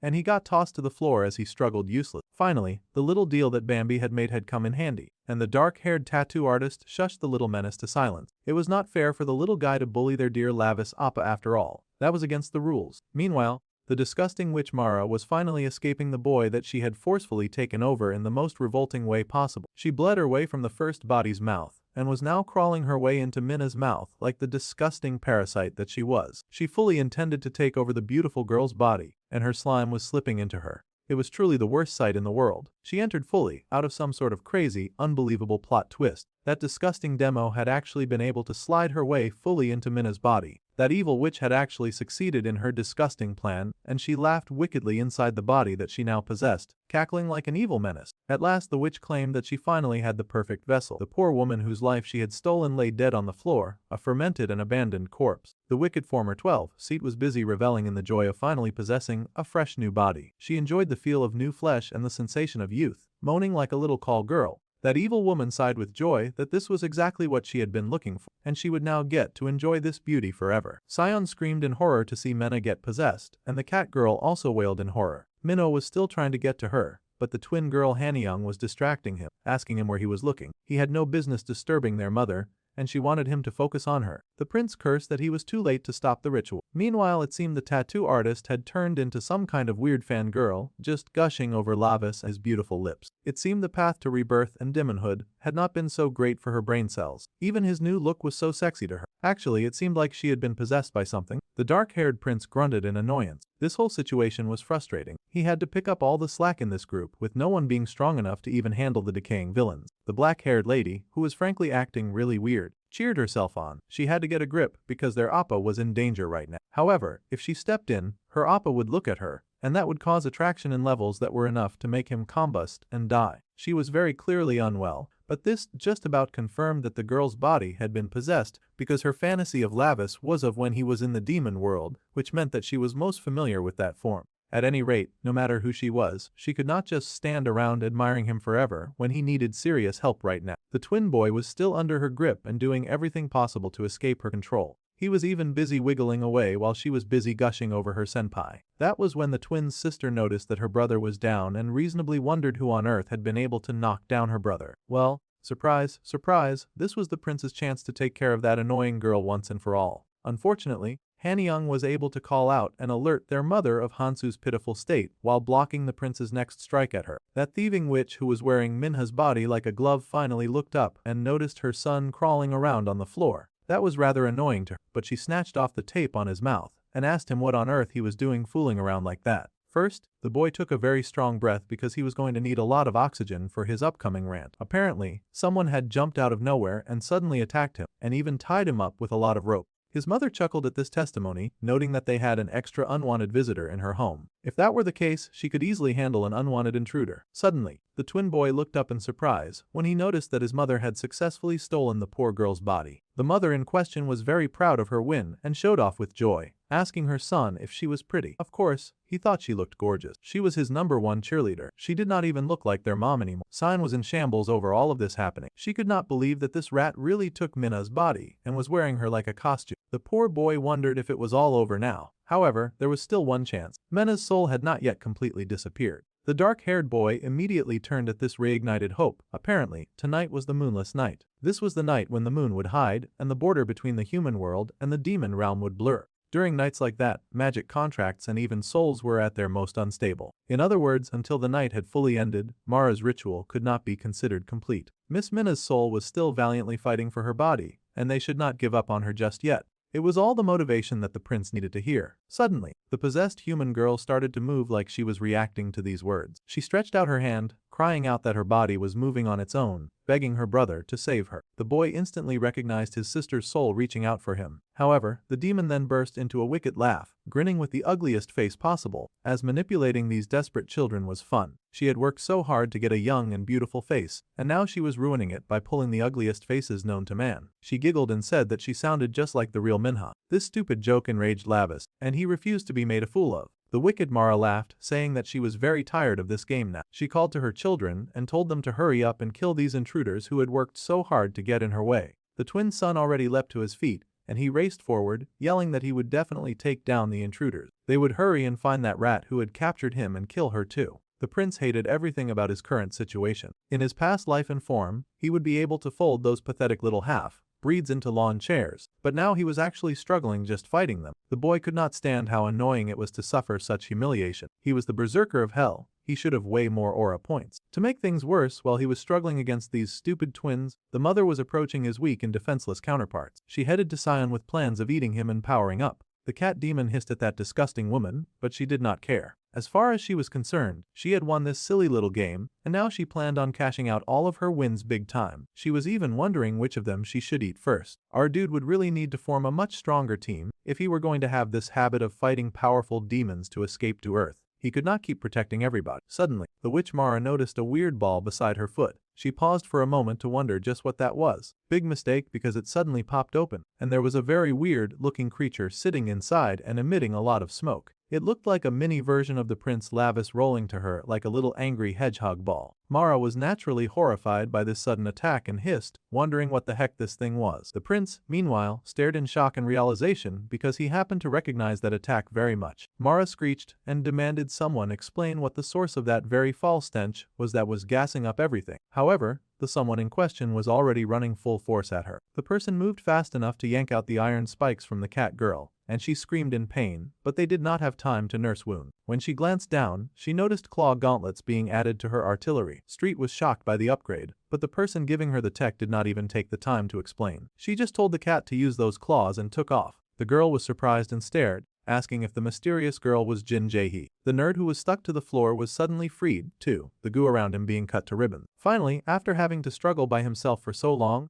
the dark-haired boy had backup. The nerd was given a weapon that he was supposed to use to help their brother. Of course, the nerd was a little taken aback. After all, Lavis' latest cheerleader was wearing the face of the girl who used to beat and bully him. However, the lady did not stick around to chat. She just left him with a gun and disappeared. A gun was a pretty easy to use instrument for a kid with not a lot of muscle. Meanwhile, Street was checking out her modified weapon with demon realm power. It was amazing high-tech gear, and she wondered how on earth that fraudulent drug-selling tattoo artist had even been able to get her hands on such a thing. The boy also stared in awe at the gun that he had been given. He had not even gotten the decency of an explanation of how it worked. However, the most important thing right now was that both Shion and Street were finally armed with weapons from the demon realm. They had no idea why their former enemy would be willing to give them these weapons, but this was not the time to stand around asking stupid questions. The nerd checked out the gun and suddenly felt an intense flood of demon power flooding through. Suddenly his heart felt weird, and the boy shook from head to toe, gritting his teeth and growling as the force of the transformation hit him. His heart felt like it was beating like crazy as well. His eyes widened as the little nerd fought against the impulses of his body. He felt so dizzy that it was like he could not breathe.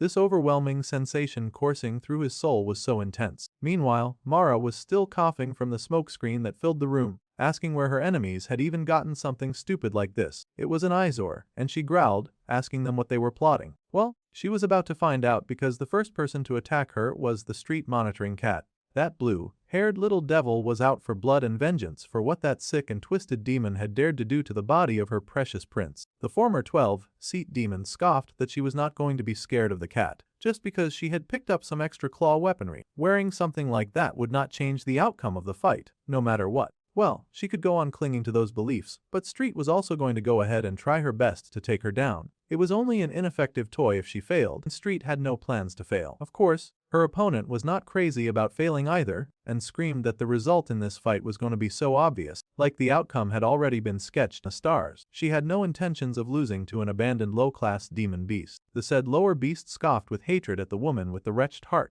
The cat refused to take that scolding seriously when it was coming from someone who threw themselves away because of greed. The battle between the two was as fierce as a cat fight, blows being thrown and blocked at the same time. As they fought, Mara smirked, insisting that the claws that the cat wore were no more than just simple toys. In fact, she just had to eat it all and everything along with it. Her sticky, ugly and disgusting gooey arm stretched out to grab the cat girl, but fortunately, Street had the sense to dodge. She was not about to stand around like a fool and get hurt by the other lady. Those tentacles were getting thicker the more they fought, and they just would not cut. No matter how much she dragged her fancy new claws against, Street needed to re-strategize somehow. Plus, even worse, Mara had started adapting to the body that she had possessed. If they let this battle go on for too long, the longer they would delay, and everything would get so much worse for. Meanwhile, the evil witch was still happily fighting with all of her might and chuckling over her new and nice fresh batch of lively and fresh demon beasts. She wondered what that would taste like as she attacked with relentless and reckless abandon. Suddenly, the blue-haired kitten noticed the existence of the umbilical cord that was connected to the vessel. This reminded Street that the Lady Minna was just an ordinary human. This meant that she could not accept everything of Mara at once. Realizing this, the blue-haired cat jumped back, her attention deviating from the human in front of her to the fermented corpse that was now lying in the center of the magic circle. So, this was what the old woman had been distracting them from as she fought them. She had put up a good distraction, but it was not enough. The crazy witch had no intentions of letting them find an opening to attack her body. Her attacks became wider and faster against the street cat, chasing her away from the hidden corpse. Still, the Blueannette had figured it out. They had to sever the umbilical cord connected to the vessel's corpse. If only they could break the magic circle somehow, just so that they could do that. Meanwhile, someone noticed that his breathing was stabilizing. The short, gay-haired kid could not help but spare a moment or two as he stared down at the gun in his hand, wondering what on earth he was supposed to do with that. Suddenly, he noticed the umbilical cord leading out of the barrier and the decaying body sealed inside. Finally, the little nerd was putting a few things together, and his gaze shot to the person fighting the cat girl. The wicked witch had her back to him. She did not notice him, nor would she notice if he struck. He also realized that these tentacles coming from her were connected to the vessel's corpse. If that was the case, then the boy's glowing eyes spoke to him that this disgusting creature had not yet fully transferred to Mina yet.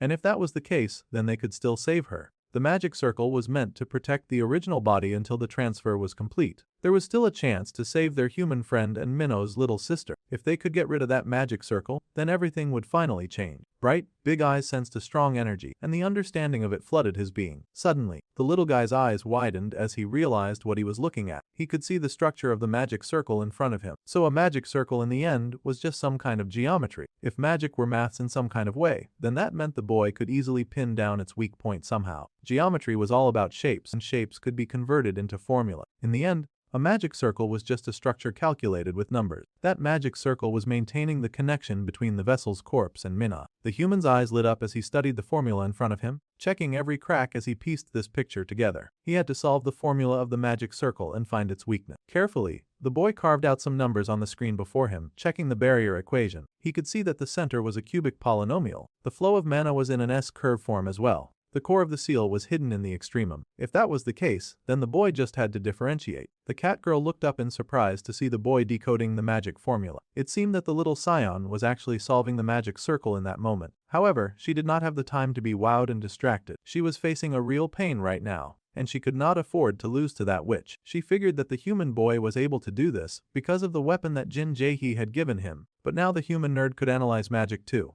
That was a pretty fancy boost in power. Of course, the witch did not feel like celebrating anyone's upgrade in power, and she hissed, growling that the cat should hurry and submit to her power. This fight had dragged on, and she wanted to consume the troublesome lower demon once and for all. The cat hissed, knowing that while San was busy solving the magic circle, she had to buy as much time as she had, just like before. The difference was that she could put up a bit more of a fight, and she would not be backing down so easily. Meanwhile, the gray-haired boy focused on the task before him. He wanted to convert the structure of the magic circle into a matrix form. The main diagonal of the mana vector was a symmetric matrix. Now he was grinning as more things started to unravel before him. If he found the eigenvalue, there would be only one weakness. Finally, he had found the variable that he had been looking for that would undo the whole circle. The nerd had hit the jackpot, and he grinned like a little devil as the critical point of the circle was finally exposed. Now that he had found the magic circle's local minimum, he raised his gun and ignited the circle's destruction. His gaze was downright demonic as he focused all of his attention on the puzzle before him and let loose an explosive pink ball that shot right at the center of the barrier, keeping them away from their goal. Finally,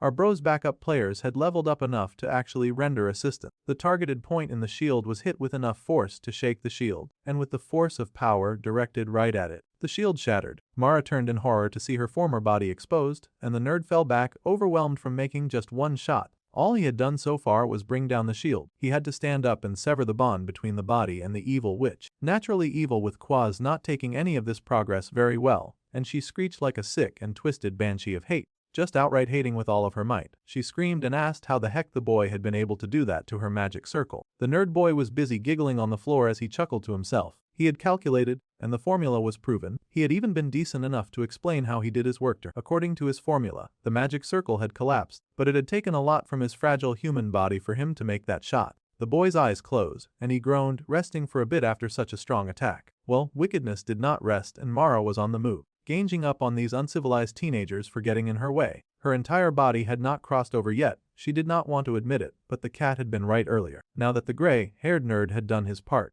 the rest could be handled by the cat girl, who leapt forward. Street raced ahead, and the evil witch asked the cat what she was trying to do. Without any hesitation or explanation, the cat raised her claws and slashed the body before her. That was a woman of action who was not waiting around for the villain to win or fight back. Mara screamed in pain and turned her arms into weapons to attack Street. Wanting to pull the cat girl off her body, she managed to knock her off for daring to dig into her body, and Street hit the wall. One day, one of Lava's helpers would finally be able to finish the work that they had started against any of the villains that they fought. The witch, of course, ran to her body, refusing to let everything be ruined at this point. She shook her noble body, which she had totally been hating on a few hours ago, grumbling about how she could not risk losing even a single piece of flesh. The cat girl pushed her body up tiredly, mumbling about how greed grew like a tree. However, in the end, it could not bear its own weight and would eventually break. When it broke, filthy things would surely cling all over it. It seemed to be some kind of proverb, but the witch was not in the mood for wise saying. She cursed the low-class demon beast for getting in her way, growling that she would chew her to her bones. However,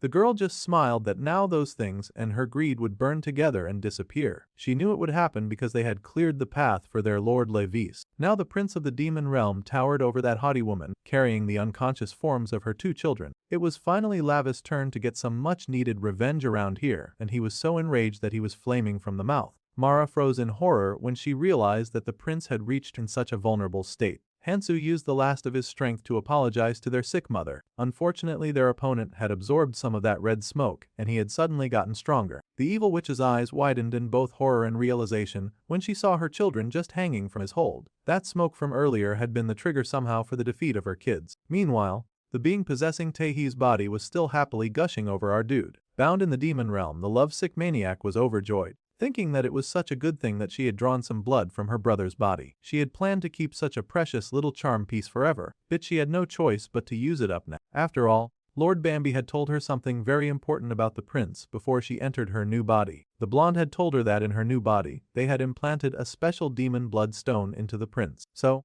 if the prince absorbed his main body's blood, then he would surely regain part of his original power. More and more pieces of our dude's original strength kept finding their way back to him, and this girl had now happily gifted him some of his power, encouraging the crazy prince to go wild just like he had done before. This freshness rolling through his body. It had been so long since the prince had felt a sensation so divine. The witch Mara was not so pleased about how things were unfolding, of course. First, she took the time to scold her children and call them trash, yelling that they could not even handle this one thing that she had asked them to. Suddenly, Hansu gasped and Hanyang gasped as well. It seemed their mother had connected her weird and slimy tentacles to their necks, and they screamed as their eyes glowed and something strange began to happen to their bodies. With an explosion, suddenly the male twin was up again, on his feet, and swinging his weapon around. Of course, his twin sister was right by his side and ready to go another round with the overpower prince. The kids thanked their mother for the power boost, swearing to kill the human in front of them this time. Once again, the no-kill rule that Lavis had to suffer under was truly such an amazing pain. The twins kept standing up after he had already beaten them, and he could not just eliminate them, or his soul would perish. It was a really troublesome situation. However, the boy stood his ground and Thurs able to deflect the two instruments at the same time. Now Mara was extra heated, and she yelled at the jerk who called himself the prince of the demon realm. The crazy woman had to ask at this point why the boy was risking so much of his life for a mere human woman. She was not even his real little sighter. Yes, well, that much was true. However, the boy smiled as a fond memory stood out the most in his mind. In truth, the risk he was fighting so hard and doing so much as risking his life was because his sister's baking was just that good. The opponent was not having it, of course. Anyone would be heated if they realized that they were getting beat for such a stupid reason. Unfortunately for her, the prince doubled down on his nonsense. The cake that his sister had fed him was not a taste from the human world. It had basically been food from the heavenly realm. At this point, he was just saying anything, but truly Lavis felt that his sister had invented a new form of divine baking. Hansu could not believe that he had a stupid reason like that for fighting them. A demon should not care about food from the heavenly realm. This made the boy scoffed as he asked the siblings if they had ever even fed each other cake. They spent their whole life competing for their mother's love, It was likely that they had never tasted such sweetness before in their life. The twins did not seem to care and were extra annoyed that he was taking such a thing so seriously. In fact, Hanyang yelled that she would only make cake to throw it at her brother's face. They were very clearly lacking in the brotherly and sisterly love department for sure. The prince sighed at them and cut the angry girl's neck, a clean slice bringing her down. His face was emotionless as he looked upon these pitiful siblings, who did not even show love to each other. But the taste of his enemies' blood sure was sweet. Their blood immediately filled him with strength, and the boy's eyes widened at the flood of power that ran through his veins. It was not just power that flooded through him, he also got an immediate taste of their memories. He recalled the little girl Hanyang showing off her test results to her mother. She had gotten 100 points in school. Hansu also happily said that he had cleaned up the house perfectly. Those poor kids were reduced to doing housework at such a young age, doing everything to please their ungrateful maternal figure, but she did not care either way. She yelled at them that they should just drink some water if they were that hungry. She called them useless and often left them at home by themselves when they were little. The twins had grown up unloved and unrecognized no matter how hard they worked. They were a pitiful duo that had been starved for love since the day their mother's body got taken over. Studying, cleaning, no matter what they did, it was not enough to earn their mother's praise, and it made the two feel very depressed about their life. At some point at the Cafe Lala, the mother had watched some videos of women getting picked up by all sorts of handsome men, and she complained that her stupid children were ruining her chance of having men flock all over her and shower her with praise. She was even hating on an innocent couple that was just showing love in the same cafe. She complained to her daughter that she hated the woman being showered with love, and the daughter stared at the happy lady in the corner. If that was the case, the little girl leapt up from her seat and ran to meet that lady who was bothering their mum. Running as fast as she could, the little girl suddenly shoved the lady so hard that she spilt her drink. The poor innocent lady screamed out in pain, yelling because the drink was hot. She had no idea why she had gotten attacked out of nowhere, and of course the mother came rushing to retrieve her child. The angry woman cursed and yelled because her perfect white clothes had been ruined now. The mother sighed and apologized, saying that she could go and buy something that the other lady could go and change into. She quickly took her kids away from the cafe after ruining that poor woman's day.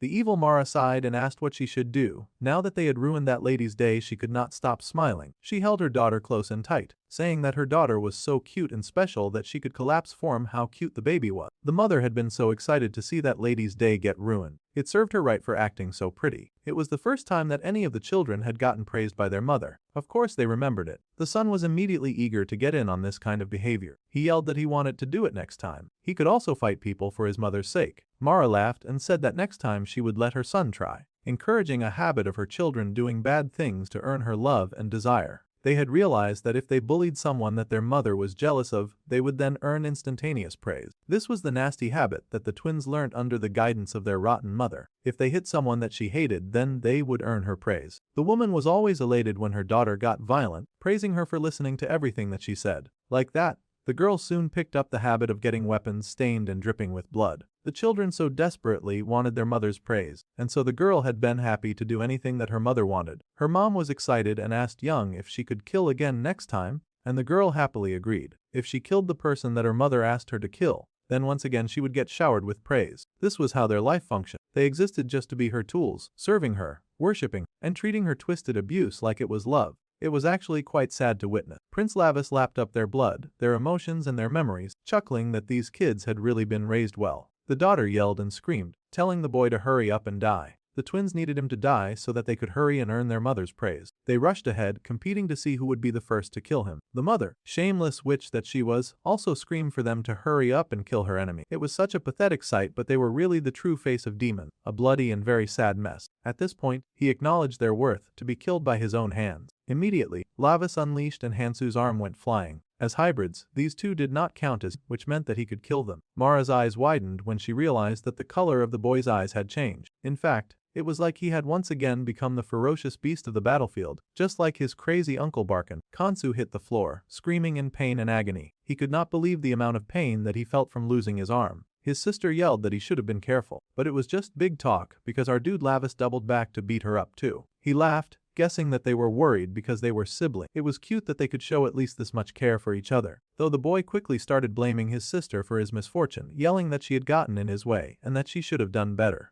The girl growled in rage at his words. The boy growled that his sister should hurry up and kill their enemy, or he would kill her for sure. Naturally, Hanyang did not like being spoken to like that. However, a moment of distraction was very costly during a time of battle, and our dude raised his weapon like a manic demon. He loved watching the foolish ones fight against each other. They were making this job really easy. Han Young's eyes widened when she saw the boy ready to bring down his weapon on them. Suddenly, she grabbed her twin brother, and the slash came down. This girl actually shamelessly used her sibling as a shield to protect herself. These twins were rotten to the core, their competitive spirit making them both do terrible things to each other. The boy now had a gash in his shoulder, and she screamed in pain because of how much it hurt. It hurt so much to get cut like that. The boy groaned and whimpered, his hands shaking in pain, and he cried out for his mum. The mother, of course, had nothing nice to say, cursing that her children were useless to the very end. Her poor victim, whom she had raised to be her tool. Mara urged her daughter to abandon her brother and to defeat her enemy once and for all. The daughter was eager to receive her mother's praise, so she threw herself at the demon prince, fighting tooth and claw to bring him down. Their swords clashed against each other, and the poor twin boy was already bleeding to death. He begged for his mother not to abandon him, crying and sobbing for a mother that had long since faded away. However, his mother did not care. She hissed and growled for the boy to just hurry up and die, and that he should not resist for no reason. Mara joined in her attack and flung her wide, slimy tentacles at the prince, making it a 2-against-1 battle. The dark-haired boy had to reassess his fighting style now that Mara had sunk to cheating. He did not like that.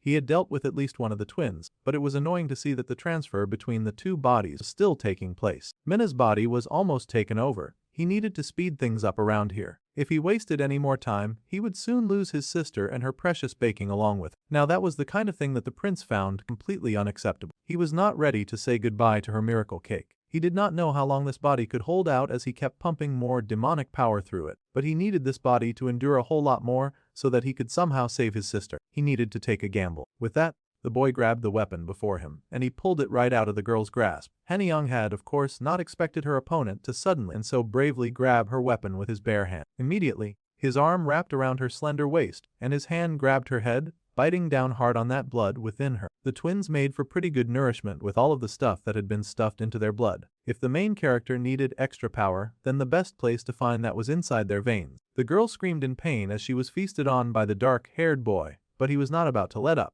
He drank deeply from her veins, and Mara hissed and cursed when she saw that her enemy was getting stronger. Yeah, two could play the cheating game, and he was done with watching her boost up her kids just to draw out the fight. Once he had drained enough blood, he let the girl's body fall to the ground, and she fell like a heavy sack of potatoes, unmoving and weak. By absorbing as much blood as possible up to this body's limit, Lavis was able to boost his strength and bend in preparation for a charge. His power would now be boosted all at once, and the boy raced forward, his gaze laser focused on the enemy in front of him. His arm stretched out to take her down, and she unleashed all of the disgusting power that she had to offer, screaming that the boy should not come any closer to her, as if he was just going to obey her and let her do whatever she liked. He cut through her summons and cut down all of her slime, slicing through it like a whirlwind of sharp demonic blades. The evil witch screamed, yelling and wailing, wondering why her enemy would not just die. Well, he had a lot of stuff to live for, and that included the heaven-sent cake that his little sister could make. It did not matter how much disgusting slime that she could summon. The boy raced forward and fought the demon in front of him with a growl deep inside his throat.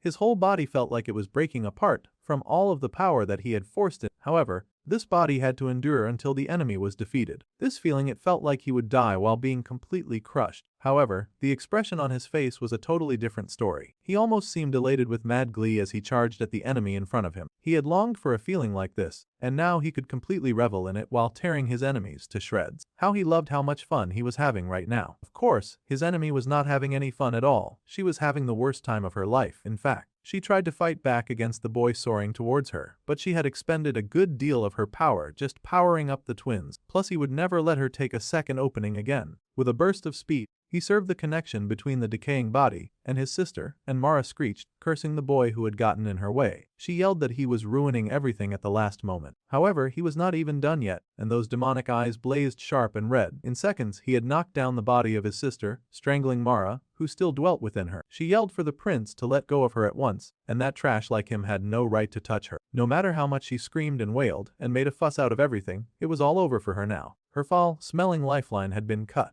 Then the Witch of Greed began to panic, yelling that she could not die, especially not at the hands of the son of her greatest enemy. She refused to let go, wailing and screaming. However, Lavis gave her his final warning. If she left Minna's body on her own right now, then he would let her live. That was the best that he could do for her right now. The woman was shocked that she was even getting a second chance. The boy scoffed that he was Lavis Vindica, and he swore it on his father's honor of the great demon king, but only if she left his sister's body alone. The witch's eyes widened, and she thought to herself that the prince was afraid that she would not leave this body, and he thought that she would self-destruct instead. The witch then grinned. It was a shame to leave this body, but as long as she lived, she would find another one. In that case, she started grinning like an idiot, saying that someone of the great demon king's bloodline would not lie on their family's honor. She asked him to first drop his sword. If he dropped his weapon, then she would do as he wished. For now there was no other way. That devious parasite was clearly up to no good, but the boy let his weapon fade away. His blood sword dripping to nothing on his fingers, he stepped back, telling Mara to leave that body now. The witch of green hissed but agreed to leave as she pushed to her feet. With a wicked smile, she leapt from the girl's body, flying forward and shouting that she would come out, while cursing the boy with all of her might. It was everything that Lavis had hoped for, and the dark-haired prince grinned maliciously. As soon as that little witch came out of his sister, he grabbed her by the neck. The witch gasped and struggled, staring in horror at the arm that was now wound around her pathetic, liquid form. His arm was not even human anymore. She had thought that she had disarmed him, but he clearly still had a backup protection arm that she had not even noticed. The prince chucked that someone from the 12 black seats had really fallen for something that stupid so easily. Honestly, he did not know how to get the little witch out of Minna's body. Now, she had come out by herself and made everything so much easier for her. The witch growled and screamed, yelling that it had all been a lie. Even after he had sworn on his family and father's honor, the boy just smirked, saying that he only needed to protect his own honor. He was a demon after all, and he wrung that little parasite right out of his sister's body, yanking her fully out. Now the evil witch was wailing like a sad worm, shouting and screaming for her body. She yelled that she did not want to leave yet and begged the boy to let go of her. She made quite the pathetic sight, truly so pathetic and gullible that he was outright laughing. By twirling around a bunch, he was able to drag all of her disgusting body from Minna. The poor girl immediately fell back from exhaustion. Her poor body had been forced to endure so much. Now, all of that pathetic woman had been pulled out of the poor human girl, and the slimy witch wailed her protest at the way she was being treated. She begged the prince to please spare her, yelling that she would do whatever he told her to do. She even screamed and begged him to please have mercy. However, suddenly Hanyang was able to stand on her feet. Now this was a very difficult situation. The prince did not seem to have noticed her. Mara did though. Mara was pleased to see her daughter standing again, and she encouraged her to come forward and fight off the horrid person who was bullying her. Shakily, the daughter pushed forward as her mother encouraged he delay her enemy. The girl raised her weapon, a look of determination on her face, and the prince detected the sword at the last minute. However, suddenly, there was a splash of blood, and a gory scene was painted before them. Hanyang, the twin sister, had been stabbed in the back by her beloved twin brother. He wanted payback since she had used him as a shield. How sad that this was the end of two neglected children. The boy scoffed that his sister was always trying to hog all of the praise again. The boy was tired, saying that he could not just let that slide once again. His sister was always their mother's favorite. The girl coughed up blood and fell back, crashing to the ground on top of her brother. They continued to bleed out beside each other, and the mother screamed in hatred. She had been the one who encouraged the competitive nature between the twins when she had refused to give them any form of love. The woman yelled that they had blown their last chance to impress her just like that. Meanwhile, Lavis was sick of hearing it. He had to hear those kids idolize their mother over and over again, but the entire time their mother was trash though. She was a pathetic worm that would die like a joke, just like her two children. The demoness begged for her life, screaming and pleading. She promised to leave this girl alone and move to someone else. She begged in the name of the fact that she had once been like a sister to his mother. That was rich considering that she had tried to kill him earlier. She laughed that it might be hard to believe, but it was true, and he could ask Aeneas to confirm it. She used to be someone precious to his mother. In fact, she used to talk to her like she was an older sister. However, it was time for the old witch to face the music. Her children were dead, but even in this moment, she was thinking only of herself. It was so unfortunate that those two had died for a selfish thing like her. The greedy witch did not care. She figured that she could always have more brats who would do her bidding. She begged for the prince to listen to him, but he was done hearing her talk. One slash through her neck was all that it took. The woman gasped in pain and shock, horrified that all of her begging had come to nothing. She had honestly been too much of a threat to just let live, and now she faded away to nothing. The prince though tit was such a waste for someone who had once been in the 12 black seats. The demon coughed and screamed as her head fell to the floor. She, of course, used her last breath to curse Lavis Vindica, hating him for humiliating her like this. Now she would die at the hand of Aeneas, brat of all people. She hated that the most of all. She yelled that she would never accept this and swore to kill the boy. However, he just raised his teenage foot and stomped her out like she was no more than a very annoying cockroach that just refuses to die. The lady was stomped into oblivion, and he looked down at her in disgust. It had taken an annoyingly long time to deal with a pest like her, but then she faded away into nothing. The boy gasped as more of the demonic energy flooded into his soul and made him even more powerful. The full power of that rotten lady entered the bloodstone in his eyes, and his eyes widened. Now both eyes burned red, and the prince breathed out the power that flowed within him. This long and annoying battle was finally over, and all of his possessions were safe. He loved it. The cat girl hurried over, praising the boy as usual. As expected, he had been able to fell all of his enemies. Still, she was one of the 12 black seats, so he had so much power leaking out all over his body. It was kind of troublesome considering that he needed to return to his average life as a human. However, his demon had switched back to human with some effort. Honestly, that vulgar and filthy stench that came from fighting a lady so corrupt was so horrendous. They had wasted so much time on nonsense. Then the cat girl pointed out the bodies of the poor, pitiful twins. If Mara had not crossed into the human world, then there was a chance that they could have lived better lives with their real mother and father. They were no more than pitiful victims of one of the 12 black seats who had never once loved them. There was no knowing what would happen in their lives if their mother had never died. Even if parents were not demons, there was no telling how kids would end up.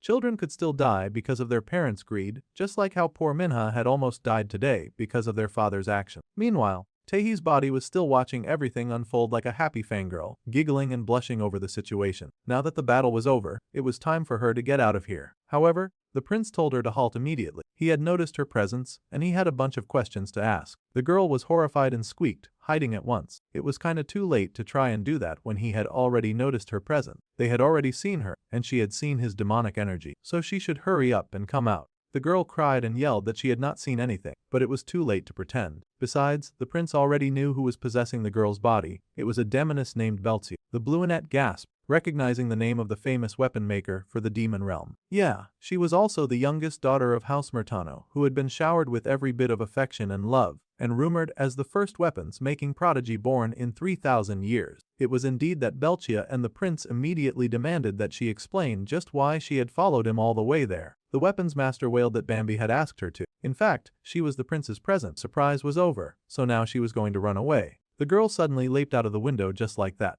Among the noble ladies, the most wild and shameless one was she, and she was also infamous for being the Dark Prince's stalker. However, right now she was totally wearing Jin Jaehee's face as well. The prince growled as he knew exactly who to blame for all this. Bambi was once again messing with his life, and he had put Belzia's soul into Jin Jaehee's body. This was very annoying for the prince. He yelled to Street, saying that once they got back to the demon realm, he would give the Bluenet the blonde demon as her subordinate, and she was instructed to work her former master to the bone. The Bluenet wondered if she could really dare to do such a thing. However, she was kind of intrigued and asked how long she would get to play with her former master. The boy responded that she should mess with him forever. The prince sure had a lot of grudges to hold with his blonde friend. Later in the demon realm, the sun rose high in the sky, and the demons there were just whining and dining and enjoying some time spent together. The prince's purple-haired uncle was being energetic about something, saying that he had been scared for a moment. His nephew had been very audacious when he had decided to just suck blood to solve his problem. That had been premium television. His sister sighed that it was truly cruel, but she was still curious to hear more about what her son had done when battling his enemies. With the power of the blood he drank,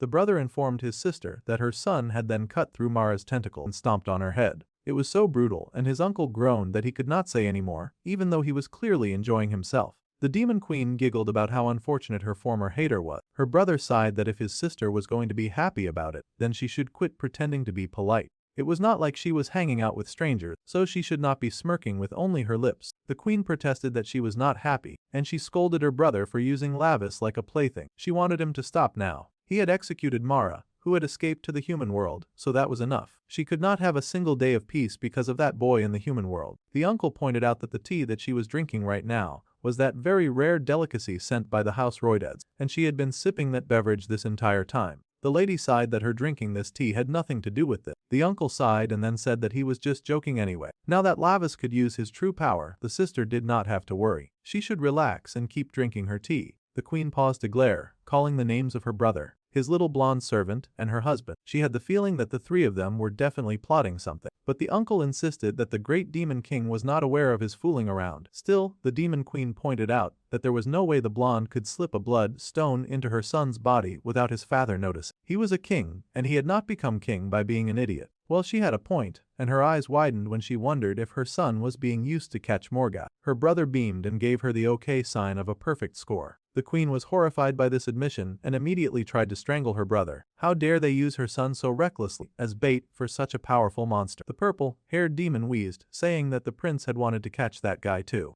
Besides, an uncle would not just sit by and watch his nephew fail to fulfill his dreams. The woman growled and yelled that she should have killed that dude 1,000 years ago. The man yelled, saying that it hurt so much. As all of this was happening, Bambi just sipped his tea. He sighed and wondered if siblings were not just people who wanted to kill each other in a past life, and then they reincarnated to meet again under the same parents. The blonde set his cup down and thought deeply about their current situation. Morgoth, the target in question, was the one who commanded death. He was also known as the demon god of the end, who returned all existence to nothing. When the winds of death blew, the celestial realm, the demon realm, and the human world would all go out one by one. It was rather terrifying to think of. The cruel architect who sought to devour the human world and reshape the demon realm was, of course, Morgoth. He was a very serious foe that needed to be dealt with immediately, and the blonde put his knuckle under his chin with his most serious expression. Wherever that guy was right now, he should just wait a little longer, because Lavis was coming for him. Meanwhile, the boy in question gently put his younger sister to bed. He had brought her to safety, and he watched her as she lay unconscious. Jung Minho, he had repaid the debt for borrowing his body by saving his precious little sister. Suddenly, the door opened, and someone yelled, asking why a kid who was supposed to be at the dorm had collapsed. Their mother ran in first, calling out for her children and asking what had happened. The boy just said something about how the girl had gotten hurt in the practice room. The mayor contestant, of course, stated, yelling about what the boy was doing to the precious body of a soon-to-be superstar. He yelled and asked if Minho was the one who hurt his sister. In fact, he yelled and asked if the siblings had planned this together to ruin him. The mother was horrified by such an accusation, asking how they could say something like that. The man yelled that they had both opposed Minha becoming an idol, and every time Minha posted online, her comments were filled with praise for him. Yeah, well, it was about time that he stopped taking credit for work that he had never put in the first place. The man yelled that they were all doing this because they hated seeing him succeed. He was going to just keep yelling, and he told his secretary to take pictures of his unconscious daughter, deciding to spread a scandal that she had been stalked, and that was why she was now unconscious. Then they would get even more attention and sympathy votes, and he could finally win the election. Well, this was the height of demonic behavior, and Lavis was just about done with his fake father's nonsense. It was one thing for the man to act like a demon. It was another for this guy to take all the credit for all of the prince's hard work. It was time for that pathetic mortal to know his place. The boy was about to speak, but before he could, his mother spoke up. She yelled, telling her husband to stop. He could not even see the state that her child was in. The man asked what she was talking about, but she yelled that she had believed that he would be a good parent. But as soon as her father died, the man had siphoned off their fortune and had used their family connections to prepare for the election. Now he even wanted to use her daughter to the point that she would collapse. The woman had suffered and endured many things in this household, but she refused to let her children suffer because of this man. She could not take it anymore. Meanwhile, the man yelled back that he was the one who took in a woman who ran away from a poor man after having 2 kids. He yelled that her father had thanked him for looking after her. He yelled that the woman had eaten up her ex-husband and now she wanted to kill him too. It was accusation after accusation with this unhappy couple, and the man yelled that his wife was very ungrateful. Well, the son had heard enough. Every word out of this man's mouth reeked. He almost could not believe that man was even human. It was hard to tolerate any more disrespect. It was a shame that the boy could not kill humans in the human world, but breaking a bone or two should definitely be fine. Once again, before Lavis could react, the mother yelled at her stupid husband, telling him to shut up. She even called him trash, and he was heated, yelling and asking what she had just called him. Even the demon prince was shocked. The man was trash and his attitude was trash. She did not want to hurt the kids again. She worried about them losing 2 fathers, but a hypocrite like him could not become the mayor. He was a horrible liar who used good people for his own benefit. The man cursed and said awful things about his wife, but she yelled back that she was not on his leash anymore. From now on, she would be the hand choking on his neck. Obviously, the more she spoke, the more enraged he felt. The prince had thought their mother was no more than a weak human. However, in this moment, she almost reminded him of his own mother. She was fierce and determined, and she would not let this man hurt her children anymore. The wicked man continued to get angry. He called them brats and asked how dare they do this to him. Suddenly, he screamed in great rage, like a child throwing a tantrum. In the Middle East, at a US military facility, Fort Vulture, someone seemed to have raided the base and was trying to figure out which button to press. There were too many buttons, so it was really hard to decide. The man in the base begged the person not to press the launch button on the missile, and the person asked why. The man explained that if it were launched, then thousands of innocent civilians would die. The stranger's hand hovered over the button, and for a moment they went silent. Suddenly, the person said that was exactly what the machine was made for. If they did not want civilians to die, then they would not have built it. The wicked stranger pushed the button, and the missile launch sequence was initiated. The man yelled and asked why this person was doing this, and he asked what he was. The hooded stranger replied that he was a demon. It was hard for the military man to believe, but he turned demon, saying that he would let his men live so that he could go up there and tell his bosses that Morgoth had done this. It was a bright and sunny day over the city, and everything looked pretty calm and peaceful. The red light clicked on, and a little boy happily pointed at the traffic light for some reason, as he had never seen a light before.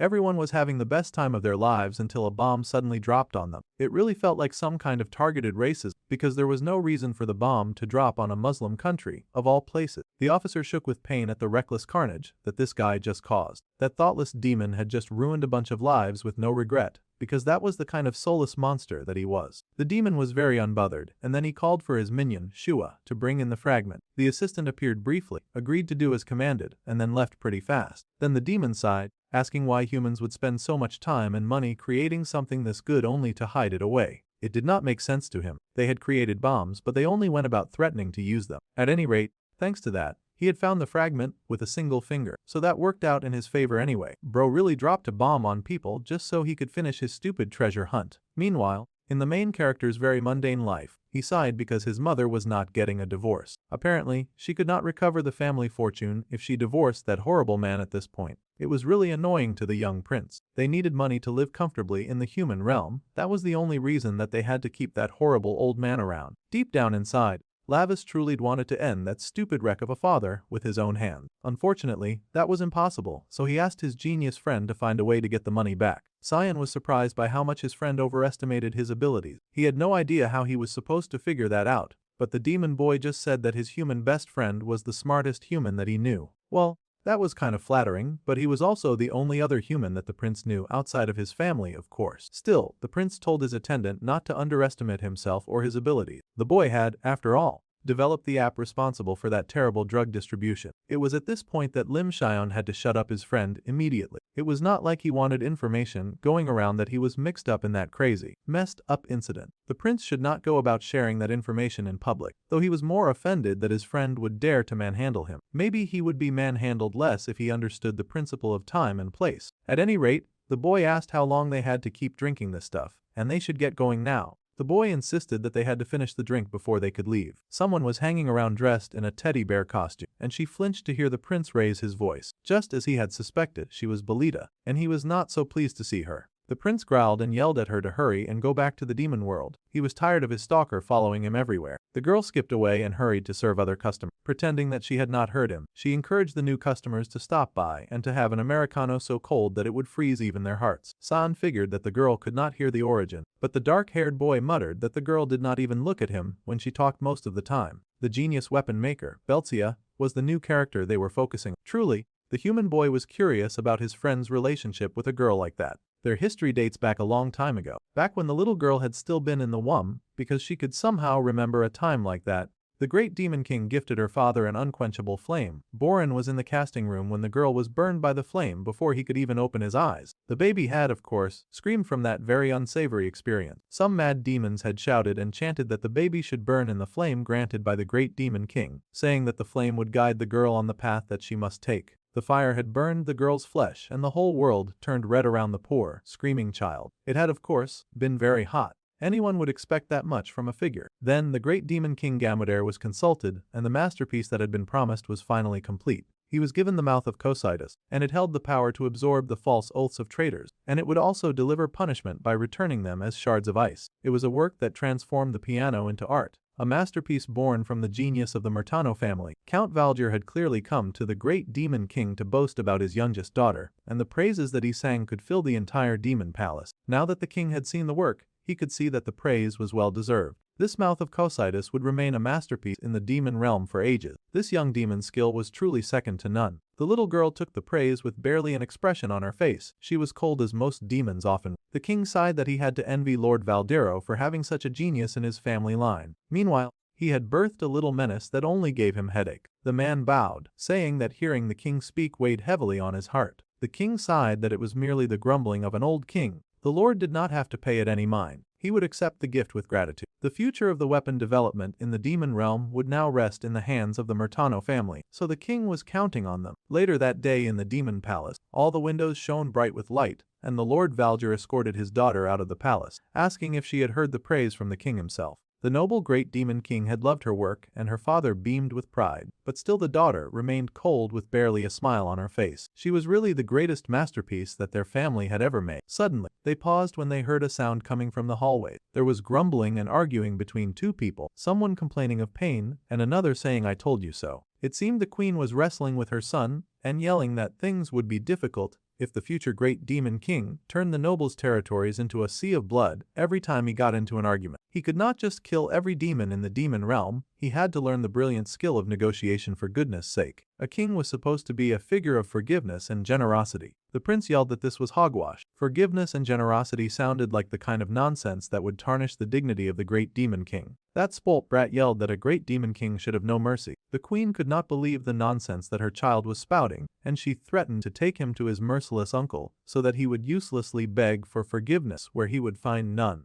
The boy yelled that he hated his uncle so much. It was a display lacking nobility, poise or grace, very disgraceful indeed. However, that was exactly the moment when the young Belcha had noticed Prince Lavis for the first time. She stared at that boy being choked out by his mother and instantly fell in love. Many nights later, at a different castle, the young girl was hard at work. She had on her big black smith gloves as she looked through her work. Her father had called her a masterpiece, and the flame led her to become an alchemist. Through lots of hard work and diligence, for 300 years, the girl had handled fire in the casting room, and she had crafted all sorts of magic weaponry, creating items through study and alchemical research. However, someone mentioned to the Lady Belcia that it was so unfair. Corsi ate 3 whole demonic fruits that the count had granted us this time, but she had eaten it all by herself. She sent the ginger away, saying that she had to clean the stables, and then that greedy pig went and ate all of their gains by herself. Corsi, of course, was not going to take such slander without defending herself. She growled that she had not done it on purpose, it was an accident. She really thought that she had to clean the stables. The dark-haired lesser demon had thought that if she did not clean up, then the Lord Teton would curl her tail and hang her from the ceiling. However,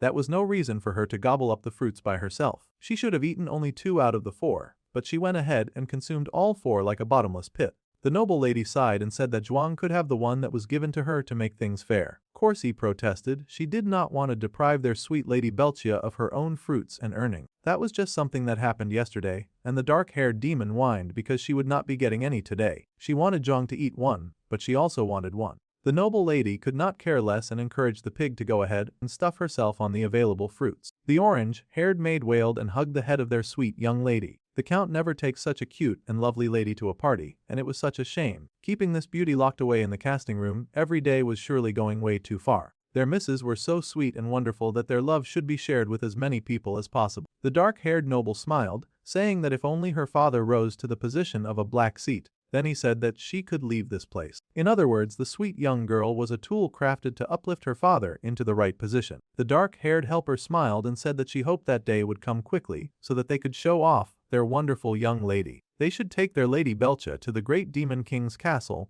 to see the prince, Lavis. Now that definitely got a reaction out of her, and the young maiden smiled so sweetly at the thought of getting to see the prince. A blush painted her cheeks, and she read through her study books with way more enthusiasm than before. To her, living in the casting room and listening to the stories of the maids' lives, their jealousy and their friendship, and their love stories, all of that was something that made the sheltered little girl feel somewhat alive. That was, of course, until the day the pain came, like a scorching pink fire burning away her joy. Born in the foundry, the young noble daughter lived locked inside the foundry. As time passed, she mostly spent her time creating weapons and new items. Of course, her knowledge of the demon realm's alchemy accumulated, and her powers grew stronger with each passing day. At some point, the young girl lost control of her own alchemy. The girl screamed as her eyes suddenly lit up, and the fire that had lived within her, guiding her all this time, suddenly started to consume her. The girl full-on wailed and yelled out her pain and agony. She was suffering from this torture that came from inside her. Her 2 maids were distraught, and they called out her name, not knowing how to help her. The girl cried out to Zhuang and Khosri, stretching out her faltering hand to them, but she warned them not to come close, already being able to predict the disaster that action would bring.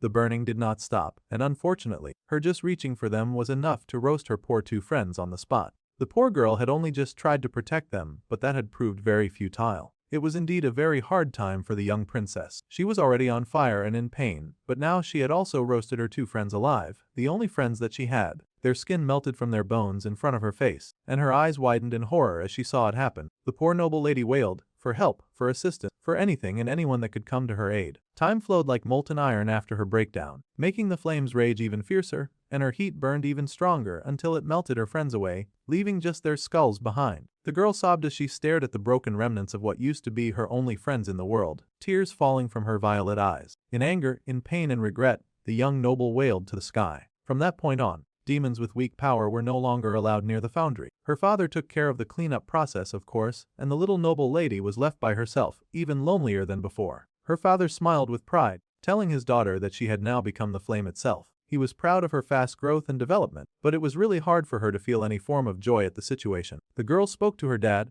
telling him that she really wanted to leave this dungeon as soon as possible. Her father was furious, asking why she was saying that. She was just about to master the flame and create even greater discovery. Plus, he was not even a member of the 12 Black Seats yet. Until his goal had been fulfilled, he had no desire for his daughter to leave the foundry. That place was to be her home. If someone were to steal her away, the family would surely collapse, so this was also for her protection. Their family had finally just risen to one of the 12 Black Seats, so the goal had been completed. But her greedy father still planned on keeping her locked away and out of sight. That was so not fair. The man even insisted that his daughter could not leave, guilt-tripping her that she would kill even more innocent demons like Khosri and Zhuang if she ever left the foundry. That warning definitely scared her straight, and the little girl was too terrified to hurt anyone like that again. Her two friends had meant so much to her, but they were gone because of her. Immediately, she rejected her own plea, saying that she would never go out, never. If leaving meant hurting people, then she would stay. This was all that her wicked and selfish father wanted to hear. It seemed a lot of children were just a means to an end with demons, not really treated like people. The poor girl shook as the father left her to her thoughts. That was when the noble lady became completely alone and shrouded in nothing but darkness. Time passed, the night came, the sun rose, and the rains fell, but nothing changed in her life. For decades after that,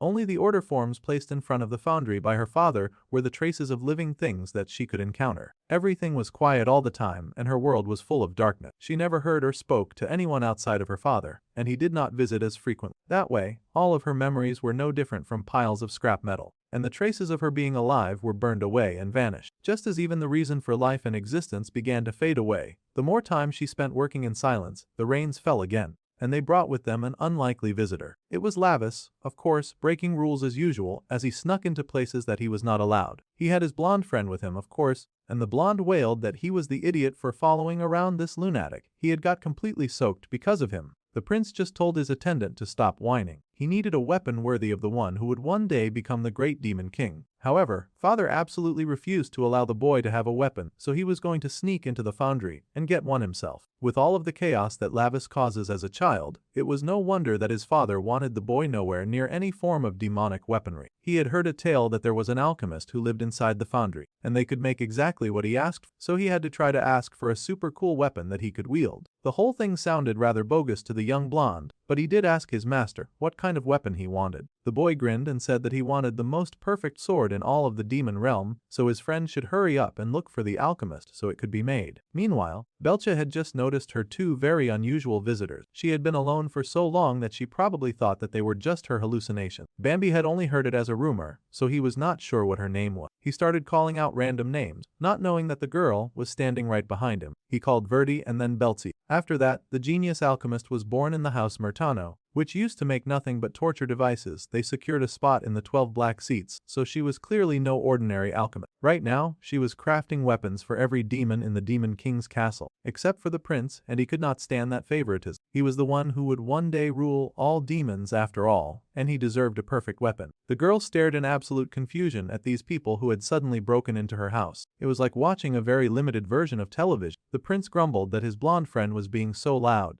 and he was also annoyed that there was so much stuff here, which was making it hard for him to find the weapon that he was looking for. He had to see what that person looked like, no matter what. The two boys were so busy being loud and searching that they had not even noticed the quiet little girl standing behind them. It was so hot in the foundry, and the prince hissed, wanting the alchemist to hurry up and show herself. The more Belchia stared at the rude intruder, the more she recognized her crush, the Prince Lavis. She could not believe it, and he had come all this way just looking for her. It was like a fairy tale fantasy for the little girl. She was the genius alchemist of House Murtano after all, so they had definitely come for her. The girl blushed and wanted them to hurry and look over here at her. She had not spoken to others in years, so her communication skills were very rusty. She could not just call out to them, she wanted them to see her. The alchemist they were looking for was right in front of them. Suddenly, the prince turned and noticed the little girl, asking who she was and how long she had been standing there like an idiot. The girl flinched and he asked if she had seen the genius alchemist around here by any chance. The girl blushed with excitement, happy that Prince Levis had called out to her. The blonde was starting to worry now that they had been seen, and he wanted to run away. If someone found out that they had broken into the foundry, they would be in big trouble after all.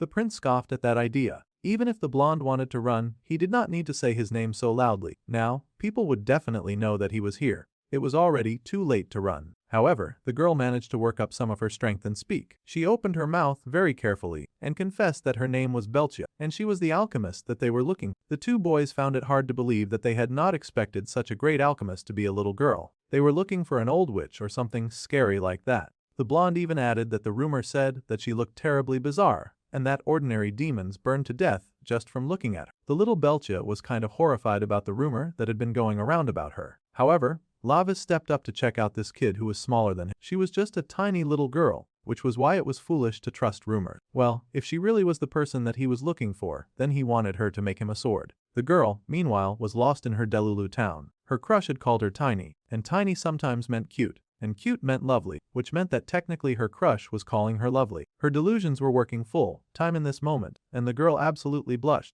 thinking the prince was somehow giving her a compliment. She was absolutely delighted about this development, gushing and nodding that she could definitely make a srod. Well, this was great news to Lavis. He did not even need to apply any pressure. Excited, he asked her what she needed to make it. Well, she needed to melt the matter in the flame, so she kind of needed his soul. Well, that was a bit direct. The boy blinked. If he understood correctly, she was saying that she had to burn his soul. Sure, he wanted a weapon, but he did not want one that badly. The girl explained that was not what she meant. He just had to show himself to her, then she could see it. His soul, his power, and his path. This was all very confusing to the boy, and he had to ask how she could even see something like that. Well, the girl explained that if she just kept watching him, she would be able to figure it out. She looked so intense when she said that too. For Lavis, who was the first to ever look at him as something lovely, she really wanted to try after all. She made you her kin to use every bit of her knowledge to forge him a sword. From that day on, in order to observe the prince and make him a nice new weapon, the girl had gathered up her courage, and she walked out of the foundry on her own 2 feet. The door that she had never crossed opened, and overcoming all of her fear, she did it all for her crush, whom she admired so much. It sounded like a really strong and noble goal, but she had also just sort of transformed into an A-class stalker. She could see it more as she looked at him, and her eyes widened as she stared at him, watching the boy closely. The more she stared, she saw his sexy jawline and the hollow of his collarbone that looked like a person could fall right into it. She saw everything, and he squealed and gushed to himself with love and joy. She had been watching her senior's soul for a very long time. So long that the boy started to have the feeling that someone was watching him. It had started for a noble cause, but she really went and escalated it because it was her crush whom she adored so much. To forge a soul worthy of her crush's soul, she had dedicated all of her time to the forge. After a very long time had passed, the girl finally had formed it. It was an amazingly large blood sword, and it was perfect. The perfect weapon that could not become one with her crush's soul, and it was called the Damra Blade. Finally, the girl had forged a sword made only for her crush, and it was a sword that she had poured every last bit of her knowledge into. Meanwhile, in the deep, dark castle that could exist nowhere but the demon world, the little blacksmith was so excited and dancing around with joy. She had finally crafted the perfect weapon for her sweetheart, and she was so excited for him to come and see it. She wondered how to give it to him now. She had spent all of that time stalking him, but now she was acting about to give him the weapon she had made. She was so embarrassed and worried that he would hate her if she did not like it, and all. Fortunately, she did not have to wait that long because her rude, boorish crush banged his way into her forge and demanded that she hand his weapon over already. At this point, it was time for him to collect. He had been waiting for ages. His impatience was good because now she did not need to work up the urge to find him, and he did not want to wait any longer anyway. It had already been 100 years, so maybe his patience was definitely valid. 100 years for a special item was crazy. The girl was so intimidated that her secret crush had come all this way himself just to get the item that she had promised. Still, she worried that he would not like the sword. She was the most skilled weaponsmith in the entire demon realm, and yet she doubted her skill just because she wanted to impress her crush. She worried that he would not be impressed with the blade's power, and then he would hate her. Belcha was busy overthinking herself into a deep pit of nonsense, and the boy scoffed, calling her name. Tomorrow he had to go and annihilate the traitors of Zeoganon. He needed a weapon for that. so he wanted his own fancy weapon made by her. Today was the day that he decided to collect, so he stretched out his hand and waited for his prize. The girl gasped as she looked at the beautiful face of the boy she loved most in the world. He had come all this way, and he had even said please. In that case, then she was more than happy to do anything for him. Her sweet crush had come desperately begging. Yeah, this girl was clearly delusional, but at least she had found something to make her happy in her very long and depressing life. She gasped that he desperately wanted her and then joyfully gave up the sword that she had made. It was to her pleasure, and she gasped and giggled, dancing around and asking what she should do in a situation like this. The boy was pleased to find that his fancy weapon was already finished. He could not wait to go out and cause havoc with it, too. The girl was so excited, but still an introvert, so she was totally hiding even after giving her crush his weapon. She had really given it to him, and she shook because he was so silent about it. She worried that it was not good enough and that he hated it. The poor girl shook with anticipation and fear, worried that he would scold her. However, the boy gave her praise. He told her that the weapon was indeed really good. The balance of the sword was perfect and stable, and it did not reject his magic at all. It was basically gold. Tomorrow, he could now confidently go and wipe out all of his enemies without shame. He excitedly asked the name of the weapon, and the girl hesitantly spoke, finally saying that the sword was called the Lord of Blood Annihilation, the Damra sword. Yeah, they definitely had a flair for the dramatic. It seemed the Shy Mouse and Mr. Chaos would make a cool duo after all. Lavis was pretty impressed to find that his fancy new weapon was called the Damra sword. He thought that it was a rather good name. The prince thanked her very much and said that he would never forget this favor for the rest of his life. With that, he danced out of her life, but his words kept ringing in her ears. For the rest of his life, the prince would not forget her. These words meant a lot to her. But of course, her delusional mind then twisted them to mean something entirely different, acting like it was a love pledge and the boy promised to look at only her for the rest of his life. That was not what he said, but unfortunately, people in love would always hear what they preferred to hear. Common sense stood no chance against people like that. The girl was brilliantly overjoyed. At that moment, the girl felt it for the first time in her life. For the first time, it felt like it was a good thing that she was burned into the flames, and the path that she had found in those scorching hot flames had led her right to her crush, and she desperately wished for her flames to only be used for him. The picture of the prince in her mind was of a dashing young man, and he continued to grow. As he grew, she remained his ever faithful cheerleader, pledging to only look at him for her entire life as well. She wanted to be together with that dude forever, their love bound in the heat of the flames. However, no touching was allowed after all. She did not want to hurt the man that she loved with these flames that consistently burned around and within her. Belcia would not be able to stand it if the lover of her life got burned away in her fire. She had already lost way too much to the heat of the flames. Well, her pining continued, and time passed, and now they were in the human world, continuing this nonsense stalking dance. The human boy sighed when he understood the kind of past that his best friend used to have. The prince sighed that there were some distortions here and there, but most of it was accurate. Then, the prince asked why the human boy could not look at Belcia, and Cyan groaned that Jin Jae's body triggered his post-traumatic stress disorder. She was using the body of his former enemy after all. The demon, however, was now just hanging around at their table and gushing over how close she was to her lovely brother. The girl could endure it since it was not her face, but it was still embarrassing hanging around him like this. The prince then reminded Saan that he had said he had something to ask, so he should hurry up and ask. The human boy sighed and then spoke to the Lady Belcia about something that he was curious about. After he had fired the gun back then, his body had started feeling really strange. It was a weapon that he made, so he was hoping for some answer from her. At the time, the boy had been so excited that he felt like he was going crazy. However, he was not the kind of person to fall to that kind of madness. After that, his heart pounded at random times, and his vision blurred from time to time, too. He would break into a cold sweat, and he found it hard to breathe. It was really making him feel very anxious. The girl then confessed that he knew what it was. The boy asked immediately, asking what the probe was, and if it had been controlled by magic power. However, Belcia just explained that it sounded like a panic disorder. This was shocking to the boy. Well, the girl explained that she felt like the human was just having some panic attack. The symptoms were the same after all. Also, Sion should probably know this, but he has a split personality now. The boy groaned and asked if it was because he had a body that could handle demon realm weapons, and his body was currently synchronizing with a demon right now. He was frankly handling this news rather well, but that was not the situation at all. The dark-haired lady said that a panic disorder patient should just go to the hospital and take some medicine instead of doing anything crazy or extreme. The prince then laughed at his human friend for underestimating himself. Then he asked if it was because of his fancy new split personality. The poor boy groaned. He had hoped that it was something different, but at least he knew there was a cure. All soul in the world possessed their own unique energy. Their energy, celestials, humans, and demons each had a different energy. If the body that held the energy was to disappear, then the remaining soul would, of course, vanish with. The little human was impressed that she could see all of that.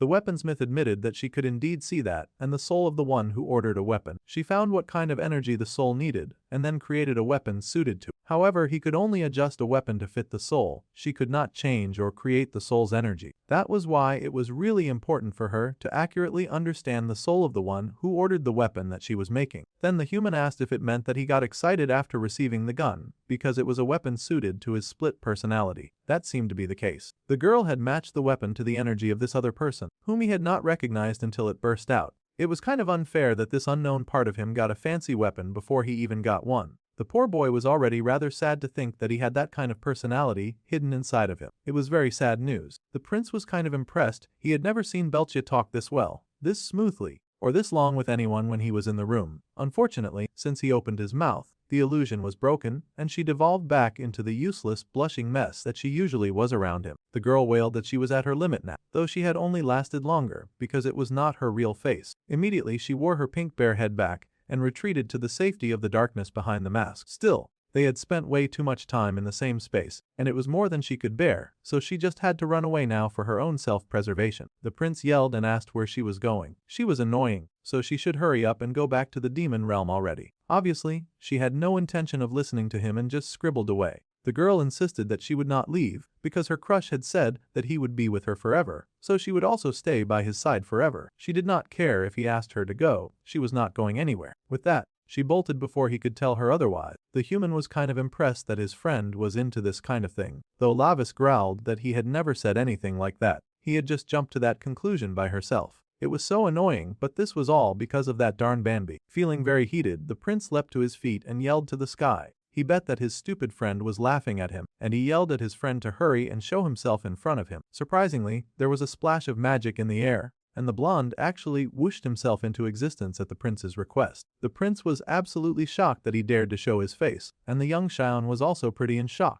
Lavis had no idea why his friend was suddenly in the human world, and he asked if he had somehow been improvised too. The blonde laughed that he was an entirely different case, and he could come here as a messenger through official channels. He then said hello to his fellow Glasses character, who also happened to be Lavis' attendant. The blonde smiled that an idiot like Lavis would always need a smart character like them so that he could survive longer. The gray-haired boy laughed nervously, saying that he had heard a lot about him. The blonde beamed and said that he was just a friend of a friend, so the gray-haired human should speak casually. Of course, the prince was not fine with being ignored, and he demanded that the blonde explain why he was here. Bambi sighed that his prince still did not get it. He had not even considered why he had come to the human world. The dark-haired boy yelled that it was because he was a criminal. He would obviously not choose to be tapped in such a miserable place after all. Then the blonde asked why he had gotten the demonic bloodstone, and the foolish dark-haired boy remarked that it was because he was the great demon king's son, and the blonde wanted to get on his god side. Lavis was kind of slow, but sometimes that was because he was pretty arrogant and thought very highly of himself.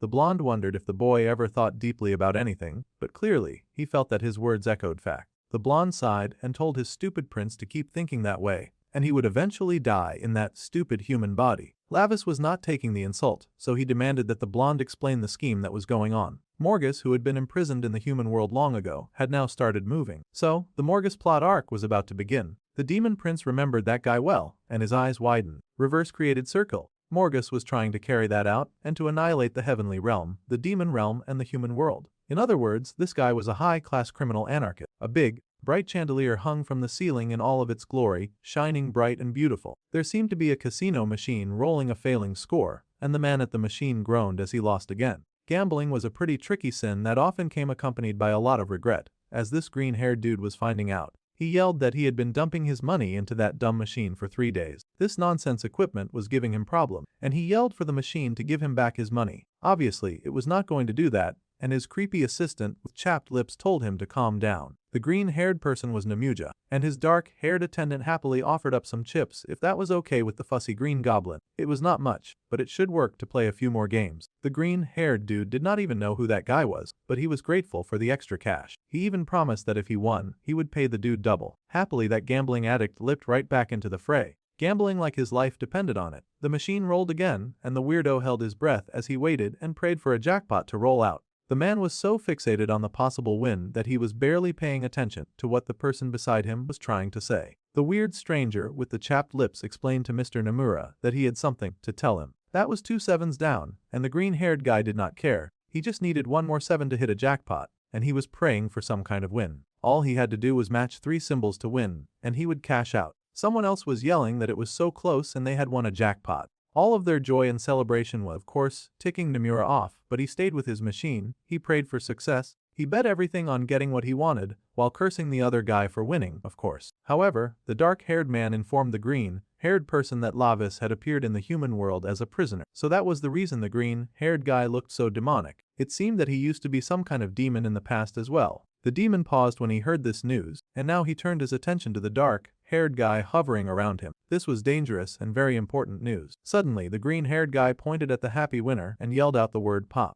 It sounded like an absolutely stupid gesture until the betting machine in front of that poor winner suddenly blew up in front of him. The man screamed and yelled, wondering what the heck had happened. The poor guy was now on fire, and he rolled around on the floor. The green-haired guy had come so close to a jackpot, but he did not even care anymore. He just stood up and walked out with his dark-haired attendant following closely behind him. The Prince of Hell showing up was kinda something that ruined his whole mood, and he didn't even care that the casino was panicking while they rushed and tried to put out the fire on the poor man, who was in pain. The green-haired demon groaned, muttering that the jackpot never worked out for him, so he was kind of sick of those machines. Now, he wanted this dark-haired stranger to tell him a bit more about the Prince of the Underworld suddenly showing up in the human world. He wanted to know where that guy was being held. The dark-haired guy jumped to answer immediately. It seemed to be the pathetic lord of the Hilt clan. That guy had escaped with his life, and now he was going about causing even more trouble. The prince had told the demon to spread word that he was here, so the evil villain was happily telling as many demons as he could,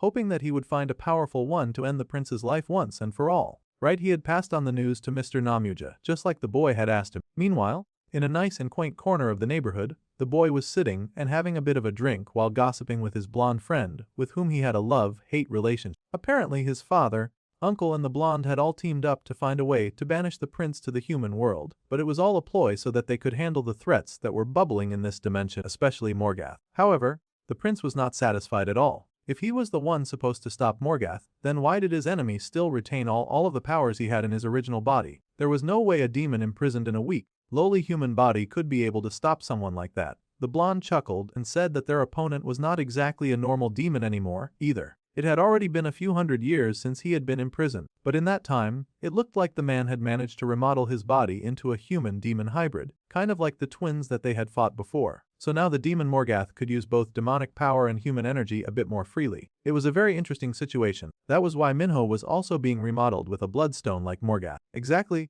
Bambi was so proud of Cyan for easily figuring that out, and he ruffled his hair with a smile. Then the prince groaned and asked why it had to be him. The blonde attendant explained that the dark-haired troublemaker was the only one in the demon realm who could stop Morgath. The prince found that hard to believe, considering both his parents were considerably stronger and older than him. However, the attendant explained that if a child of the great demon king came down to the human world through official means, it would give the Celestials a pretext for war, which was why they had added the prisoner restriction. The Celestials would not think that a war was starting, and they would stay within their own lane while they cleaned up the Morgath situation. It all felt very nice and easy. This was their way of implying that this had nothing to do with the celestial realm, and it was just demon business. Still, the prince was not satisfied, and he asked why no one had told him from the start. Well, Lavis was hardly the most subtle person. If he had known that all he had to do was deal with Morgath, then he would have acted way too suspiciously when they were sending him away. Plus, Bambi bet that their Lord Highness would never agree to come down to Earth in a human body. The prince would throw a fit,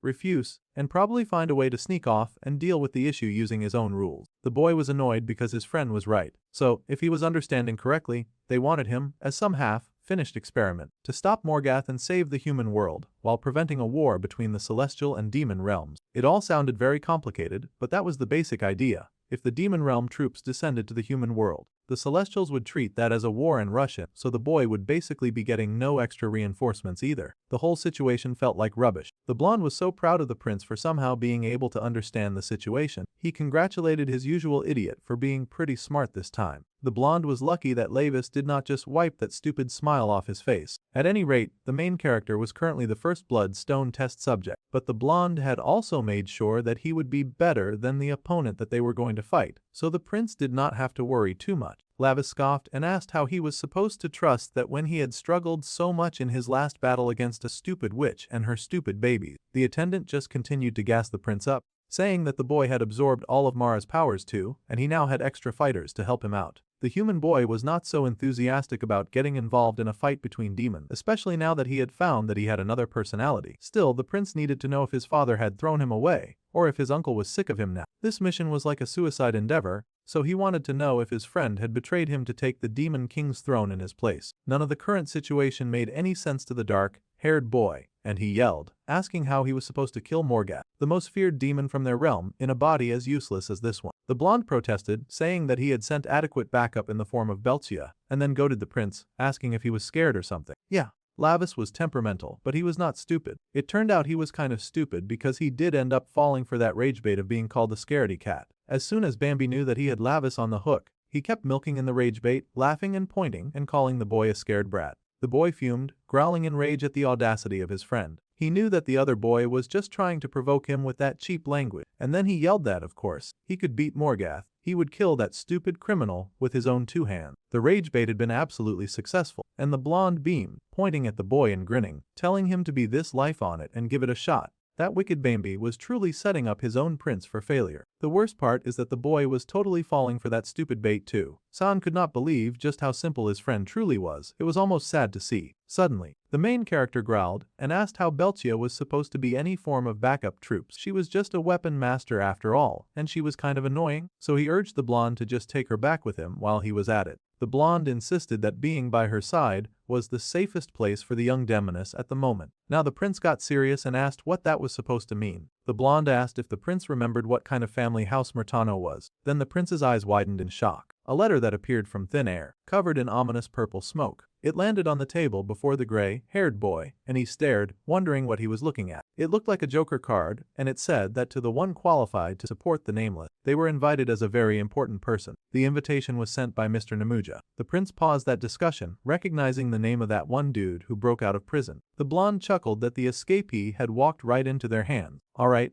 the blonde would leave them to handle the rest and head out. And the prince was surprised that he was leaving already. Reapers did not really get a lot of time to just hang around doing nothing, so he asked Sean to kindly press the seal once for him. The boy turned in surprise, but he saw the seal that was being indicated. He reached out to press it, but the prince yelled for him to stop. Unfortunately, the human boy had already put his hand on the seal, and a voice called out that he was Sean. The prince cursed in rage as they got registered and instantly sucked into the Joker's world, his stupid human friend screaming in fear. And just like that, the two disappeared into the envelope. The blonde looked at it and wished the two good luck. They would probably need it. Meanwhile, there was a burst of power and Lord, so shiny object. The boy looked around in shock, wondering why they were suddenly inside a casino. The prince was irritated, grumbling that he had told the boy not to press that stupid seal. He already had a headache because of Jung Taesik, and now they had walked into a huge pain. The little gray-haired boy shook and asked Minnow if, by any chance, they could earn money here and take it back to reality as well. His silly nerd friend had money on the brain when they should focus on staying alive. The dark-haired boy even asked if this was his other personality acting up. They did not have time for money right now. This was a gambling den where people bet their lives, and they had to get their heads straight. He told the little human boy to stay by his side at all times too, because one chip could cost their life. While all of that madness was going on, our kitten was busy with her very important secret, an undercover mission, as she worked very hard at spying through the vents. The little demon that was now disguised as a rat took her job as a warden of the human world very seriously. She watched over sinful demons with strict reporting and control, and lived with pride that she would not let them escape her grasp. However, after meeting Lord Lavis, the girl had not been able to properly monitor all of the prisoners roaming around the earth. After Mara, that guy was definitely the next person that her gracious prince had asked her to watch. That was right, the fearless warden of the demon prisoners currently had all of her attention focused on a human of all things. She was watching Minnow's evil adopted dad. The man seemed to be very deep in thought as he considered the options available to him, whether it was a bank password or a password for a safe. The young prince had instructed his little attendant to steal any information for him. One way or another, he planned on breaking his family out of the bondage of that household. Still, it was kind of sad that a warden of the human world was reduced to such pathetic chores. The poor girl had to sneak off with a phone twice her size, waiting for the dumb man to enter the password, just so that she could access it. Meanwhile, the man was pondering out loud. In a week, he would be called the mayor's wife of Unchan, and he cursed, hating that his wife was now holding him on a leash. He thought she was rather insolent for attempting to do anything like that. He wondered if the woman had some kind of dirt on him or something. Suddenly, his assistant burst into the office and yelled to tell his boss that the latest poll results had flipped. The man yelled and asked what his assistant meant, grabbing the information and looking at it. He cursed to see that the other candidate was rising in way more support than he was. It seemed the worker accident at their Haemyeong construction site affected the drop in the approval rating. That was to be expected when he refused to take proper care of his staff. The man growled and yelled that the staff had tripped and died on their own, refusing to take responsibility and yelling that there was nothing that he could do about it. He cursed and tossed the gadget to the floor in anger, wondering why all of this was happening at this point. His assistant apologized, saying softly that they were maintaining first place in the polls thanks to Miss Minna. The father gritted his teeth at the mention of his daughter, who was no longer pulling in the winds that he needed to succeed. He wondered if they should just clean everything up at this point. So later that day, at the office building, the man made a call to President Hong, saying that it had been quite a while since he had contacted. He was calling about the Unchen Station Transfer Center site, and if he became the mayor, then he could not exactly have Haemyeong Construction win it. This was why he thought that President Hong was the right person to claim that title. They had to help each other out after all, and there was no need for compensation between them. So, he was working very hard to obtain favor from other influential. If that was the case, then the man smiled and carefully mentioned that he was a bit short of votes and a few sympathy votes would of course be appreciated if the man could help him out a bit. So it seemed this old crook could soften his voice and sound like honey when he wanted something. He laughed with joy as he closed the deal, telling the President Hong that he was counting on. The man then laughed once he hung up the phone, chuckling that the gangster he once knew sure had grown a lot. It was rather profitable for his business. As expected of a construction company president, the man understood things instantly. Then, he yelled to the secretary, asking where Seo Junhee was at the moment. The assistant explained that the wife had just left for the hospital to meet up with her daughter, who was healing. This was perfect timing, and that wicked man told the assistant to find their location and send it to President Hong. This man was ready to risk the safety of the two women just to earn some sympathy votes from the people. The warden of the human realm was absolutely horrified to hear what this man was planning. That dude was even more demonic than most demons in the underworld. She realized that Lady Minha and her mother were in serious danger now. Immediately, the girl took off with the phone that she had stolen, hurrying to find the prince and inform him of this right away. At the other side of town, night had settled over the city, and the reborn demoness Belcha took off her very hot costume. She sighed that everything had felt very hot, and it was much better to make weapons in front of a fire than wear that hot and sweaty costume all day long. Suddenly, the blonde appeared behind the girl, asked what she was doing, just hanging around and lazing about. The girl jumped in surprise, but as soon as she recognized Bainby, she immediately started cursing him out. She was already furious, and now she had caught him. In fact, she grabbed him immediately just to make sure that he could not weasel his way out of this confrontation. The blonde demon mused that people seemed to get really sensitive whenever they came to the human world, and he was wondering why that was. She was the second transferred demon to harass him today, the first being her crush. Of course, the weaponsmith yelled that the awful blonde had sent her sweet crush to such a rich household, but she had ended up in a body with absolutely nothing. Obviously, this was a devastating situation for her. She was stuck with all sorts of odd drawings on her body, too, so people kept looking at her weirdly. The girl cried that she had to work all day just to survive. That was not all, either. If she walked around and showed her face like normal, weird guys would keep coming at her and trying to kill her. It was not fair. She would enter a public space, and people would chase her, yelling for her to give them back their money and reputation. She had been the one to sell the blue ribbon to them, so they all wanted her to pay. Belcia was quite tired of running from all sorts of gangs on someone else's behalf. She was not even the one who offended them, and she was not a fan of paying for the wicked girl's sins. She sobbed and asked what the body's original owner had even been involved in. The blonde just smiled and mentioned that the human girl had mentioned that he should find the crypto wallet before she died. Possibly, there was some money in there. Now, the blonde figured that he should have possessed her after finding that wallet. The girl scoffed that no one could live well with just a coin wallet, and the blonde demon had to laugh. There were things that even the girl did not know, and crypto was more than just a simple coin. At any rate, it was good that Belcha now had the chance to achieve her dream as well. The girl rubbed her eyes, wondering what dream he was referring to. She had always wanted to work for herself and not live as a slave building day and night for the sake of her family. Now she got to do what she wanted to do and eat what she wanted to eat in total freedom. It did sound like a pretty good deal. The girl considered that now, and how she could finally live for herself.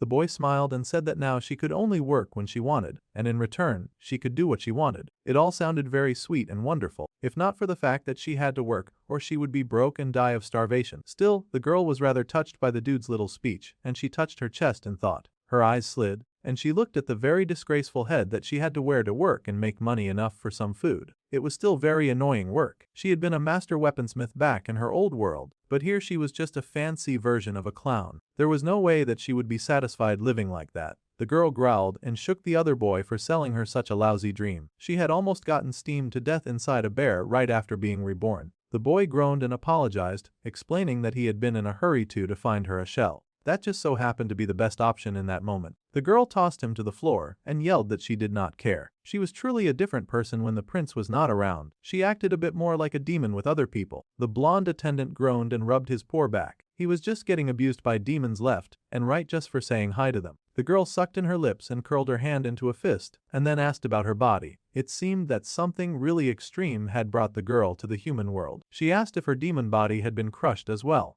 The blonde paused and looked at her for a moment. The boy then explained that her body had indeed been completely crushed right down to the last fingernail. He had even confirmed it with his own eyes. The girl mumbled that it must have hurt to get crushed like that. It would have been better if she had been buried, at least she was used to that. The conversation topic had suddenly turned very dark. Bambi called out to Belchia, but before the conversation could go any deeper, the blue-haired cat arrived suddenly, quite surprised to see the blonde in the room. Jinjae was also here. Actually, that was the Lady Belcia. The blonde happily said hello to Street and asked how the cat had been doing. This was hardly the time to play catch up. She was here on serious business. This was bad, the password and the hidden camera. She had to tell the prince that his mother was going to die. She was not making a lot of sense though, as she was just shaking the blonde back and forth and info, dumping as fast as she could. The boy laughed, wondering what on earth she was talking about, and he asked her to just explain it from the start. The Blueanette explained that something terrible had happened, and she was watching to find the Jung family's account password. Jung Taesik had said that he had hit Lord Lavis' mother with a car to become mayor. She had heard him talking with a gangster. The Lady Bilia paused, wondering why the man would become the mayor if his wife died. The blonde was horrified though, because she quickly understood the situation. Jung Taesik was trying to kill his own wife for sympathy votes. He would believe it even if he said that he was a demon, not a human. The dark-haired girl wondered how the blonde attendant had even been able to understand that information.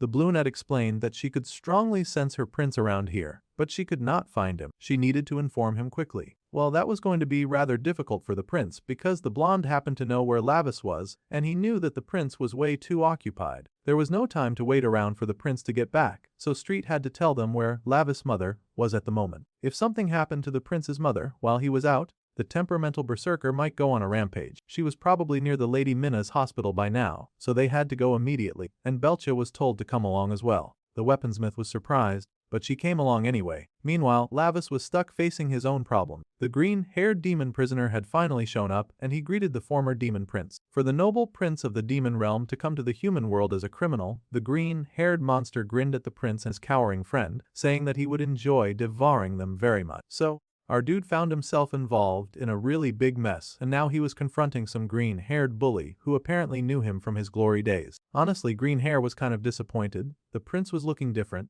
and he had lost a chunk of dignity since the last time he saw him. He could not believe how scrawny the boy had become. He was basically a high schooler now. This was very hilarious. That was rich coming from someone who looked like leftover celery. He was in human flesh, and he still looked ugly as sin. He should not be talking about people's looks. The prince scoffed at the prisoner, saying that the goat should have reflected and repented during his time in captivity. But of course, demons did not usually swing that way. Escaping was not enough. Now this joker was causing messes like this even in the human world. Then, out popped the pathetic Lord Hilt, who announced that the human-looking boy could somehow use his demonic powers despite being trapped in a human body. It was great that the old Hilt had shown himself because Lavis was itching to pick up from where they left off and end the Hilt's stupid line completely. All they did was cause him nothing but trouble. Bauer was becoming the biggest thorn in his side, and all because that card had skipped the mandatory extermination day. The Origin was finding the whole thing very inconvenient. The old ghoul laughed, saying that this time would be different for sure. Well, the news about Lavis' power was important to Namuja, as this made his game even better, and he could make it even bigger. He wanted to play a good and fun game after all. He had not been winning lately, and he was in a really bad mood, but he had gotten the chance of hitting the jackpot of seeing the day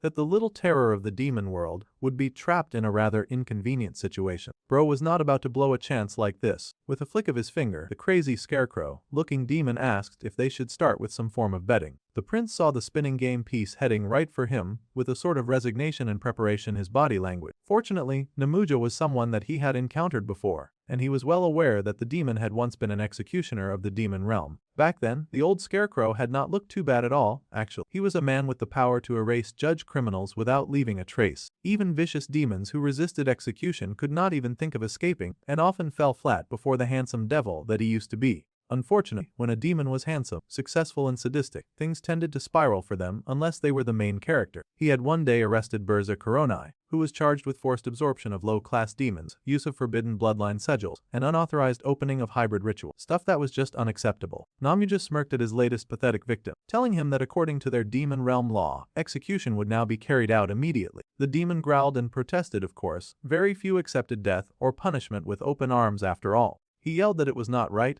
and suddenly the chains around his body broke. The charged criminal sprang forward, hissing and growling that the green-haired demon had no right to take his life, and he aimed to shoot some mana at the executioner that he considered lowly and beneath him. People really underestimated the guy whose job it was to kill demons. He slashed that dude up real good, just painting the town red with his entrails. Namuja back then had been fast and precise, spilling blood like falling rain. Above all, the demon had no emotions and no mercy when it came to his victim. He was the perfect executioner. As an executioner, that was his greatest strength, and he was the kind of monster that delivered death, no matter the charge. However, at some point, the dude got tainted by the filth of the sin of gambling. It is always a sad day in the demon world when the executioner picks up an unhealthy self-destructive habit. Now the cold executioner fast began to obsess over probability, luck, wagers, such trivial things that he should not be concerning himself with. He started mistaking the power in his hands as a game. The man let it get to his head, and he would take those whose judgments were complete and roll dice before executing them, toying with their lives in a terrifying way that snatched the hope that he so carelessly gave away. He would play and tell them that if he won, they would die, but if they won,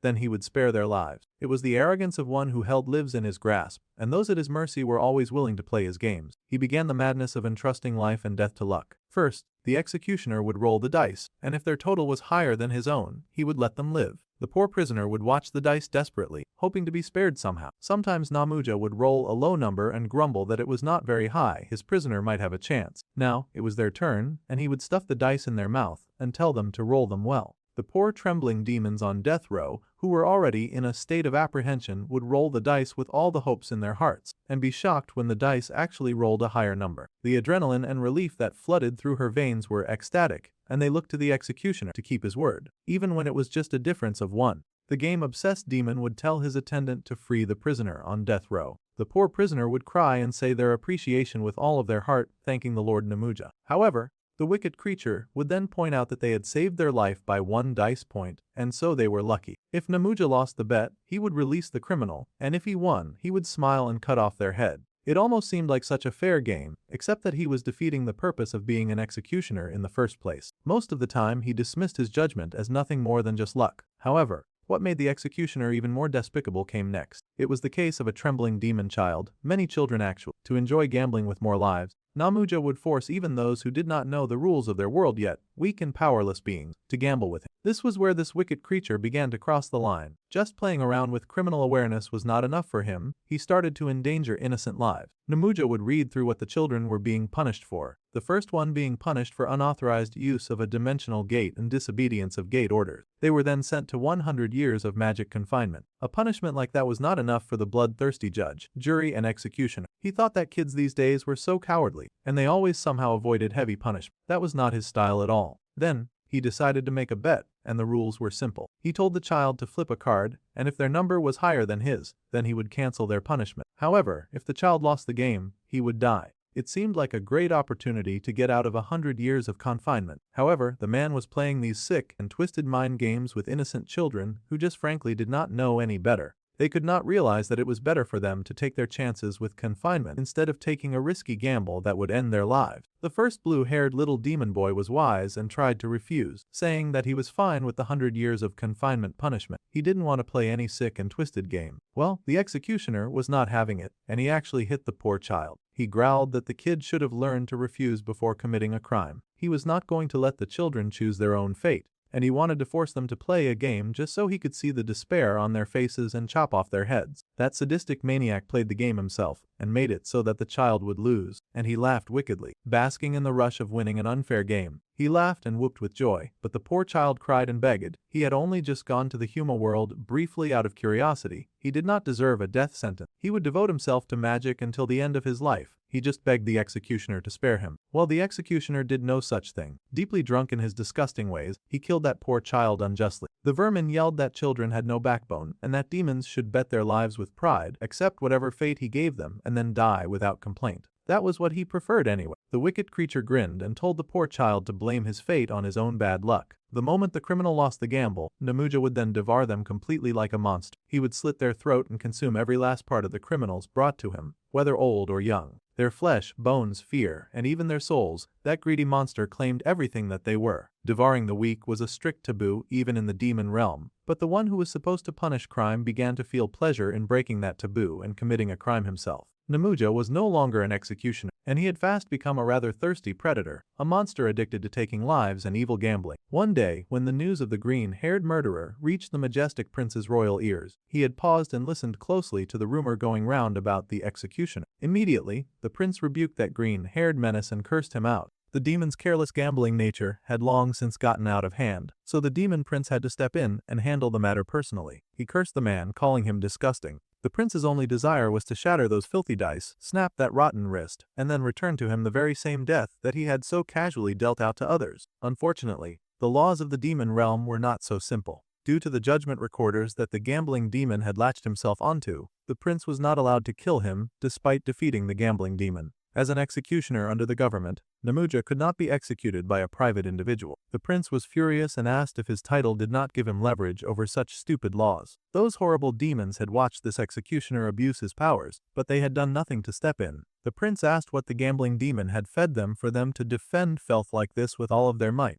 The gambling demon laughed from his place at their knees, chuckling madly at the prince as he said that it seemed he was fortunate today. The Namuja who had escaped with his life was like one who had once been a sword that enforced the law. Now the creature had become nothing but a corrupted execution wraith, staking his life on something as pathetic as probability, like a worthless discarded card thrown out from a gambling table. The man was also unreasonably ugly. In his human form, the man screeched, calling for the prince to hurry up so that they could play a game where they could bet their lives. That was the kind of game that made him drunk with glee after all. The prince was just as mad, though, and happily returned his energy, tossing game pieces around. He yelled that he loved this too. He wanted the mad demon to stake his life as well, so he could kill him once and for all. The boy normally could not kill the humans here, but an escaped demonic being was definitely something worth being on the table. Meanwhile, at another part of the city, a car was driving down the road, and the person inside informed the attorney that they had just finished Mina's admission procedures, and they were on their way to the law firm now. The attorney was waiting for the woman who seemed to be our dude's human mother. The woman was on her way to file the divorce papers and post them on social media. She would also be in a meeting with reporters to end this sickly marriage once and for all. Her husband was the kind of man who was obsessed with how others saw him, so he would not be able to make a move against them so easily if she went to the media. She figured that somehow they would be able to find evidence of all the vile things that he had done.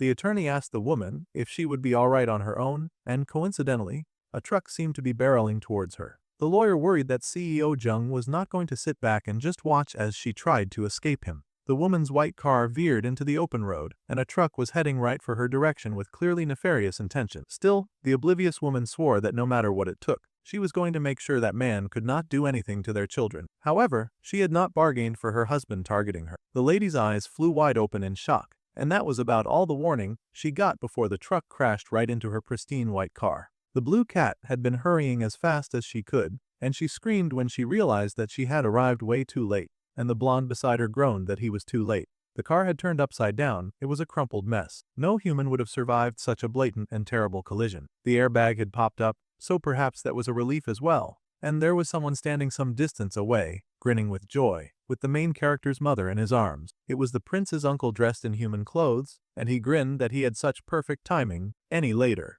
and the boy's mother would surely have been crushed. He flew above the rubble, much to the surprise of the other two on the floor. They wondered how on earth the Lord Varkan had even shown up. Even the cat was surprised to see him here. The great purple-haired demon just smiled that he had come all this way to visit his beloved nephew, of course. Meanwhile, his beloved nephew was having a hardcore battle with a lunatic. They threw the dice with such vigor, and it rolled across a purple glowing pentagram, the mad green-haired demon laughing with joy, saying that little Joe's third eye was smiling. He tossed some odd-looking purple balls at his enemy, but the boy sliced through them, making all of the M erupt in blood as he used his sword against them. They both really seemed to be having some kind of wild fun, and the bubbles burst, their red liquid flooding around our dude. It had been 300 years since they had met, and the prince scoffed that the executioner had not improved at all. The other demon just laughed that he'd been nothing but a fool back then. However, now he was very different. As expected, the demon had been able to roll snake eyes, and a large fish-looking serpent head was formed by his long train of bubbles, and they rolled around the prince, seizing him in a vice-like grip. The mad demon laughed, for he now understood that luck was nothing more than a flaw in an imperfect god. Or at least this was what he believed. The demon yelled that he had begun to grasp this thing called probability through the study of statistics. The boy hissed when the snake around him suddenly turned purple, as if it was seconds away from going nuclear. Just as suspected, the snake exploded into a huge purple blast like a bomb eruption. The mad Namuja watched the explosion with glee, and the poor scion called out to Minho in worry and fear. The mad demon laughed and danced, telling the prince that he had already calculated every possible chain probability between all of his skills. The demon had worked for 300 whole years, also that he could repay the boy for the humiliation of the defeat that he had dealt him. The mad demon laughed that he had worked this hard so that one day he could kill the man. The prince just scoffed, smiling but all right, as he muttered that it had taken the other demon 300 years to finally start using his brain. The number of possible outcomes for the sum of 2 dice was 11. The nerd realized that their enemies had calculated all the chain probabilities of that. The gambling demon got heated and yelled at the nerd, telling the boy not to dare mock him. It was not like Scion was trying to make fun of him. In truth, the young lad was completely amazed by the demon's monstrous tenacity and mental fortitude. This made Namuja even more hated, and he boasted with joy, eager to amaze the little boy even more. The cracked dice rolled and spun as the gambling demon threw them once again, and then he screamed with joy when he got a high five. Luck had fallen right into his palm, and he activated his powers with a flourish. For one who had mastered probability, failure did not exist. This was the demon's declaration as he prepped to launch another attack. He fled forward at the prince, who was waiting for his approach. Lavis raised his sword to block the next attack, and their swords clashed against each other as they fought harshly. When the gambling demon had heard that the prince had somehow fallen into the human realm, he simply could not contain his joy or excitement. To think that he would finally get a chance to show the skills that he had honed to the annoying menace that had dumped him in this accursed place like this. Namuja was more than happy to welcome the young lad to hell. They fought heavily, purple blasts meeting the red of Labis's sword,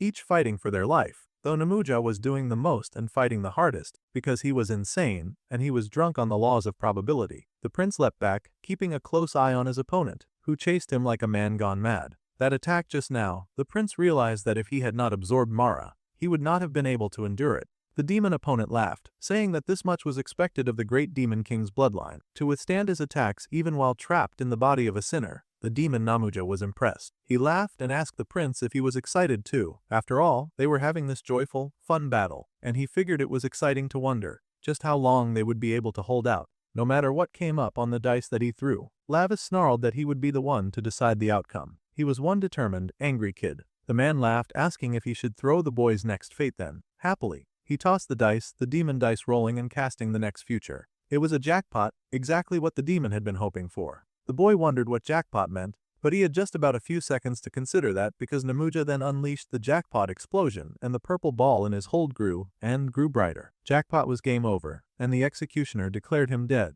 The explosion was huge, casting the entire place in purple light. The Prince Lavis doubled down as he fought against the huge blast, trying to nail him to the ground and take him to the world beyond. Somehow, the prince managed to leap back, creating enough distance between the blast that bounced after him in the form of multiple little purple spheres. Scion screamed in fear and cowered when the explosion happened, hiding as the purple blast filled the room. The opponent, frankly, was doing everything possible to look more like a pig in every frame. Not only had he lost his aura from his past life, but he had also traded every shred of beauty he might have had before for the laws of probability. Now he snickered that among these pathetic humans, there was one that he happened to like, and that was Julius Caesar. For some reason, Bro stood like a chicken as he complained about his love for the beloved emperor, who got killed by his friends because they just could not stand that guy anymore. Namuja said that Caesar was the one who said that the die is cast, and he liked that a lot. He liked a wild human stranger for one stupid line taken out of context. The prince tutted and asked how the little vermin had found a way to get stronger than when he was a demon.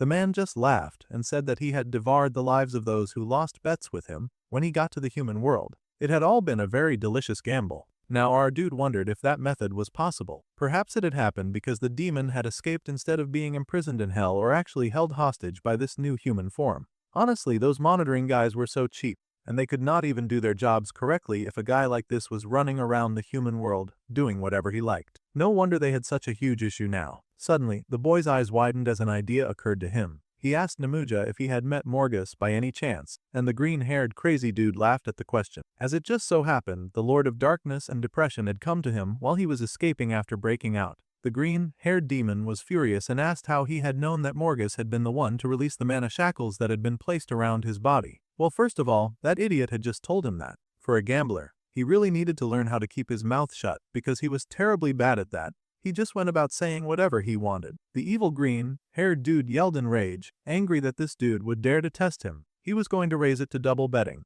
With a toss, the dice that he wanted came out again, and the pentagram activated. Once again, laughing with mad glee, the cackling green-haired man unleashed the attack that he called Little Joe's Eye. The boy once again raised his sword to block off that onslaught of attack. He groaned as he fought, glaring murder at his opponent. Since this battle started, Lavis had to be on the defensive and had not been able to launch a single good attack against the gambling demon. No wonder Namuja was happily laughing like a madman. In this battle, he had every feeling to feel rather all-powerful, considering that the prince was not trying to hit back. However, even if the demon had studied probability, the prince guessed that the demon could not have won every game. The green-haired demon did not really feel like answering that question. He said that there was no meaning in the victories of pathetic beings, classifying everyone who was not him as pathetic. Once again, the man tossed his dice, but there seemed to be something wrong with the result this time, and it did not satisfy him. Snake Eyes looked up at him, and he was clearly hesitant when he called out the attack, shooting that at Prince Lavis. Just like before, the prince got wrapped in a colorful snake made up of little explosions, and the prince looked up with his bloody face, then asked if this poser had then killed everyone who gambled with him,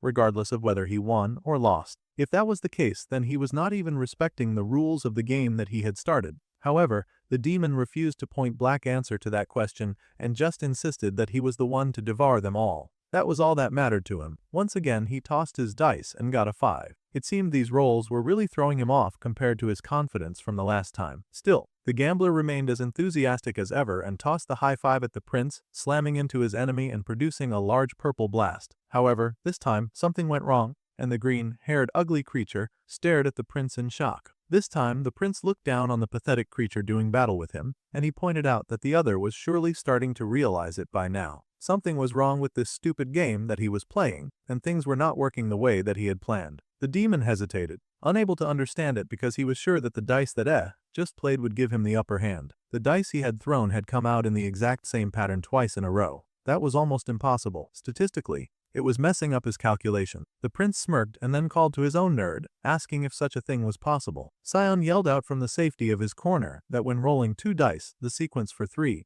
2 and then 5, the probability of getting the exact same numbers of 3, 2 and then 5 again was not very high. He took a moment to do some pretty quick calculation, and the demons were so polite as to pause and wait for them. Finally, the boy reported that it was a 1 out of 5,832 chance, a probability of 0.17%. Lavis smiled because he was so proud of his little nerd, but there they had it. It was almost impossible. The prince grinned that Namuja had heard that clearly. The green-haired fool had just rolled something that was impossible. Now Lavis was looking demonic, which meant the game was about to get very interesting. The former executioner leapt back in confusion, refusing to believe that such a thing could happen. He had understood all the probabilities in the world. That was what he spent 300 years calculating. After living 300 years as a human, the demon must have heard of something called DNA. Now the demon was staring at the boy in confusion, wondering what DNA had to do with anything. That was something that involved blood after all. The boy smiled because it was something that was learned in the human science class. DNA replication, inheritance, and transmission of information in the nucleus as well. In other words, the memory of fighting within his blood memory could somehow be replicated. The poor fool had no idea what the prince was talking about. All of this sounded quite insane to him, so he was kind of struggling to keep up. However, the demon suddenly realized that the red light that spread when the boy had drawn his sword was apparently blood. The reason Lavis had not been dodging certain attacks was that he had been working to spread his blood everywhere. For some absolutely crazy and logic reason, his blood membrane and DNA had caused the same pattern to repeat every time Namuja played with his dice. That sounded insane even to the gambling demon, and he grew up in hell. The green-haired ugly pig cast his dice once again, and the boy chuckled, knowing that it was time for the gambling demon's jackpot explosion. He grinned as the dice did indeed roll his prediction, and the poor green-haired fool cried out in horror at the patterns repeated. The prince laughed, saying that he would not spill his noble blood for nothing. He raced forward, blood dripping from the tables and platforms. His blood had something called immunity. This meant that his blood remembered attacks it had received once, and that immunity would not allow for something like that to happen again.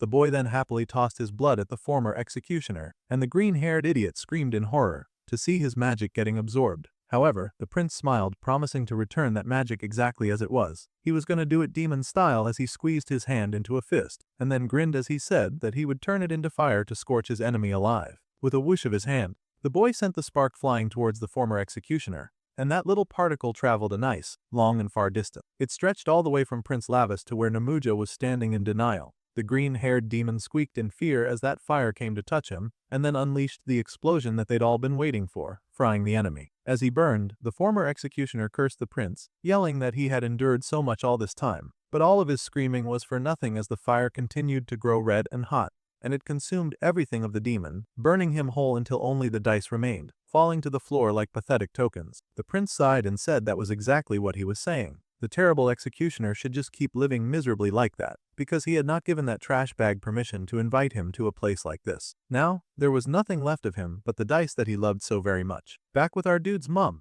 the other two were still praising the purple-haired demon lord for his great timing. If it were not for him, the lady would have died instantly for sure. They had all gathered in a room after the very eventful evening, and the young prince asked his purple-haired demon uncle why he was dressed like a human. The uncle scowled and asked if he should somehow go around the human realm dressed in demon clothes. He would get arrested immediately. Still, the boy could never remember a time when his uncle wore clothes at all. The dark-haired blacksmith mumbled that the image was gross, and the older demon protested, scolding the girl that he would not go easy on her just because she had a sad story. He even threatened to pull something out so that she could not adapt to her new body. The girl just shamelessly accused him of being the strongest pervert in the demon realm. The man scoffed, saying that the girl called him dirty for not wearing clothes in the demon realm, but he was wearing them now, so they should be satisfied and praise him already. However, the girl still pouted and called the man a dirty pervert, infuriating the uncle, who looked ready to throw hands. He leaped at her and she screamed as well, raising her arms to defend herself as they fought, and she yelled for the purple-haired demon to hurry and go away. The blonde with glasses chuckled,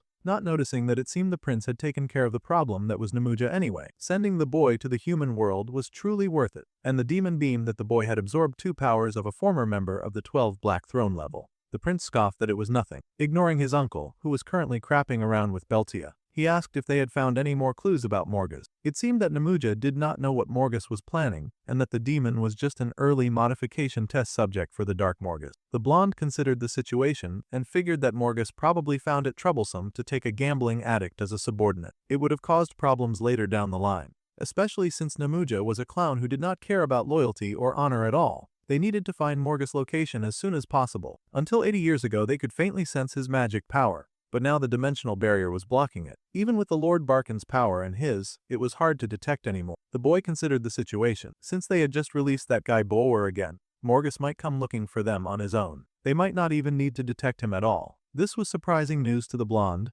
and the uncle and the blacksmith kept scrapping in their little corner. Putting this conversation aside, the dark-haired boy yelled at all his demonic allies, asking which one of them was going to deal with the demon Jung Tasik, who was in the way right now. That man was currently more troublesome than any demon in our dude's path, especially since he kept trying to send his human family members to the hospital or the grave. Also, that stupid, greedy human was blocking the access to all of his mortal money. Well, first, the blonde pointed out that it was never lavish money to begin with. However, Street had been kind enough to leave a small gift. There were call records and videos of Jung Tasik hiring President Hong for murder, and she had slipped that into the woman's hands, so she hoped that his wife would make good use of it. However, the little cat demon had given the evidence to an unconscious woman. Anything could happen to that flash drive while she was out like a light. Well, the boy was impressed for now, and he congratulated his little servant for working so hard on this problem. The girl happily beamed and said that it was just the basic. By the way, they asked Bambi if he would be leaving soon. He had said that he could only hang around them temporarily after all. Since that was the case, the dark-haired boy growled that his demonic best friend might as well take his stupid uncle and the annoying stalker with him.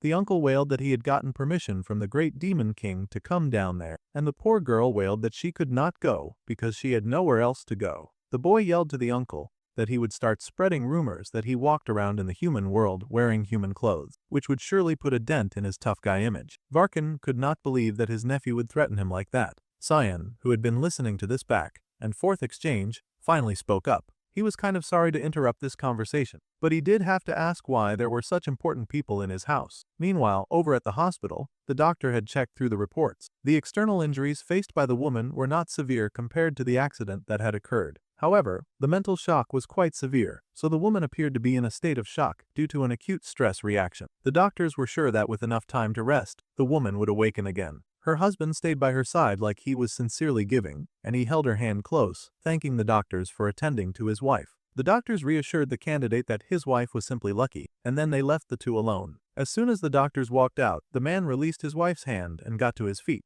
He had to admit that they truly were lucky. Both the son and the mother had such surprisingly long lives, unlike their father, of course. The man looked down at his wife in disdain, asking if she remembered when they had first met.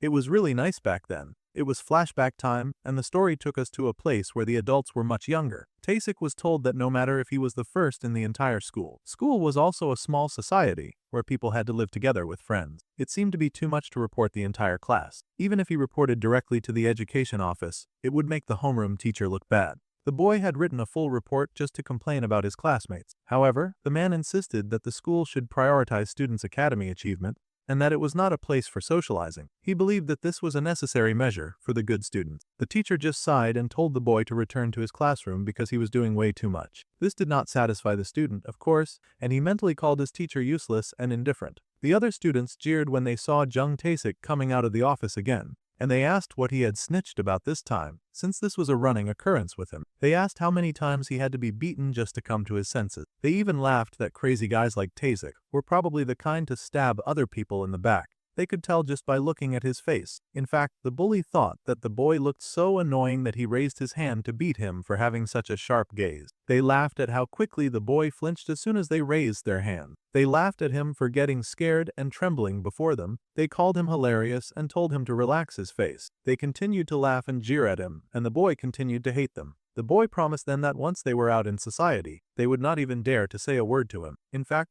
the boy was so upset that he started swearing vengeance on the whole school, saying that they were not worthy to attend the same school as him. However, it did not take long for something to catch the angry boy's eyes. He saw someone whom he believed was the only one on the same level as him. It was two girls happily talking to each other. Of course, one of them was Seo Ju-hee. The poor, oblivious woman happened to be the only daughter of Haemyeon Construction's CEO, and she represented Unchin City. She was pretty, and he thought that her looks were good enough. The man glared, saying that the girl should have just stayed quiet and waited back then like a good little doll. Instead, she had gone ahead to get married to someone else. He had quickly heard the news back then that the assistant manager Park had married the boss's daughter. This was unthinkable news to Taesik. Apparently, they had been friends in high school, but they were surprised that such a rich woman had married an orphan. The boss opposed the marriage because of the man's background, but they ran away together, and it caused such a huge scene. The gossip continued to talk about how it was a romance, and the more he listened, the more the man continued to growl like a dog. The man growled that he had given up medical school, even though no one had asked him to, and he growled that he had come all this way just to marry her. He was really an entitled dude acting as if the man owed him a favor. He treated her falling in love with someone else as a betrayal,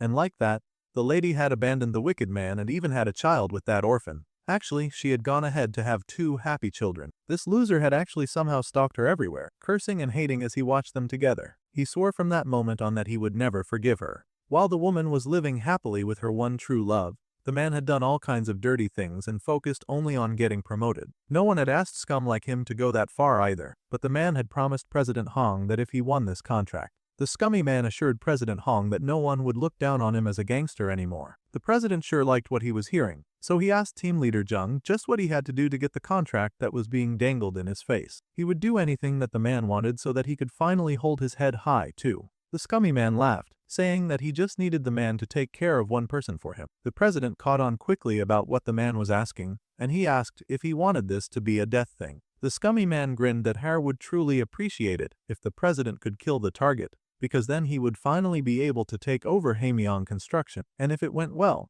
they could even share it. The gangster laughed with a huge smile, thinking that Jung Taesik was very bold to go after such an ambitious plan. However, he was ready to do it, and the man smiled. All this time, the scummy man had felt that someone who was not even worthy was lucky to be beside Ju-hee, and he could not stand to see it. Now, he was going to get rid of him. Bro was such a hater that he had orchestrated the death of Minho's father. Now that the dirty deed had been done, team leader Taesik was contacted because they were now in the same boat. The poor father of the Hare's 2 children was now deceased, and they were holding a very depressing funeral for him. Taesik was told not to forget the deal that he made with the construction company, but that evil man in glasses just watched over the crying mother and children. He glared like some kind of evil beast, exceedingly excited that the woman who had once grown up like a flower would not be able to survive on her own with 2 children. It was now time for him to return her to her place. This was what he believed. Anyway, Seo Junhee would now be his. Back then, the sweet heiress had insisted that she could raise her dear Minho and Minna on her own. However, her father could not allow his dear daughter to raise 2 children by herself.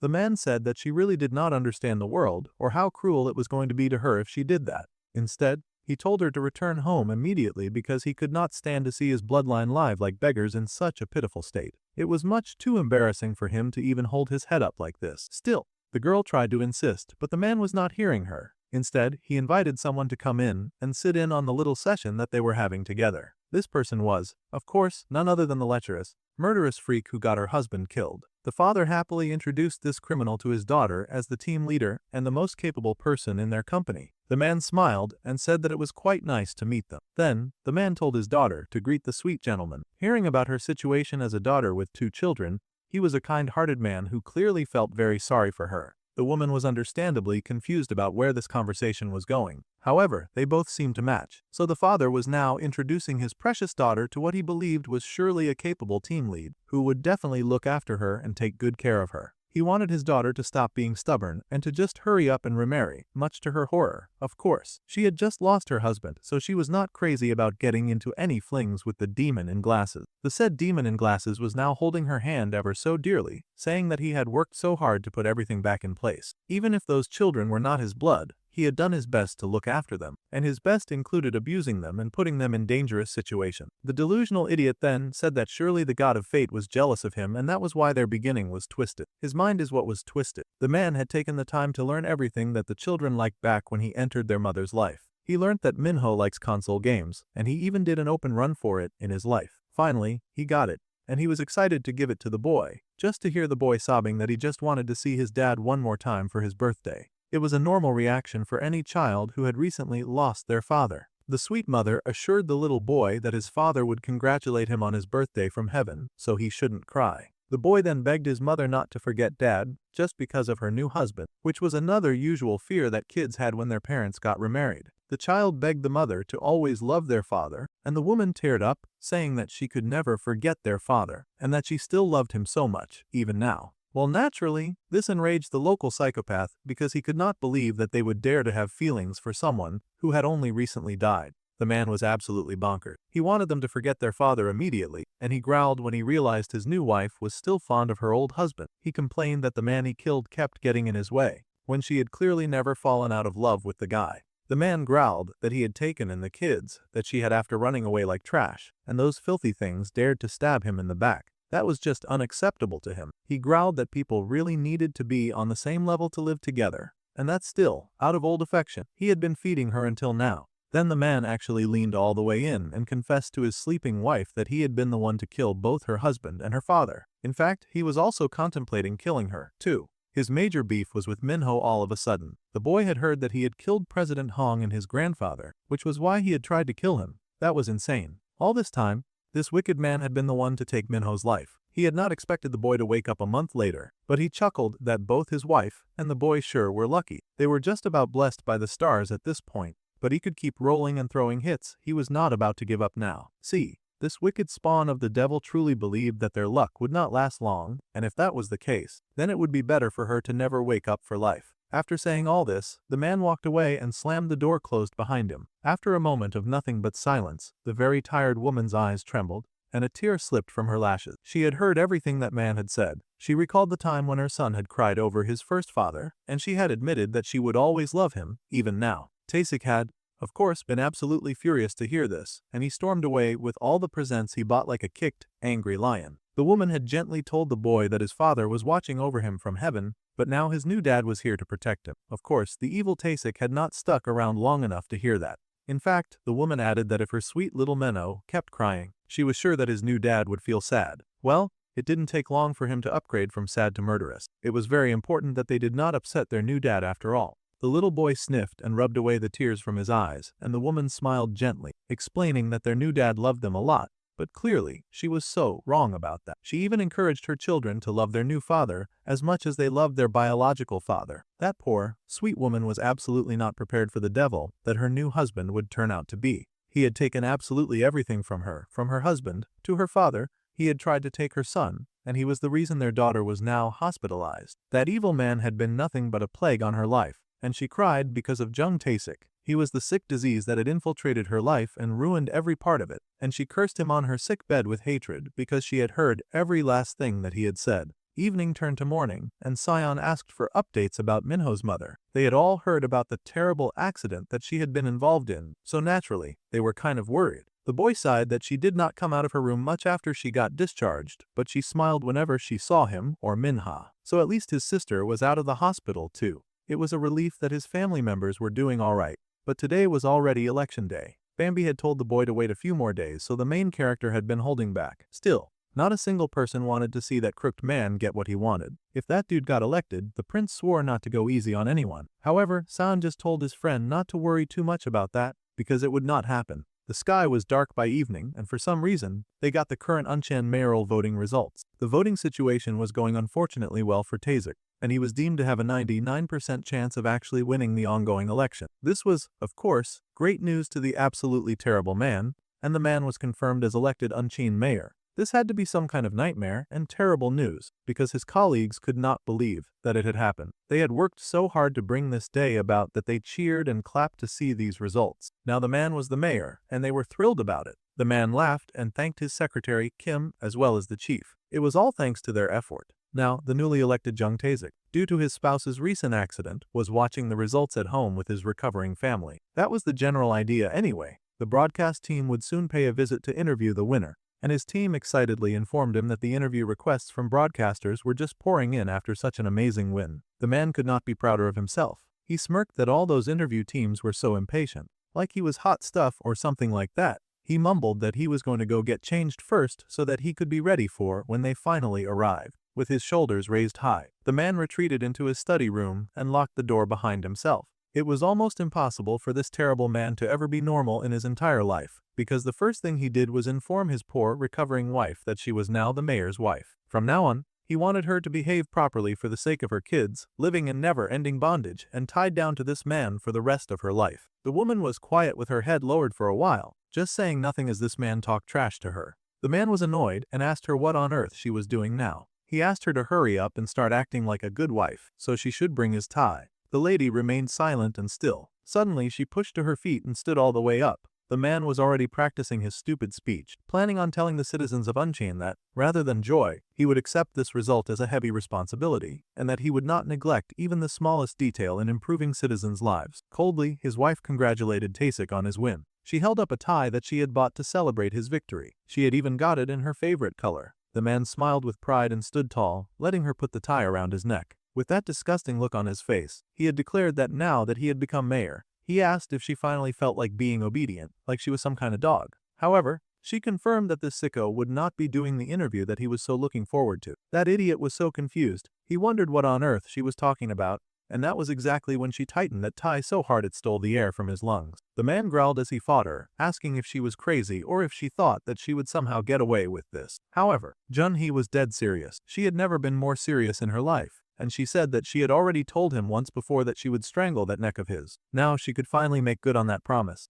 at least if she was actually physically stronger than a man, because he snatched that tie back like it was his last dinner. With rage, he shoved her back and called her barking crazy. Then, the crazy lady, like some kind of drama movie-influenced senseless protagonist, confessed that she had heard everything that he had said at the hospital. She knew that he had ordered the murder of the father of her children as well as her own father. He had even tried to kill her. She had also seen the video recording of that. The woman had uploaded every last one of those to the internet before confronting the wicked man in front of her. Now that was a very sick and useful move. She had also handed over evidence of all of his corruption to the police. The man was horrified, staring in shock and wondering when on earth she was able to do that. Well, everything was going to be investigated now, so it was much too late for him to back out. By now, President Hong was probably turning himself in, or getting arrested because his hands were covered and soaked in twice as much blood. Tae-sik was furious. He could not believe that his meek and gentle pushover wife could ever openly defy him like this. As far as he was concerned, she was just a weak and pathetic creature that could never stand up against him. However, she knew that this evil creature that she had tried to love had stolen away her joy and happiness when he tried to kill every single person she loved. It was within her rights to do the same at the peak of his happiest moment.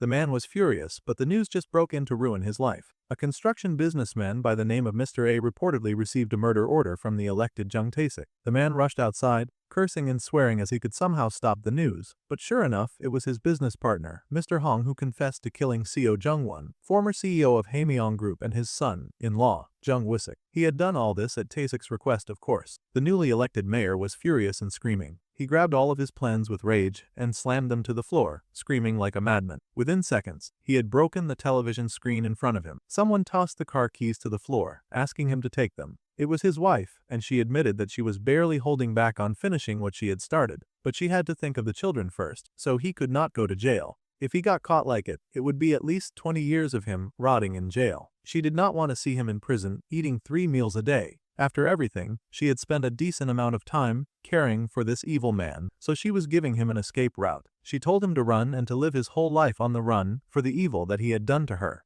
He should live like a filthy cockroach in a place where no light reached. The man shook with rage, growling that he would never let this go, and he would not forgive her anytime soon. He even threatened to kill her. However, the shameless rat still grabbed the car keys and ran out of the house like a cartoon villain, much to the shock of his aides. As he ran, the woman swore that he would never enjoy anything that he had achieved, and she hoped that he would live the rest of his life trembling in fear of when he would be caught or crushed. In fact, she hoped that he would live like a fugitive for the rest of his life. From tomorrow, she would use everything to hunt him down, and she would watch his every move. She was not giving him grace by not handing him over to the police. She was giving him the nightmare of spending his whole life afraid. From now on, that evil rat would regret for the rest of his life, for the sake of the people who had been used by his filthy hands to harm others. The lady swore that she would hold his leash forever in a loving embrace and never let go. Well, the wicked man raced to the garage, cursing his wife and growling, wondering where on earth she had even gotten the video that she used to blackmail him. The man was so wicked and possessive that he swore that even if he died, he would drag him down with him. Suddenly, someone showed up in the garage and chuckled, asking what a little cockroach was doing scuttling around all the way down here. The man paused, having no idea who he was talking to. The man froze, asking if the person was part of the police, and he begged to be allowed to explain his side of the story, when clearly he was just trying to think of a way to manipulate his way out of it. He even promised to give them anything if they helped him.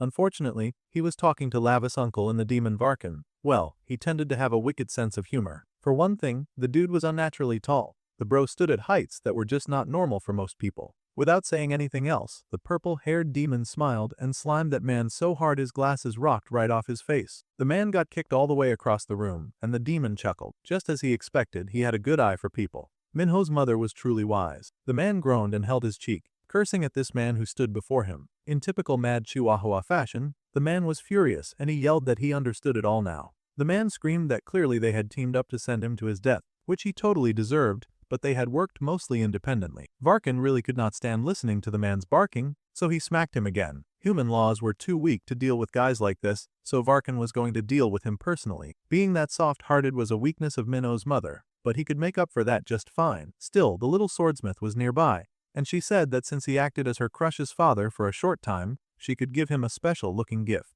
The wicked man trembled as the creepy-looking mask was raised to his face, and he asked what on earth they were doing to him, scared and terrified. Well, it was too late for him to be scared now. Belcha had made a little object to kill Varkan, and its name was the Ognal breeding mask. As anyone could imagine, it was downright awful. The man screamed in aching pain as worms popped out of the mask and started eating his face while he was clearly still alive. His screams of agony were music to Varkan, of course. The wicked loser screamed for them to get the mask off him like he was pushing around some of his weak underling, while Varkan ran a completely different camp around here, and a magic pink collar wrapped tight around his neck was made from magical energy. The purple-haired demon let him know that he had nowhere to run anyway, so he would be taking the corrupt man back with him to the hell that he made. The man screamed for someone to save him, but it was about time that someone dragged his raggedy behind to hell, so there was no one coming to save him at all. Bro was really kicking, screaming, and fighting the whole way into the underworld, but he got dragged through the portal, and the door closed behind him. Belchia watched the whole thing happen in her little oversized clothes, looking nervous and all. The hell managed by her pervert uncle, Carnifica, was a place where people could not die and had to suffer forever. Then, she wondered about her pervert uncle and if he still had Ognal. She recalled in the past when she used to find Varkan sleeping half-naked among the bushes during her little lava spying sessions. She was really one to talk,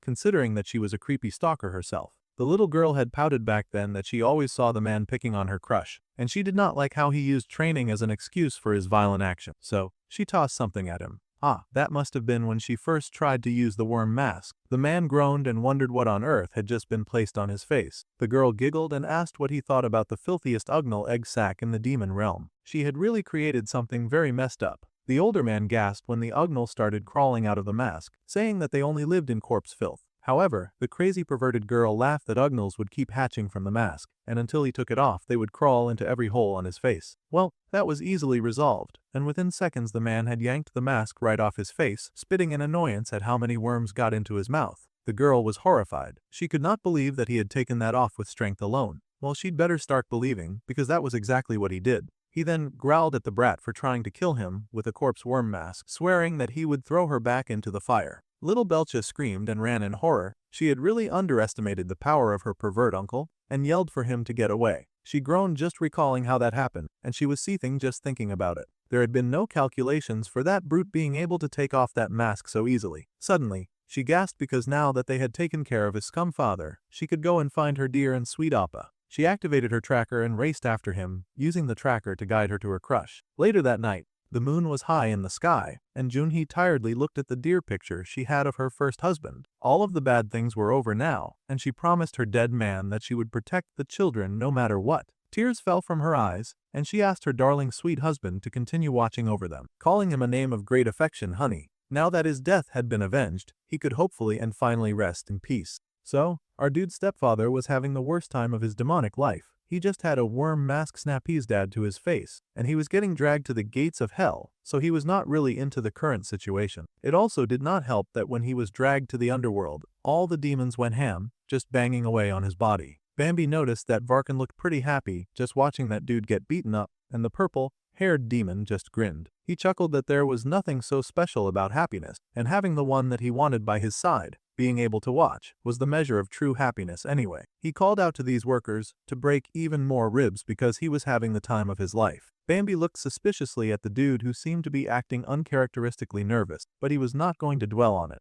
The uncle yelled and asked why the blonde was looking at him like that, but the blonde pointed out that the purple-haired demon could have just ordered any demon to bring this dude into the underworld. He did not have to go there in person. Plus, the man had gone out of his way to personally save Jong Minho's mother as well. The man mumbled that he was just bored, and he was on his way to see his sweet nephew Lavis. He even dared to add that he was just curious about how strong a truck really was. At this point, he was just saying nonsense, and it became really clear that he was in love with this woman. Unbelievable. He had indeed fallen for Minho's human mother, and it had all started on the day that Lace saved Minna and brought her back. The mother's scream at Jeong Taesik still rang in his ears. To think that such a weak woman would step in front of the children with eyes like a demon, it was so hot to him that he could not believe it. That gaze had been sharper than any knight that he had ever wielded. Bro had become completely enraptured by the power of her strong will, and it was the most violent power forged by the weak. Basically, he had become captivated and then fallen completely in love. The blonde could not believe that this had happened. It was not like Varkan was any good at lying anyway, since Bambi was too sharp for his own good, so he did not like to go out of his way to lie to him. The blonde sighed now that he knew this, but he also wondered what was going to be the way forward on such a matter. The demon pointed out that there was no law that said that a demon could not love a human woman, but everyone also knew that a demon who loved a human could not live in peace in the demon realm. They would always be thinking of their fragile partner, stuck living their very short mortal lives. However, Varkan did not even care. He just declared that he would be the first to defy that rule and break the stenotype. Bro was talking in every way like a real lover boy. Bambi could not believe his behavior. He scolded the older demon, saying that it was arrogant speaking, but the purple-haired lord just smiled and told the blonde to watch and see. They would soon see whether he had arrived at arrogance or transcendence. Meanwhile, the kids were walking, and our main character asked his friends how they had gotten hold of the evidence to bring down Jeong Taesik in one go. The little Shion ruffled in his hip pocket and admitted that back when everyone was busy fighting at the house, Bambi had given him something to use. The blonde had handed him something that he got while Belcha was beating him. He said that if the little nerd used the odd-looking mask, he could find things that he could not see before. Using it, the boy was able to access places that he could not before, and he used it to access the dark web. The little Shion had been quite caught off guard when his hidden persona surfaced again.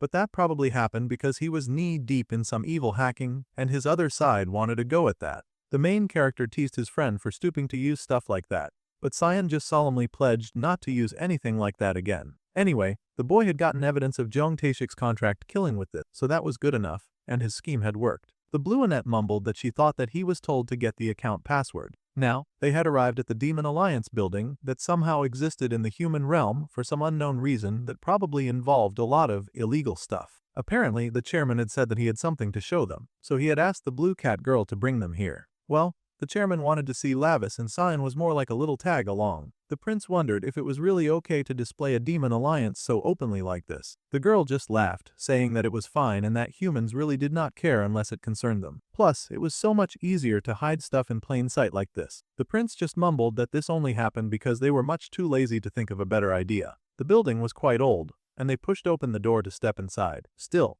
this was the group that was supposed to be representing the demon realm, so he was surprised that they did not seem to have a lot of money. However, Street said that they actually had a lot of money in the human realm, but the chairman said that it was too much trouble to move the location. At this point, the chairman was likely the chief of Lazy, and the prince wanted to know who on earth held that position and what noble family they were from. The chairman turned out to be someone who was human. Now this was a huge surprising fact. Lavis stepped inside, and the building did look much cleaner on the inside than the outside. They stepped inside to see an old woman just happily sipping tea. The woman smiled and said that she had heard so much about him from Street. The boy looked at the old woman and concluded that she did not look very ordinary. Then he went ahead and rudely asked how many centuries she had lived. One thing about the demo prince was that he was always going to speak his mind. The woman chuckled that she was indeed very ordinary, and she had recently passed her 70th birthday. She also told him not to misunderstand. Then he asked why she had joined the Demon Alliance as a human. She chuckled that the story would not interest him anyway. But if he was curious, then she would tell him later when the opportunity arose. Right now, it was urgent, so she had brought him to this shabby place to look for something over. The group in the room turned to what she was pointing at. It was a news report of the recent missile strike that the US launched on a civilian area in the Middle East. The dark-haired boy admitted that it was the first time he had heard of it, and even Sean agreed that he had seen it on the news. A huge number of civilians had died from that attack, and the US had never given an official reason for the strike. The old woman sighed that she was mourning the incident when she happened to see a certain photo that she would like to share with them. She had suspected something, but a single picture was not enough. So, not long ago, she went to meet the victim from that photo herself. This cued a flashback scene of that very unfortunate time and disaster. There had been people screaming in dismay from the aftermath of that bomb coming down and ending so many innocent lives. Rescuers were running from place to place, trying to salvage and save as many people as possible. One man was crushed underneath the rubber, and the rescuers tried to reassure him, telling him to hold on just a little longer. They even promised to get him out no matter what. However, the poor man begged for them not to pull him out because his poor child was still inside of that rubble. His child was currently desperately holding on to his hand. The moment that he was taken out, he would have to let go of the little baby, and the child would surely be crushed by the collapsing wreckage. It was terrible to be a parent during the time of war. The rescuer urged the man to remain calm no matter what, asking calming questions like the name of his child. The poor man cried and mentioned that his child was called Karim. Then, the rescuer bent by his side, reassuring him. If Karim were from this town, then he likely knew Al-Amma school in the next village over. The man truly did know the school. Then the rescuer softly said that his son was there, which was kinda shocking because the man,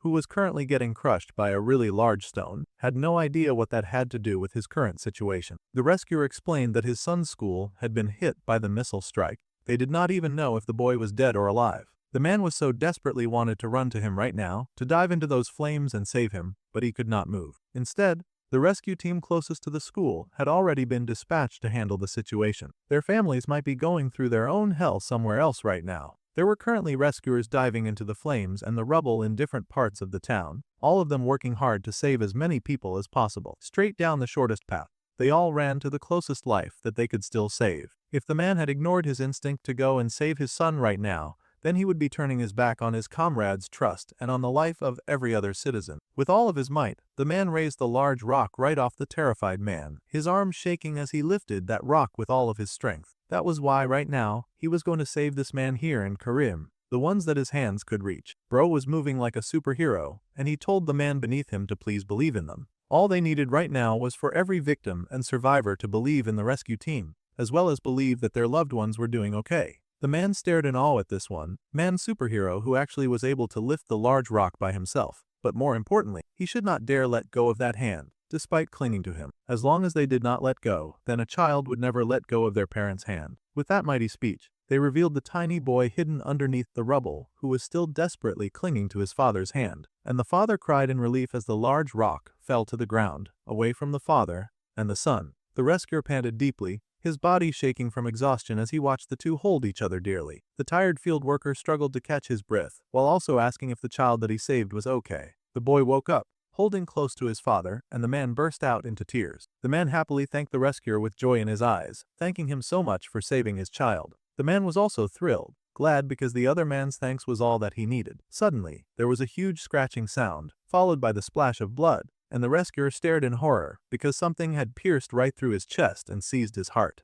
It was a creature that could not possibly be human. The rescuer had no idea what was happening to him, but a cloaked figure had just stashed his heart like a purse. The poor man fell to the floor, and the cloaked figure stood menacingly over his body, holding that heart in his hand. The man cried tears as the life slipped from his body, and the devil who had stolen his heart cheered because it had finally claimed a fragment of responsibility. After witnessing that very depressing scene and story involving the very demon that our dude was supposed to hunt down and kill, the little nerd became very passionately upset. Sion was enraged to see that kind human get taken advantage of in his lowest moment. It was so clear that all the man desired was to definitely abandon everything and go save his own son. Even then, he did not let go of Karam's family, and he had helped that child survive. He had sacrificed so much just for that evil monster to gut him so wickedly like a fish. The rescuer had devoted himself only to the citizens. The nerd could not understand how this could have possibly happened. The demon prince watched his friend fume with a thoughtful expression on his face, wondering if he had ever seen Sean look so angry before.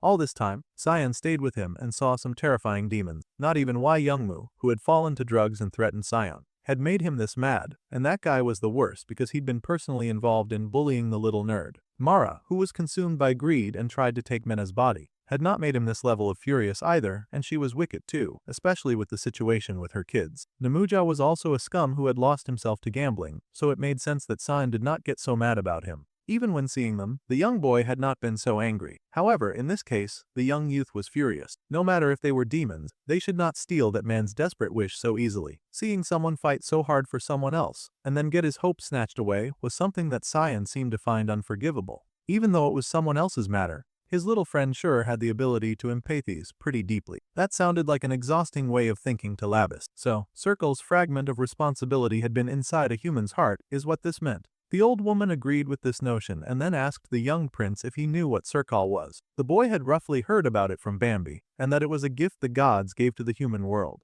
The old woman smiled and said that it was correct. In fact, she was so proud of his depth that she was going to tell him a very old story. The primordial god had created 3 worlds. At the moment of creation, the heavenly realm was given brilliant light. However, the demon realm had only pitch black darkness. Perhaps that was what troubled the god's heart. Out of the spirit of equality and fairness, the demon realm was given the tears shed by the god.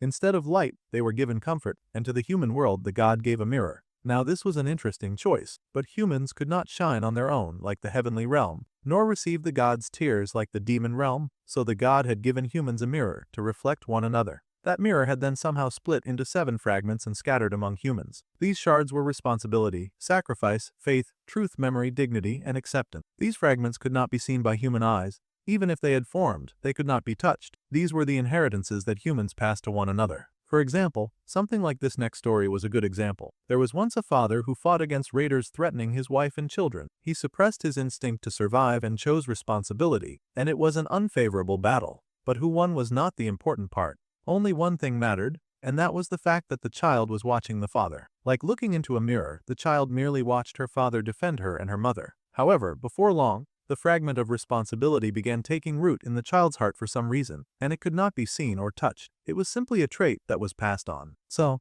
the child ran forward, and the moment that fragment shone the brightest, she grabbed the axe from her father's hand and clobbered that villain in the head. This was the kind of moment that people called a miracle, which also explained how that rescuer had been able to lift that mighty rock with nothing but willpower and the miracle of God. Humans had lived like this for thousands of years, from generation to generation, each of them passing down invisible inheritances from parent to child so that they could grow stronger and more powerful, creating little pockets of hope in everyday life. However, now Morgus was going about stealing that inheritance like it was his birthright or something. The demon's aim was to change the essence of those brilliantly shining fragments so that brilliant miracles could never happen again. He was clearly a hater through and through. The first fragment that Morgus touched was the fragment of dignity, and he had stolen that during the Second World War, because, of course he had. There appeared people who arbitrarily classified human lives, treating them like objects and calling them by numbers instead of names, recording them as digits instead of faces, and treating them like expendable objects of war. It was an era where lives were calculated in efficiency. At that time, humans began asking if their fellow humans could even be classified as another human being. It was the first time that happened.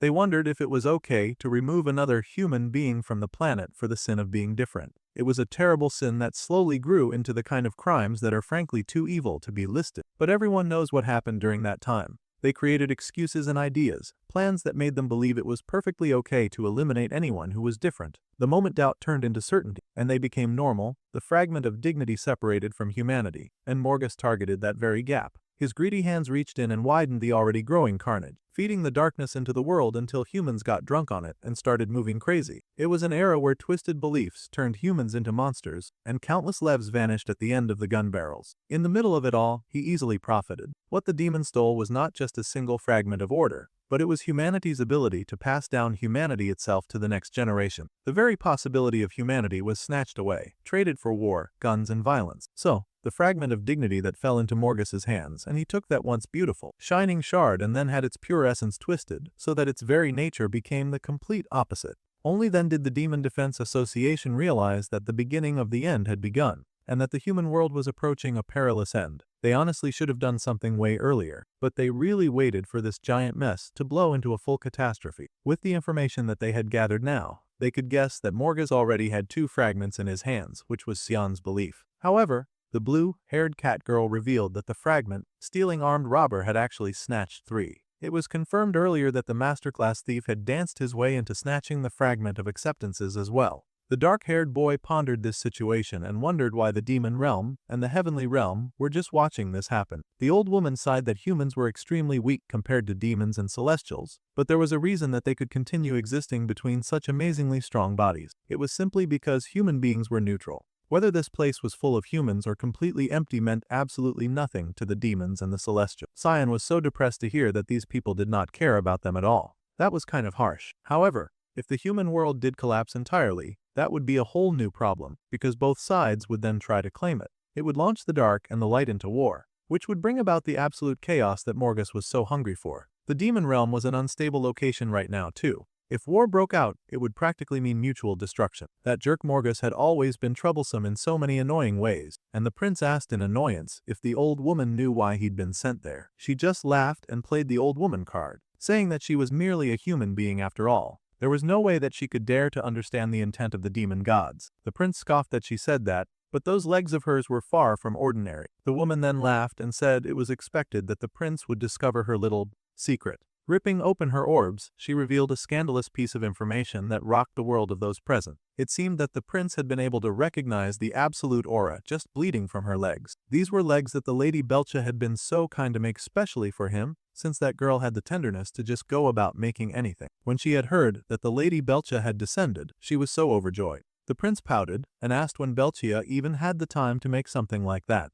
The woman chuckled and said that she had prepared a welcoming ceremony perfectly suited for the Lady Beltia, though she wondered if the shy demon would like it. The prince was enraged. He didn't see why the little smith would get a fancy welcome party when he didn't get one. Well, frankly, he had not brought any gifts, nor did he make the old woman a fancy demon leg. That being said, the woman chuckled and told the prince to forgive her for not thinking of it. Anyway, while they searched around for traces of the troublemaker Morgus, they wanted the prince to please deal with the runaway demon's problem. The prince growled that he could handle that just fine without being told. Honestly, Morgus was such a great pain, and he thought that half-hearted power would not be enough to face Morgus. He needed greater strength and more power, and he was not going to get any of that by sitting here talking to the elderly. So the prince got to his feet and told his lackeys to come with him. The little human boy was the only one who respectfully bowed to the old woman before leaving. The old woman chuckled with a small smile to see them go. She cracked her eyes open just a bit, hoping that their dear prince would please think kindly of the human world.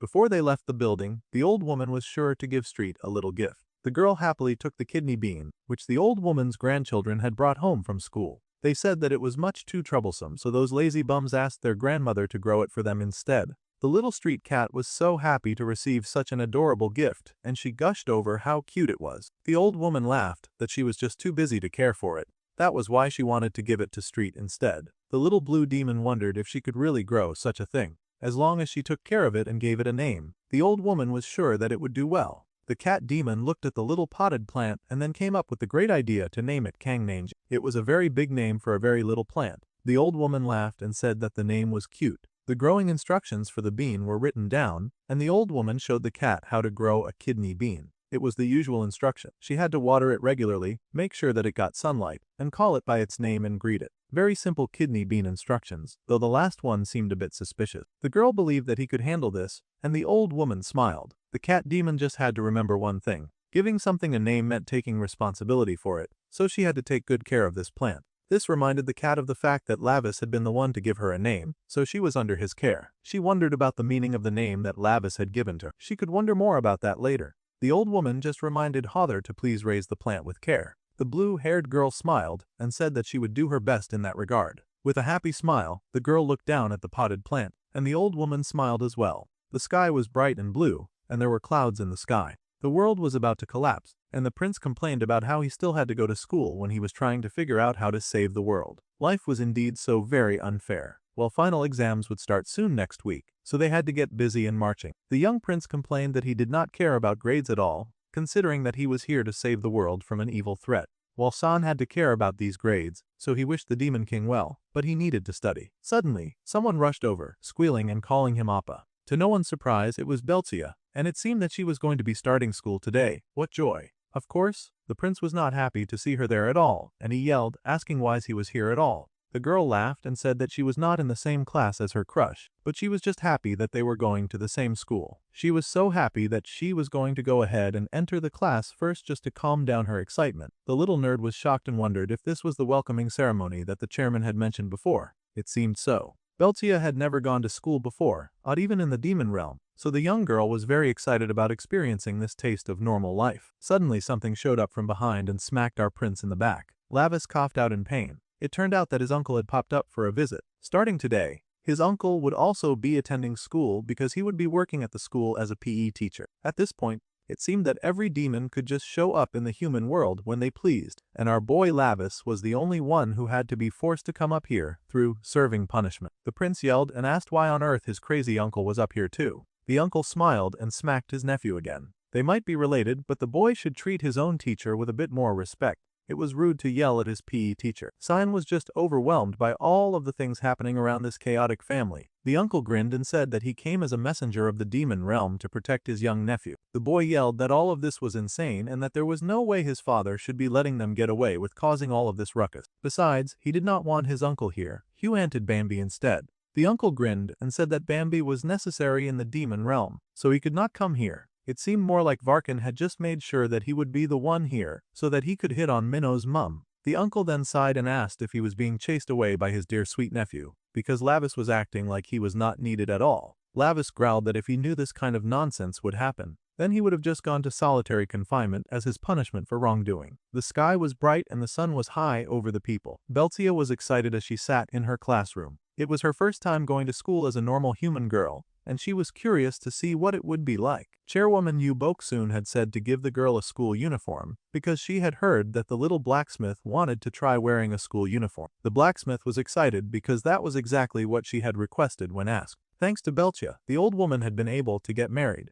and she was raising her grandchild well. Thanks to that, the old woman wanted to thank Beltia. The blacksmith smiled and said that making one leg was not that hard anyway, but she wondered what the extra thing sent with the school uniform was. Well, that extra thing was called a coin wallet. The blonde-eyed demon smiled and informed Belcha that she was rich now. Now, the girl could also enjoy a normal school life too, and she did not have to work so hard to make a living. Appa kept bragging that flavored tiakbaki was so delicious, but now she got to try some with her friends, as soon as she made some friends around here. Now, Belcha did not burn things anymore, so she was very excited about living the normal life that she had always wanted. Excited, the girl asked what the first period was, but it seemed that her classmates were unnerved by her. The girl beside her panicked and yelled that she was wrong. It seemed unfortunate that Belcha still had a face that was recognizable in the area. The poor demon girl could not understand why her human classmates seemed scared of her when she had not really done anything to hurt them. The girl wondered if she had asked something weird, but now she noticed that the entire class was shooting her those hesitant and scared looks like she was some kind of monster.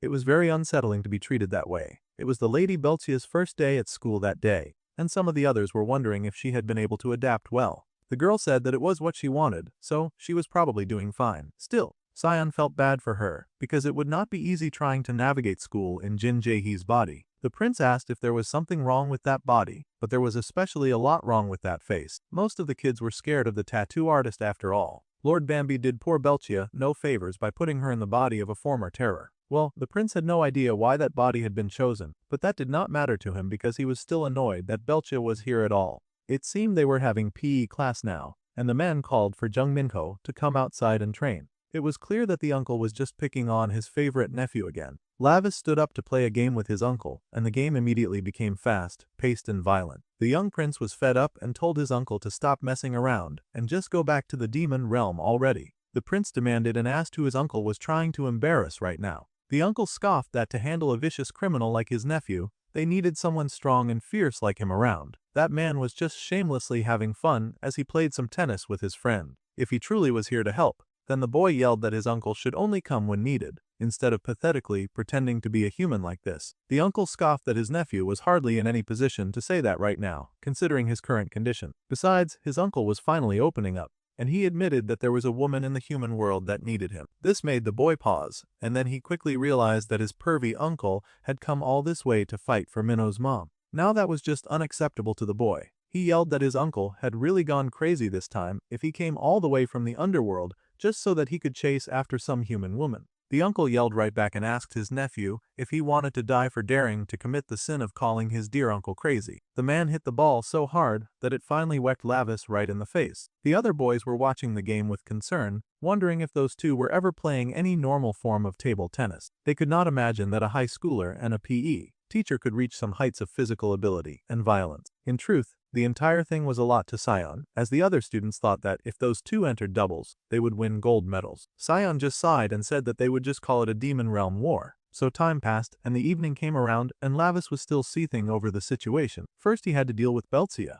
but now he had to deal with his uncle as well. It did not make sense that he had attended the same school as those walking bombs. The little nerd did not think that the prince had much of a right to complain about that, considering that he was a demon prince in a human school. It was even extra annoying to the boy that his uncle had a crush on Minho's mum. Lavis was a purebred hatter, and he did not like to see his boisterous uncle doing well, especially in his love life. He had no idea what had gotten into his uncle anyway. As far as he knew, his uncle only had muscles and violence for brains, so it was very unlike him to suddenly want to do things like this. Well, Sion did not think that it was such a bad thing and that it should be fine for demons to love humans too. There was indeed no law that said that a demon could not love a human. However, most demons did look down on humans, so it was kind of awkward sometimes. So, it was normal that some demons would despise those who fell in love with what they considered to be lower beings, and they would try to drive such an odd couple out of the demon realm. Uncle's actions meant that turning the entire demon realm against him was a possibility, and that was no good for the image of the royal family. Then again, his uncle was crazy and would likely just do whatever he wanted. Now,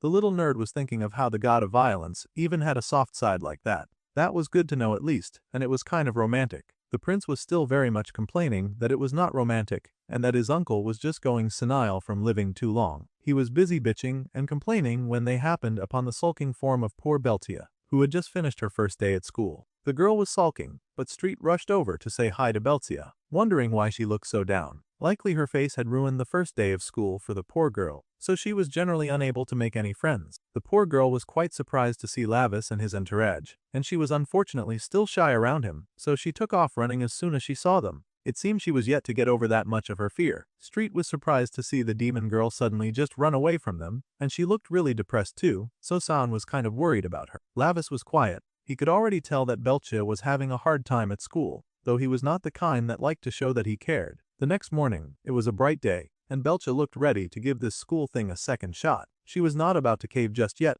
and she really wanted to try again. Unfortunately, by afternoon she was absolutely worn out once again. This school thing was really just not working for her, and the poor girl was really trying her best here. The following morning, Beltia refused to be defeated, and she tried yet again, skipping into school to see if she could make at least one friend. By afternoon, it was the same defeated expression. At this rate, the poor girl was just going in circles because this situation was not improving at all. The morning after all, like clockwork, Belcha was trying again. One thing people had to admire was her tenacity, because she really refused to give up, or to let the terrible and predictable day stop her from having at least a bright-looking morning. Unfortunately, nothing was getting better. The good news was that it seemed to not be getting worse either. The poor girl was just defeated every day after school. Finally, Lavis got sick of seeing her walk of shame every day after school, and he grabbed her head. yelling that she did not have bipolar disorder, so she should stop staring at the ground every evening after school. The poor girl cried and finally admitted that she was miserable because absolutely no one was talking to her at school, and she was having the general worst time of her life really. During PE music class or even lunch, no matter how hard she tried, all the other students avoided her. The poor girl was always alone, and she was sick of it. Her life in the human realm was just as miserable as her life in the demon realm. The poor girl cried and said that if she knew this would have happened, then she would have said that she was not going to school anymore. She was going to go back to wearing the bear costume again. Sion did try to explain that the kids were scared of Jin Jaehee's body, so the problem was not Belch's fault. It was just a situation of very poor and unfortunate circumstances. The poor girl cried and wailed, wondering why this body had so many problems. The boy then sighed as he watched the pitiful girl, speaking up as he looked at her. If this method that she was using now was not working, then it seemed better for her to try some kind of different approach. Since this way was not working, then our dude was going to suggest that they try a different approach. However, the girl lowered her head, refusing a different approach. Everyone was always running away from her every time she got close, so he could not imagine anything that would help at this point.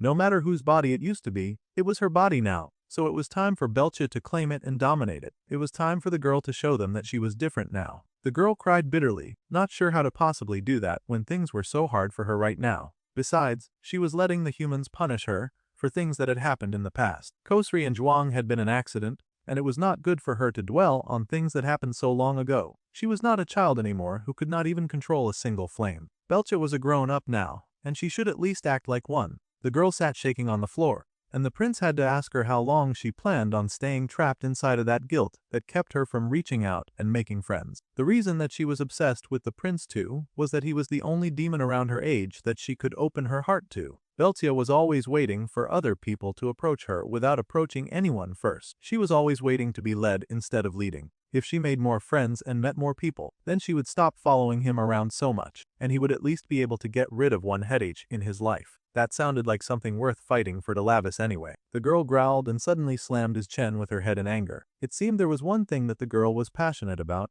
and it was following Lavis everywhere. It did not seem like she would give up on that anytime soon. She yelled at her appa to at least listen to her until the end. The girl screamed and asked what on earth she was supposed to do when they cried just because she looked at them. She did not feel guilt or anything like that. She had already apologized to Kosri and Zhuang enough to die for it. The girl yelled and ran off in anger, because she knew what her problem was, and her problem was that her face was scaring people off. The boy was shocked, wondering what he did wrong for trying to encourage his friend, but Sion just patted his shoulder, saying that the boy should wipe his nosebleed first and speak a bit more nicely next time when he was trying to comfort someone. The next day, someone was out eating some food that was of the mildest flavor. The girl Belcha was out eating with Street, and it seemed she just needed some food after crying her eyes out. The girl mumbled that her Lavis appa should just go die somewhere, though she did not really mean it. The street cat handed the lady Belcha a very cute charm instead to make her happy. The girl was surprised and wondered what it was. It was a doll that was really popular in the human world these days. The Lord Lavis and Belcha had done an open run,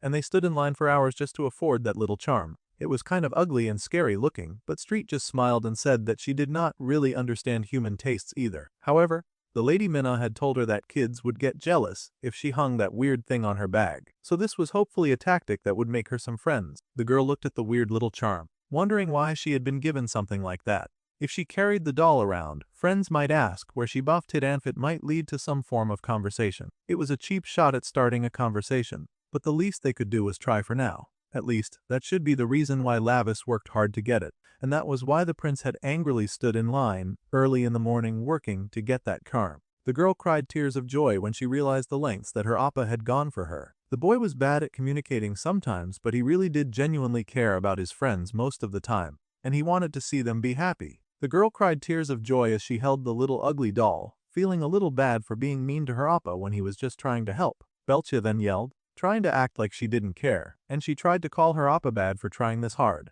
The little cat demon was concerned and asked the Lady Belcha if she was doing okay. She was pretty sure that she had ordered the mild flavor of food. However, the demon girl cried that it was not spicy, and she held that ugly doll close to her chest, crying tears of joy as she ate the food. She was just happy that her appa cared so much about her, is all. Time passed, and Belcha hung the little charm on her bag, just like she had been told to. She was walking down the street with the weird and ugly thing on her bag. Suddenly, she heard someone talk, but it was not someone nice at all. It was someone cursing out another person. It seemed a rich girl was getting bullied and hassled for some money. Belzia paused when she heard the bullies make fun of their victim for flirting with Jinsung lately. They called the victim a slut and asked her if it was fun going about seducing guys by pretending to tutor them. Belzia slowed down as she saw a group of girls bullying someone in an alley. The victim cried that it was a misunderstanding and that she would not even talk to Jinsung anymore if it made these bullies leave her alone. However, they refused to let her run away. They wanted to make her beg properly first for making things hard for them. The demon girl was surprised to see this, and she recognized Lee Sujong from their class. It seemed the Lee girl was getting harassed by a bunch of hussies, and they wanted to beat her up to make her more compliant. They held a dangerous instrument in their hand,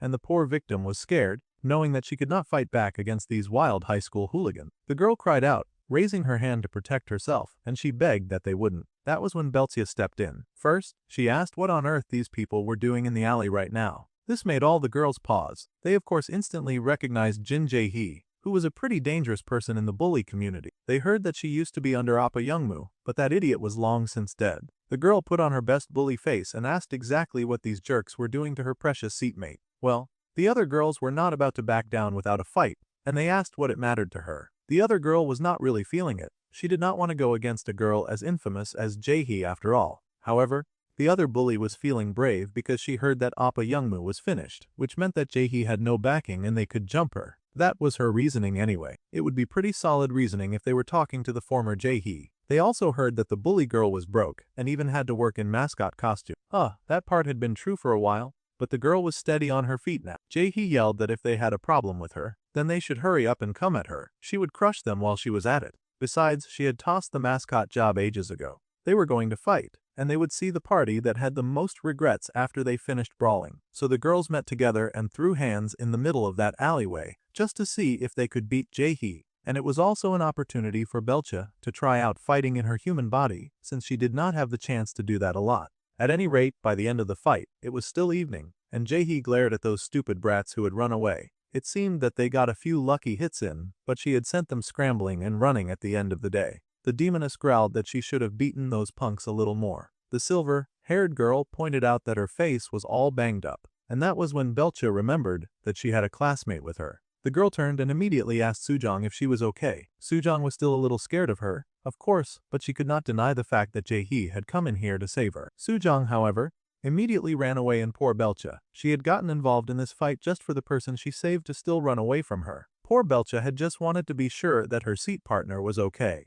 The poor girl had only just asked if the other girl was okay. She had not done anything so scary as to warrant the other girl just fully running away from her. Poor Belzia was heartbroken, but she was getting used to this kind of treatment by now. The girl looked down and noticed that her classmate had left behind her glasses. The next day, bright and early at school, the dark-haired blacksmith had fixed the glasses, and she put the glasses on the table for her seatmate. She did not bother trying to speak with her. The poor defeated girl just put her head on her table and accepted her fate while clinging to her ugly doll. The girl noticed the glasses on her table, and Belzia explained that she had picked them up yesterday. She had thought about making Sujong new glasses, but these ones seemed to suit her, so she had left them like this. The demon girl then explained that she was good at fixing things. Sujong was hesitant, but she did thank her partner for bringing back her glasses. There was silence, and the scary blacksmith did not attempt to talk to the other girl anymore. The nerd girl looked down at her savior in silence. Finally, the nerd girl sat down and spoke to Jae-hee. She asked where she had gotten this doll. Jae-hee looked up in surprise, and Sujong, shyly trying to make conversation,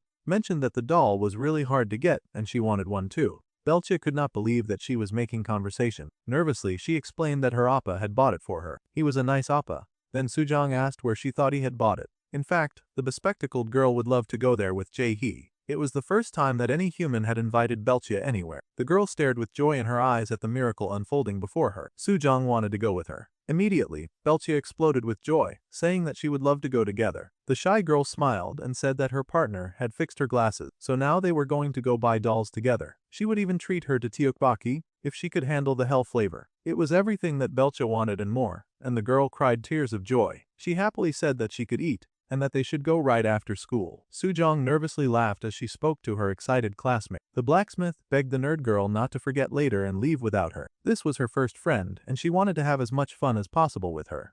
The dark shadow of a familiar demon was standing over the horizon and staring down at something. Commander Danicor was called and informed that Morgus would begin a pilgrimage to reverse, create the fragment of responsibility. They had to stop Morgus before that filthy demon got his hands on any more important pieces of the human soul. since they were the heirs of silence, would complete this mission in the name of evil as honor. Soldiers had moved out, and they were waiting in the dark, belly pressed to the sand as they got to work. The target had been identified, and Morgus was seen approaching the end of the pilgrimage path. They must stop him here. The dark demon stood in the middle of the sand, looking out around at everyone approaching. There were footsteps around him, the sand print of his own feet. The soldiers and their weapons were entering the red zone, and they wanted everyone to hurry and attack. Alpha Team was told to copy the descending, and a bunch of soldiers were suddenly launched from the sky with guns in their hands. They had to fire special rounds at once, all of them shooting together at Morgus, who was standing and getting pelted with high-class bullets like it was nothing but the falling rain. The rain of bullets came down, and yet Morgus still looked clean and unbothered. Bro was aura farming to the max in the most disrespectful way possible. The demon then spoke to Uldrak, telling him, his companion, that there were intruders on the pilgrimage path. Right? He was acting like this descent to carnage was some kind of holy journey that he had to undertake. Out from the sand popped his shirtless companion, who of course had to do all of his work without a shirt to show off his popping muscles. The new red-headed demon launched at the attackers, throwing a bunch at them that was so intense that it actually killed one of the soldiers mid-air from the shockwave alone. The other soldiers stared in horror to see that one by one, their aerial military was getting taken down by forces beyond their control. They could not believe that such an attack could be so monumental, even when shot from such a great distance away. The Uldrak guy happily flexed his muscles and kept throwing all sorts of evil attacks at the enemy, determined to keep these soldiers away from Morgus. It was unfortunate that all of his effort seemed to be working out greatly too, because he was just knocking people back and forth. Uldrak sure was a champion of power because he was roaring and punching people out of the air, like he was some kind of unstoppable monster. The demon soldiers were kind of weak because they were just getting taken down one by one, and their attacks were not even effective against the enemy. Blood was splashing all over the air, and the sky was painted red, and things were falling apart. Lots of the soldiers fell from the sky, and Morgus turned to Uldrak as they continued walking like the attackers were no more than insignificant flies. Command was called in, and then the Alpha Team was wiped out by a demon believed to be Fang. Aerial suppression failed, so they would now be moving on to Plan B. After fighting and sacrificing the aerial team, it was time for the new plan. The new plan was for the Heirs of Silence to also pop out of the sand in an amazing force. They popped out of the sand just like Uldrak did. The difference is that these fighters managed to hold on to their shirts when they came up. This was as far as they would let Morgus go, and they would not let him steal any more shards from humanity. They were told to leave the fragment and return to the demon realm. Well, Morgus had not come this far by listening to the opinions of other people, so naturally he had no intention of stopping now. The great demon king still wished for his return so Morgus could go home and talk things out. That was an offer that sounded promising, and they would consider a negotiation as long as he resisted crossing any further lines. Humans and demons joining hands was a bit too shameful to Morgus. The fighters told him to shut up, so they were not so great at diplomacy. The humans and demons in the world were all fighting for the same goal, which was to get rid of the pest that showed up and started snatching shards like Christmas presents. Race did not matter when it came to fighting to protect peace. That was not good enough for Morgus, who believed that in the end these guys were choosing death because they were not siding with him. They clung to a false illusion that was deceiving them, but they did not need to worry since he was going to work on his pilgrimage. Then rockets shot up from the ground and sand popped up around him. Chaokui and Shua were told to assist Uldrak. It seemed that Morgus had way more members in his unholy arsenal than we gave him credit for, because this guy had a whole legion of villains. The next two to pop out were sexy too, and they managed to pop out with clothes. The heirs of silence could not believe that this villain had the audacity to show up with backup and reinforcements in the form of actual skilled fighters. It seemed that Morgus was not the kind of idiot who thought that he could do things by himself. Evil's 4th unit was encouraged to attack because they saw how well that had worked out for the aerial unit. However, the fighters were not about to get taken down so easily. Uldrak's shirtless self was the first to attack, and for a big guy, he was surprisingly agile, jumping over the good guys and tearing them to shreds with his usual long-distance punches of pain. Uldrak could, regardless of distance, crush people's skills with his monstrous grip. The man was a blooming beast, just roaring and crushing everything in sight. Shua had a different technique, where she could slice demons' bodies apart instantly with her sharp swordsmanship, and the parts went flying as she cut them to pieces with her sword. Chaokui would use strings and display their corpses with her beautiful threads, using a technique like she was weaving the light with her abilities. One by one, these heroes of silence were taken out, each of them dying in pain and agony as their enemies triumphed over them. It was a very sad day when the villain was both prepared and resourceful. When the night calmed once more, there were bodies stretched out on the sand, and the sand was painted with blood. The last fighter got taken out by Shua, and she stood menacingly over the fallen soldier, her one eye looking down and judging. The last remaining soldier shook on his knees, unable to compute what had just happened. He could not believe that Evola, their strongest unit, had gotten taken out like nothing. Well, that was their unfortunate reality, and the old rock guy was ready to finish him off with his powerful crushing ability. Morgus, who was very knee-deep into his pilgrimage and unholiness vibe, reminded the soldiers that he had given them a chance, and this was the price that they would pay for their foolish choice. The demon refused to go without rage baiting, and he added that Lord Lavis was in the human world now. There was no need for him to mention that part, considering that Lavis was nowhere ready to fight these kinds of beats. Still, the rage baiter insisted that the day that Morga's head would get cut off was not so far away, and he should wait for the Prince of Hell to grind him to dust. Well, Morgus knew of Lavis Vindica, and he just smirked, saying that the prince was nothing but a brat relying on the great demon king's bloodline. Morgus believed that Lavis would soon become an endless source of blood for him, just like every other life that he was going to ruin. The demon yelled that one day the villain's arrogance would surely bring him down. Well, he was arrogant, but he was not stupid, considering that he had gathered forces to make sure that he would not waste any energy fighting beings that he considered beneath him.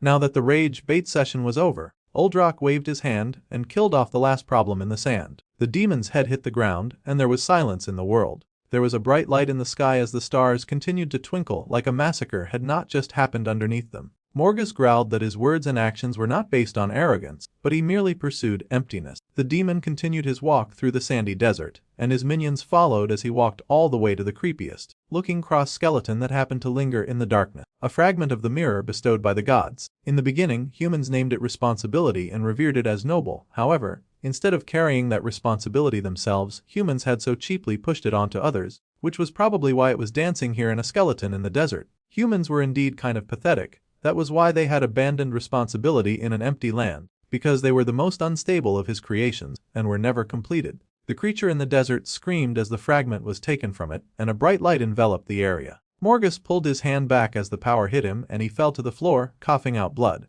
It seemed even this pilgrimage was taking its toll on the great villain. Responsibility seemed to be fighting back, but cracks had already appeared on the shell where it was buried. Now Morgus was going to put everything in order. Those abandoned even by the gods, he would not watch them destroy themselves as he stole the last shard from humanity. When all 7 fragments were turned upside down, the human world would become the gate for something's return. The one who had abandoned Morgus. The villain would return the mercy that had been scattered and ask that person to come back and embrace him once more. So, the villain was doing all of this just because he had been abandoned by some kind of unrequited love. Now that the shell for responsibility had turned upside down, the demon called out to Shua and Kyakui, telling them to bring Lavis before him. First things first, they needed to know why they were doing this. The heroes protecting Earth from demons were having a bit of a meeting, and they needed to have an important conversation about their duty around here. They were officially an organization now, but before they made any plans against Morgus, they first wanted to establish their proper name and structure. To no one's surprise, it was a gathering of our local heroes who genuinely looked like they were just messing around.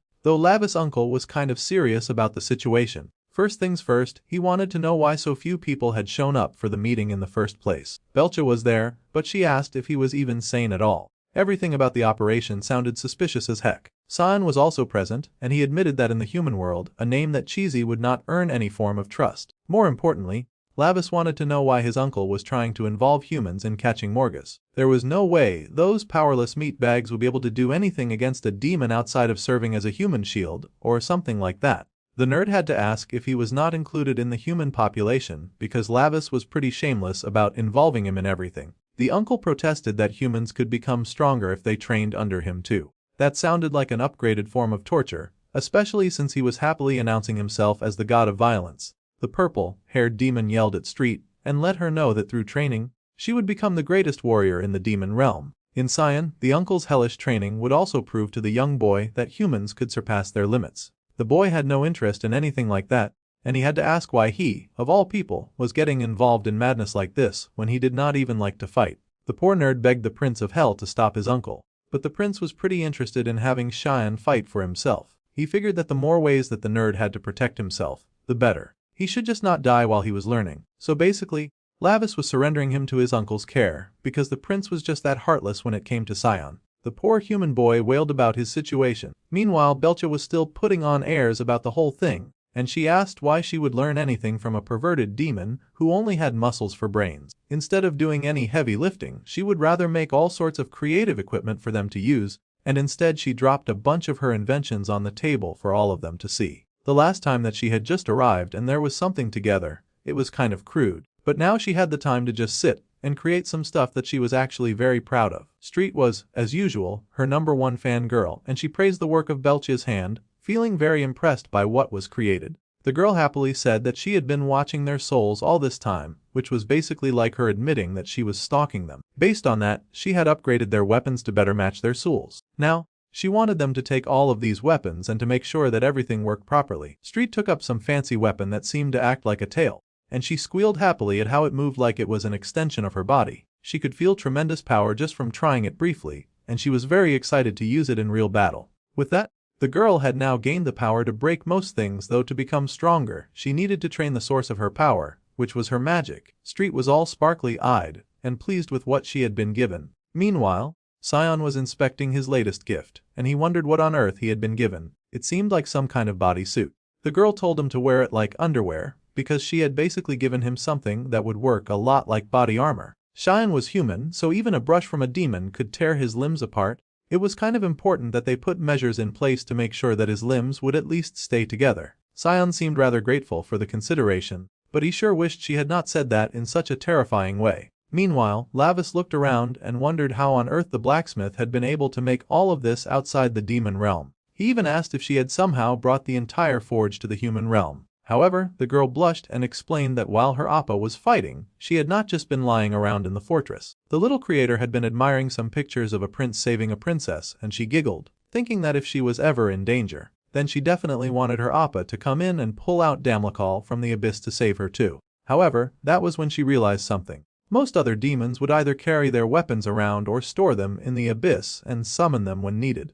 but she did not have anything like that at all. She could not keep running back to the forge whenever something important happened. Besides, it was annoying and not cool at all. She needed to find a solution for that right away. The place was looking good, and she rushed off to find Bambi, instantly demanding a solution and some books. The blonde was surprised and asked what on earth had gotten into her. He also asked what kind of book she wanted to read. The girl insisted that he was the one reading this book. She wanted him to find a specific book, read its contents and then tell her about it. This was a baffling request, but he still asked what this book was called so that he could find it faster for her. She had no idea what this book was called, so his mission was already going to be quite difficult. However, she needed something that would explain how to put the forge's flames into her body. That would be fine. The boy was surprised that she wanted him to find a book, and she did not even know the name. Besides, even if such a method existed, it was way too dangerous. Her body was just not made of fire. However, the girl insisted that it did not matter. She just happened to be the greatest alchemist in the demon realm. And this was a trial that one who controlled fire must face.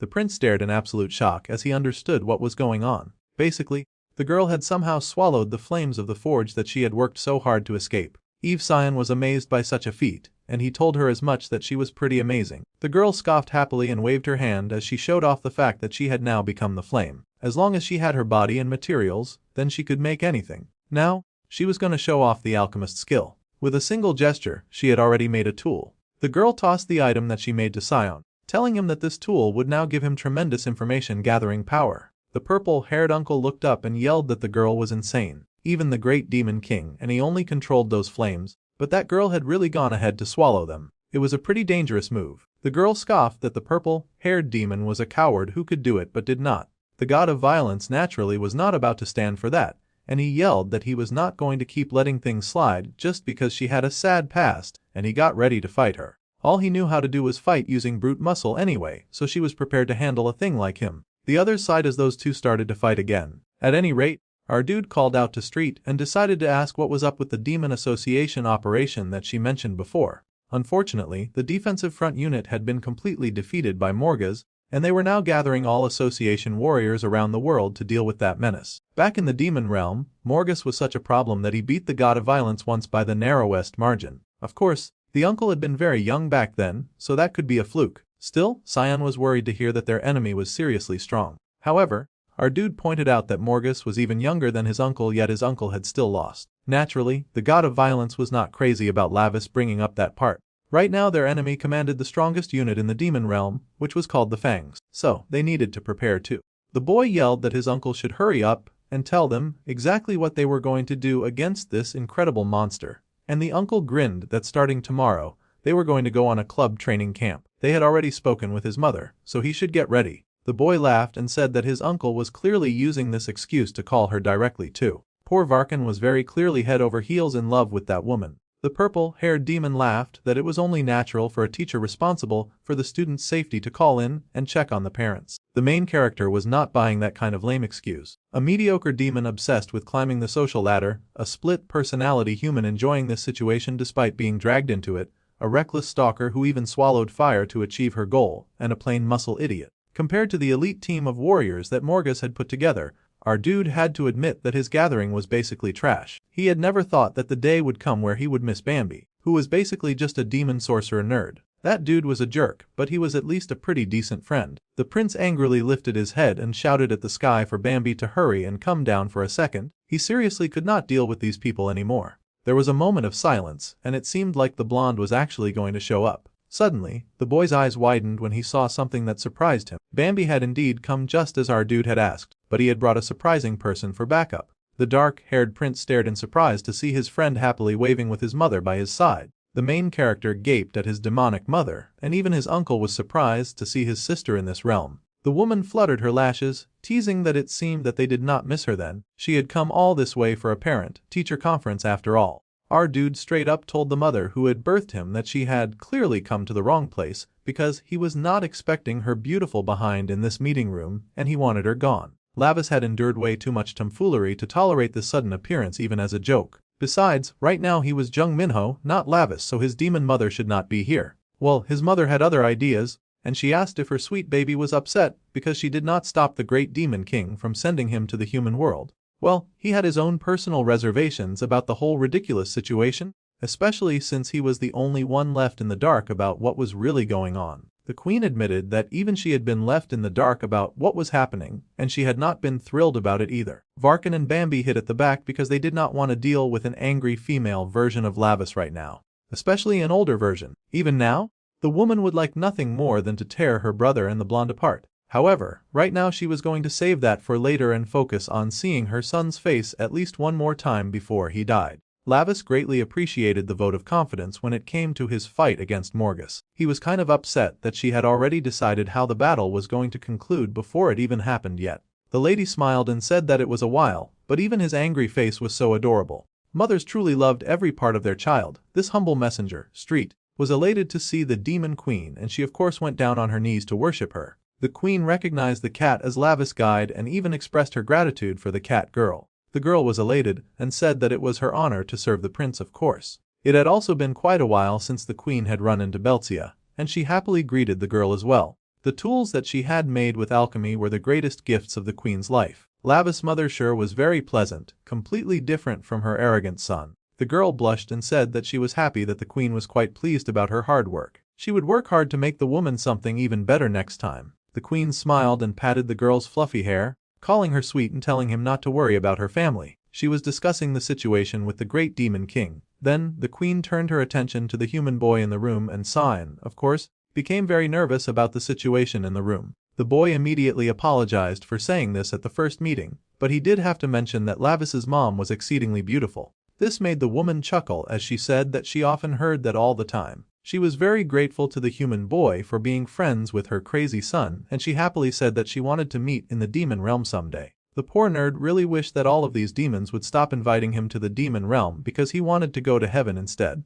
By the way, the prince frowned and asked if his mother had truly come all this way just because her brother called. He did have to ask about her work in the demon realm because surely she was busy and needed to attend to other matters. The blonde smiled and said that he put out urgent fires before coming, and because battles were not fought with strength alone. Lady Aeneas had a prior engagement in the human world, and it was about time that they all went. The woman beamed and waved goodbye to her beloved son Lavis. She was glad that she got to see his face even if only briefly, though it was a shame that she could not kill her little brother hiding over there before she left. She had managed to greet everyone rather nicely except her brother. It seemed that siblings continued to have a very unique way of communicating with each other. The man happily waved goodbye to his sister from the safety of a distance, and she told her brother to better disappear before Morgus got dealt with because when she returned, she would make him beg for death himself for putting his dear son in such a difficult position. The uncle had to ask if there was any other option outside of the one she was currently offering because that one was terrifying.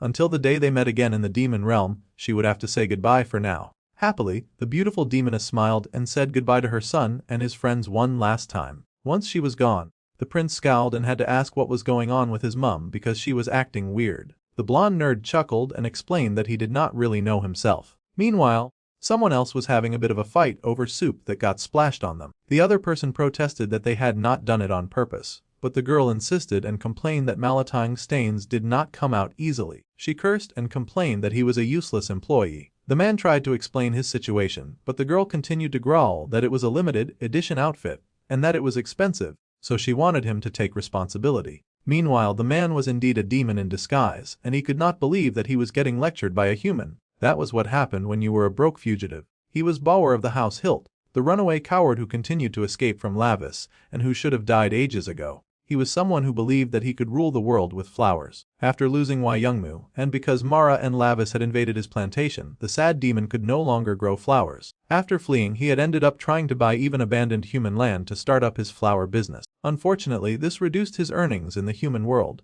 which is what led to him now doing pathetic menial labor. This was all Lavis' fault, of course, but the weakling did not dare complain too loudly because he could not fight the demon prince head-on. Thanks to the prince, he now spent all of his days serving humans, and he would no longer tolerate any more of this humiliation. The demon hissed that 3 drops of soup seemed enough, and he asked the customer who gave her permission to raise her voice like that. The man insisted that he was not someone a mere human should even look up at. The girl was surprised by his behavior, but someone suddenly showed up behind the demon and yelled that if he had done wrong, then he should apologize and ask for forgiveness, instead of acting like a rude brat. The man turned in anger, wondering who on earth would dare show up and smack him. Surprise, surprise, it was the Order of Morgus. The demon stared in shock as he immediately recognized that he was facing high-ranking and powerful beings. He could not believe that he was speaking to Chakyu right now. The demoness stepped forward, chuckling that the dude was about to kill a student just because his feelings got hurt. The man protested, saying that he was just going to teach them a lesson.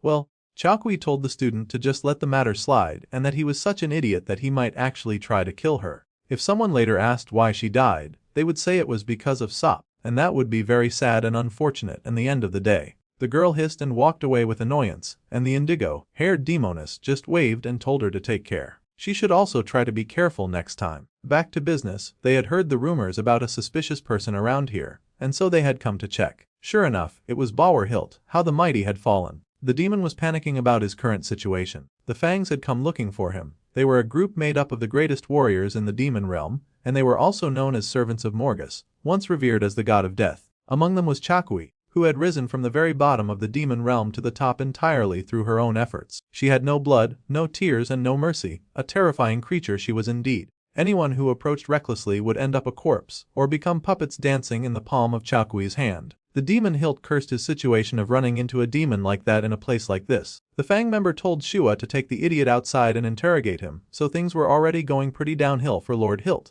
Meanwhile, the dreaded Thread Demon was going to go ahead and enjoy some malatang for the first time in a while. She happily asked for her boss to give her 5 servings here. Bauer was a demon that carried the blood of the prestigious Hilt family, yet in this unfamiliar human world he was out here doing some pathetic levels of rough work. It was really embarrassing to see him working that hard. Shua then asked the demon to tell the exact story from the beginning. This was the first time that the pathetic villain had been treated like a demon worthy of anything since his family fell. It felt like Shua was different and understanding, and he even thought that Shua might help him. So, the demon went ahead to explain his pathetic time on Earth. As time passed, the Thread Demon had finished her food, and she even collected the bill to head outside. She had even 12 servings of malatang like a glutton and also scooped up 4 servings of sweet and sour pork, as well as 7 servings of fried rice and 11 drinks. The total was 390,000 won. Well, the demoness happily licked her lips after eating all that, and she went ahead to check her wallet. However, she then realized that she had come out to eat without her wallet.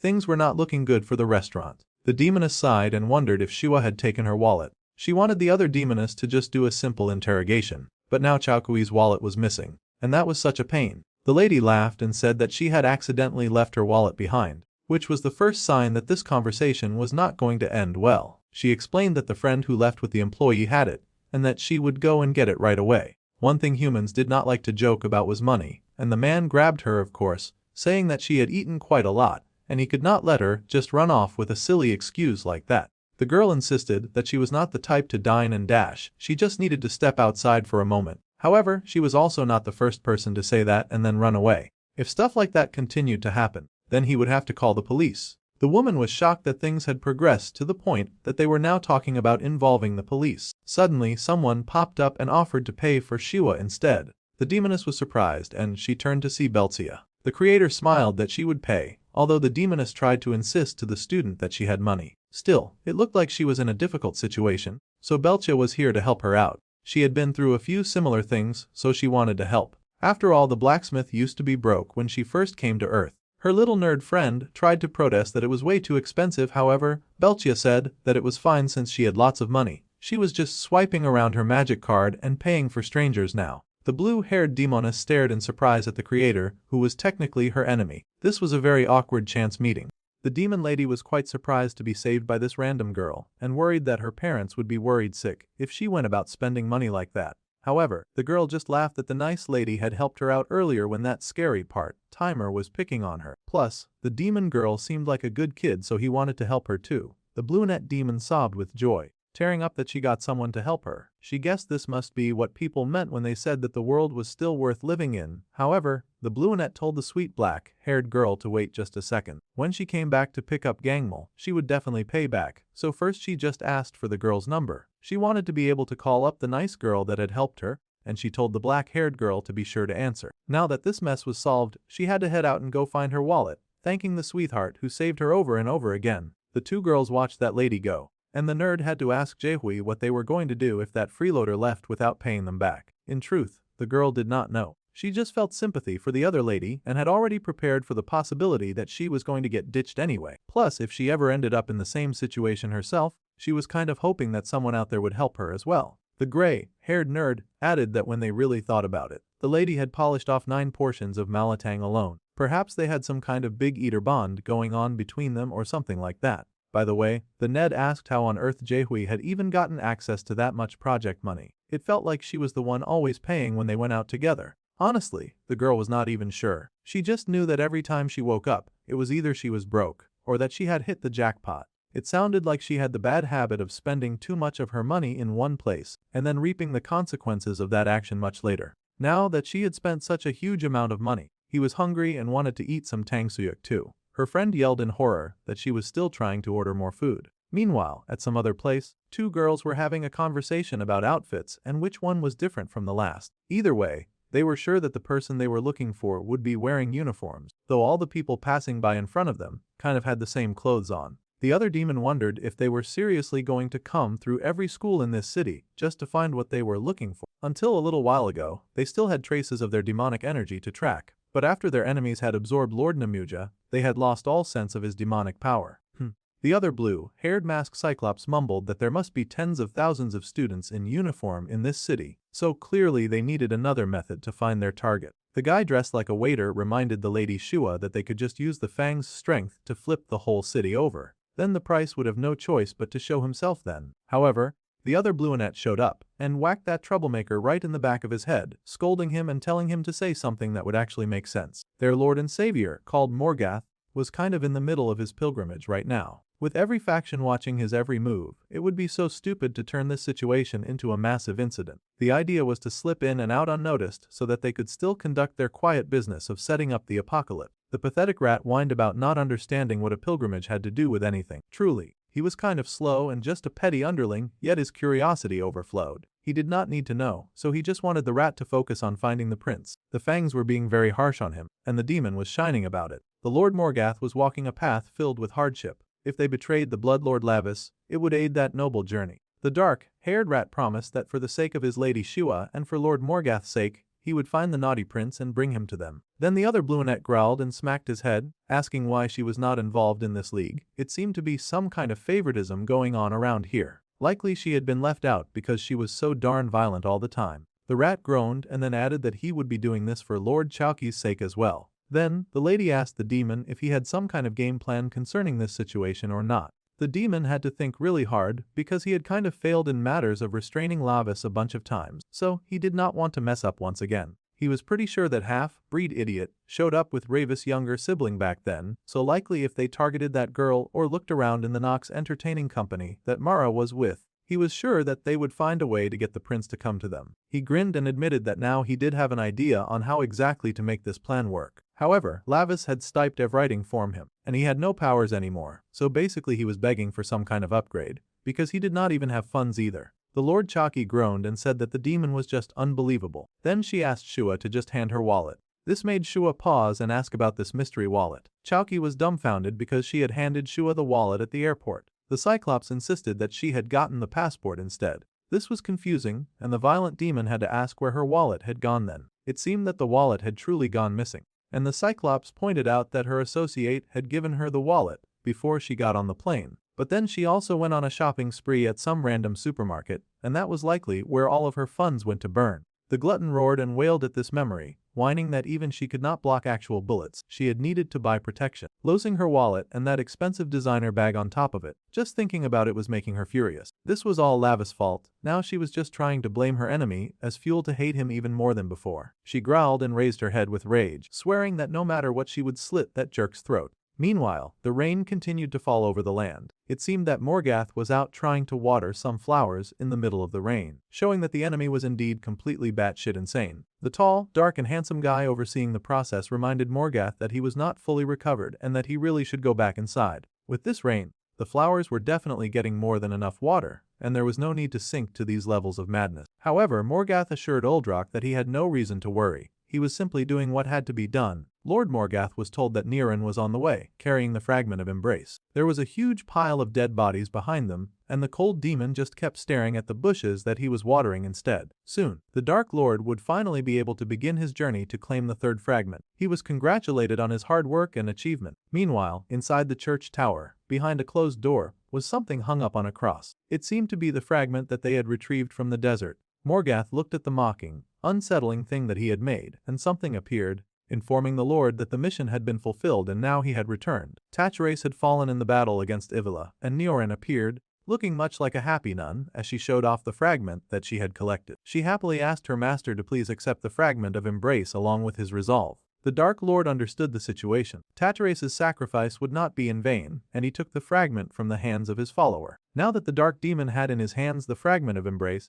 he was going to teach a lesson to those humans who were just much too lacking to carry true sanctity. The time had come for the Divine to return, and they would become the power that overturned the world. He stabbed that fragment into the empty husk of the fragment nailed to the cross, and it screeched in agony, fighting against the energy that Morgath forced upon it. The evil villain worked very hard to bring all of his deep and sickest desires to life. The night sky was dark and just dotted with stars, and someone asked if this was some kind of television shoot or something like that. They were surprised to see a celebrity, and those people were indeed gorgeous. They kind of wanted to talk to them. It seemed some really pretty people were meeting at a fancy restaurant and holding a conversation together. They were talking about something that worked in the demon realm, though traditions had changed now. The woman with long white hair was none other than our dude's legal mother, and she chuckled that the person she was talking to should not worry about such nonsense. The great demon king did not cheat like certain people. Hearing this, the other lady with silver hair yelled and asked if that little rat had really just boldly said that kind of thing out loud. It was so clear that the main character's mother was just boosting here.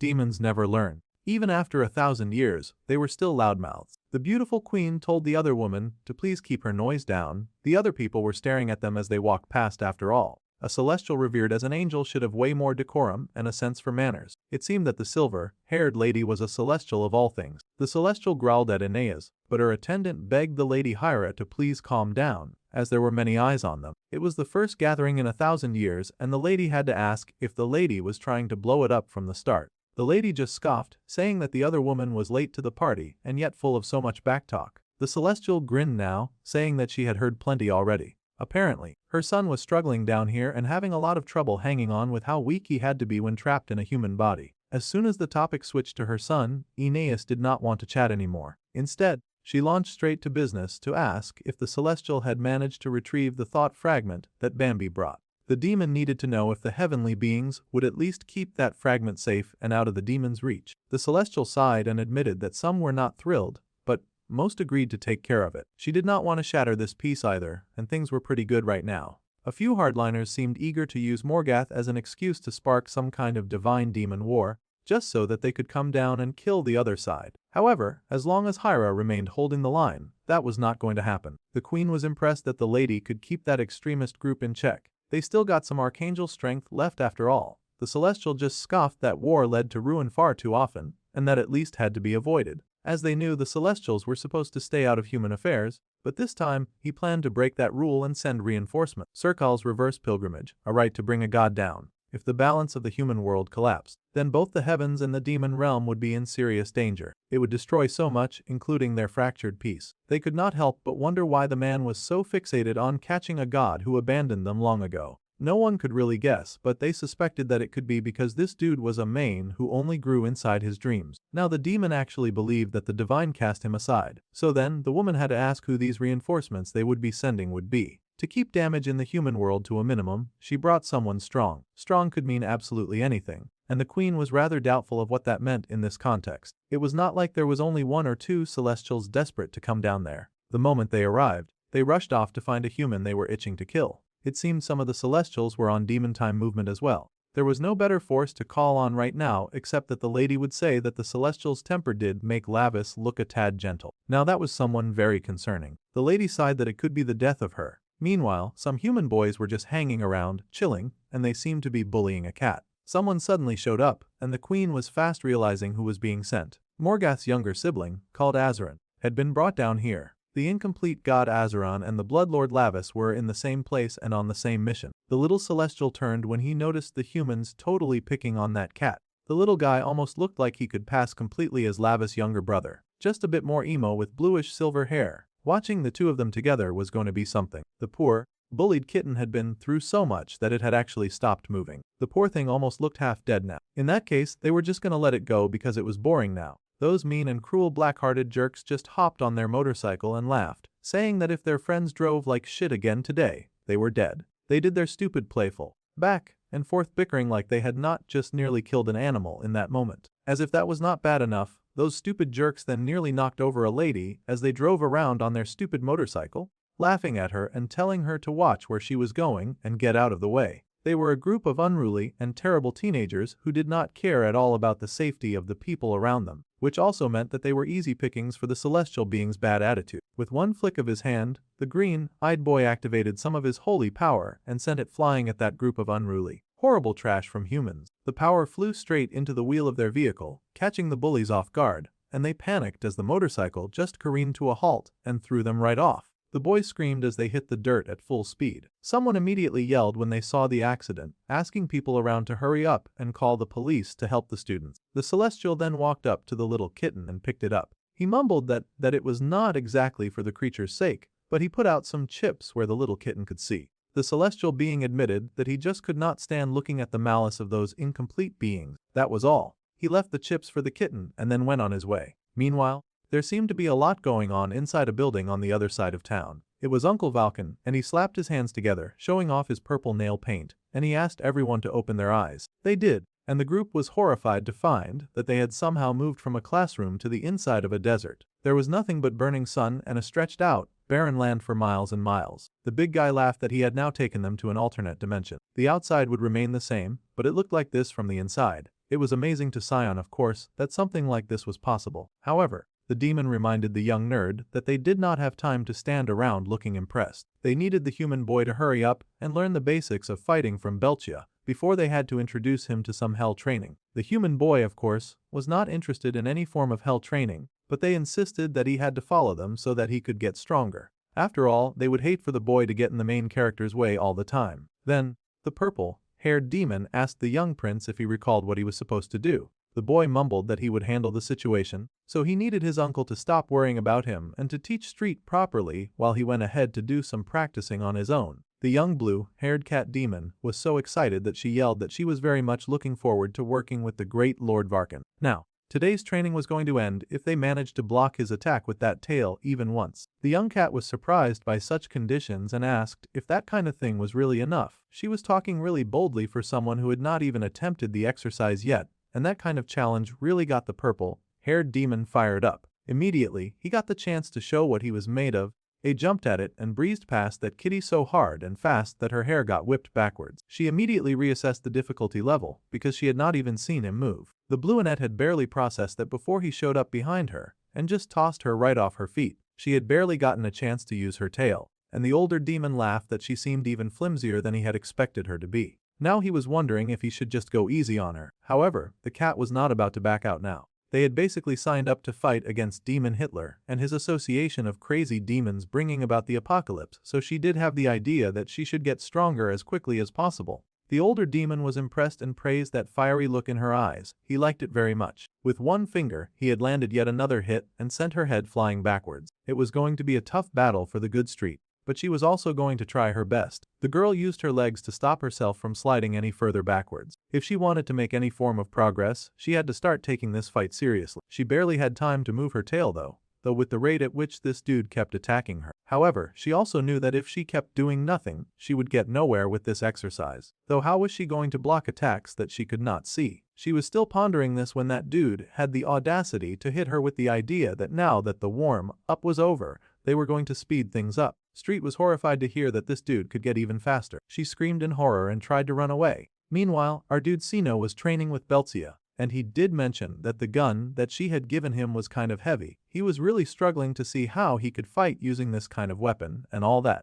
The demon girl scoffed that his mindset when using a gun was more important than its weight. The human asked what on earth the demon creator meant by that, so she decided to ask him about his first time that he had held a gun and how it had felt. Well, Sion admitted that it had felt kind of exciting to wield a weapon like that. Well, that was exactly when his offensive personality had come out, the side of him that loved to attack. If he felt scared or terrified when holding a weapon, then that was because the current him, the defensive personality, was holding the reins in his mind. The young boy clutched the gun that was way bigger to him to his chest, like it was some kind of teddy bear. The dark-haired demoness then informed him that if he wanted to use this weapon properly, then he needed to draw out the other side of himself so that he could fight against the enemy. This was all well and good, but Sion had to ask how to even bring out that other side of him. Well, she told him to first aim at a target within the distance. It was shaped like Varkin for some reason. They then studied the target, and then whined that it was just too far. The demoness informed him that he should picture himself facing the enemy threatening his daily life. The boy's hand shook, so she wanted him to imagine that her beloved crush or street were in danger. During a time like that, it was likely that the shooter was the only one that they could count on, and they needed him to fight for them. It was on Shaun to save them, and he got the mental picture clear in his head, gritting his teeth as he tried to sink into that headspace. He needed to picture a moment where he could save Minho and Street, and he had to do that. Focusing all of his energy, he pulled the trigger and the blast shot out forward, blasting right through the target in front of him in an immediate bullseye. The nerd was so excited that he had somehow made a direct hit. This meant that he was making a lot of progress. However, the girl told him that it was way too early to celebrate. Suddenly, the target launched itself from the ground and started bouncing around. The enemy was not the kind to stay still, so now the nerd had to figure out how to kill a moving target. It bounced around and danced around, hopping and wiggling like a live target, much to the nerd's horror. The nerd was a bit more determined now, though, and he raised his gun with a fire in his heart, growling that he would focus no matter what. Until now, the dark-haired boy had only ever received help from everyone. Now, he wanted to be of help to them. So he charged up his alter ego to the best of his ability and got all fiery and serious. He would master this weapon no matter what and shoot with all of his might. Amazingly, the boy had made yet another record and was impressing Belcha with each hit. The more he shot, the more his alter ego continued to crawl right out of his body, and his lisp split into a big and mad smile. The girl smiled, satisfied to see that the boy was definitely a natural. She asked if he ever knew what his face looked like right now. Of course, the boy was completely unaware, and he asked if he looked weird. She just chuckled that it was pretty interesting, and that it looked like he had properly shifted into his offensive personality. The boy was absolutely thrilled to find this out and just grinned even wider to hear of this level of success. It was almost adorable. The gun did not even feel so heavy anymore. Then the boy happily screamed to the Lady Belchia, yelling at her to hurry up and send out more targets faster so that he could shoot more people to his heart's content. The girl was just as driven, and she yelled that she would see what she got. Within seconds, she had tossed out a bunch of burning Vulcan targets and told him to blast them all down. With absolute joy, Sion got busy. Just so that the nerd knew, this training would not end until he had hit every single one of them. But his offensive personality was more than happy to comply with such a challenge. The boy laughed that this would not be an issue at all. Meanwhile, Ma focused on the thing that he was working on in front of him. He thought of Mara and Namuja, and the demonic energy that he had absorbed so far was settling inside of him. The main character then closed his eyes, and he needed to be able to properly utilize all of this. Even though a pain akin to death would follow, the hero had to grit his teeth and bear it. This was the only thing that he could do right now. So, Lavis focused and he channeled all of the energy and fire into his soul, using the method available to him and pushing it to the weapon that he was currently trying to wield. That's it for this episode. Until next time.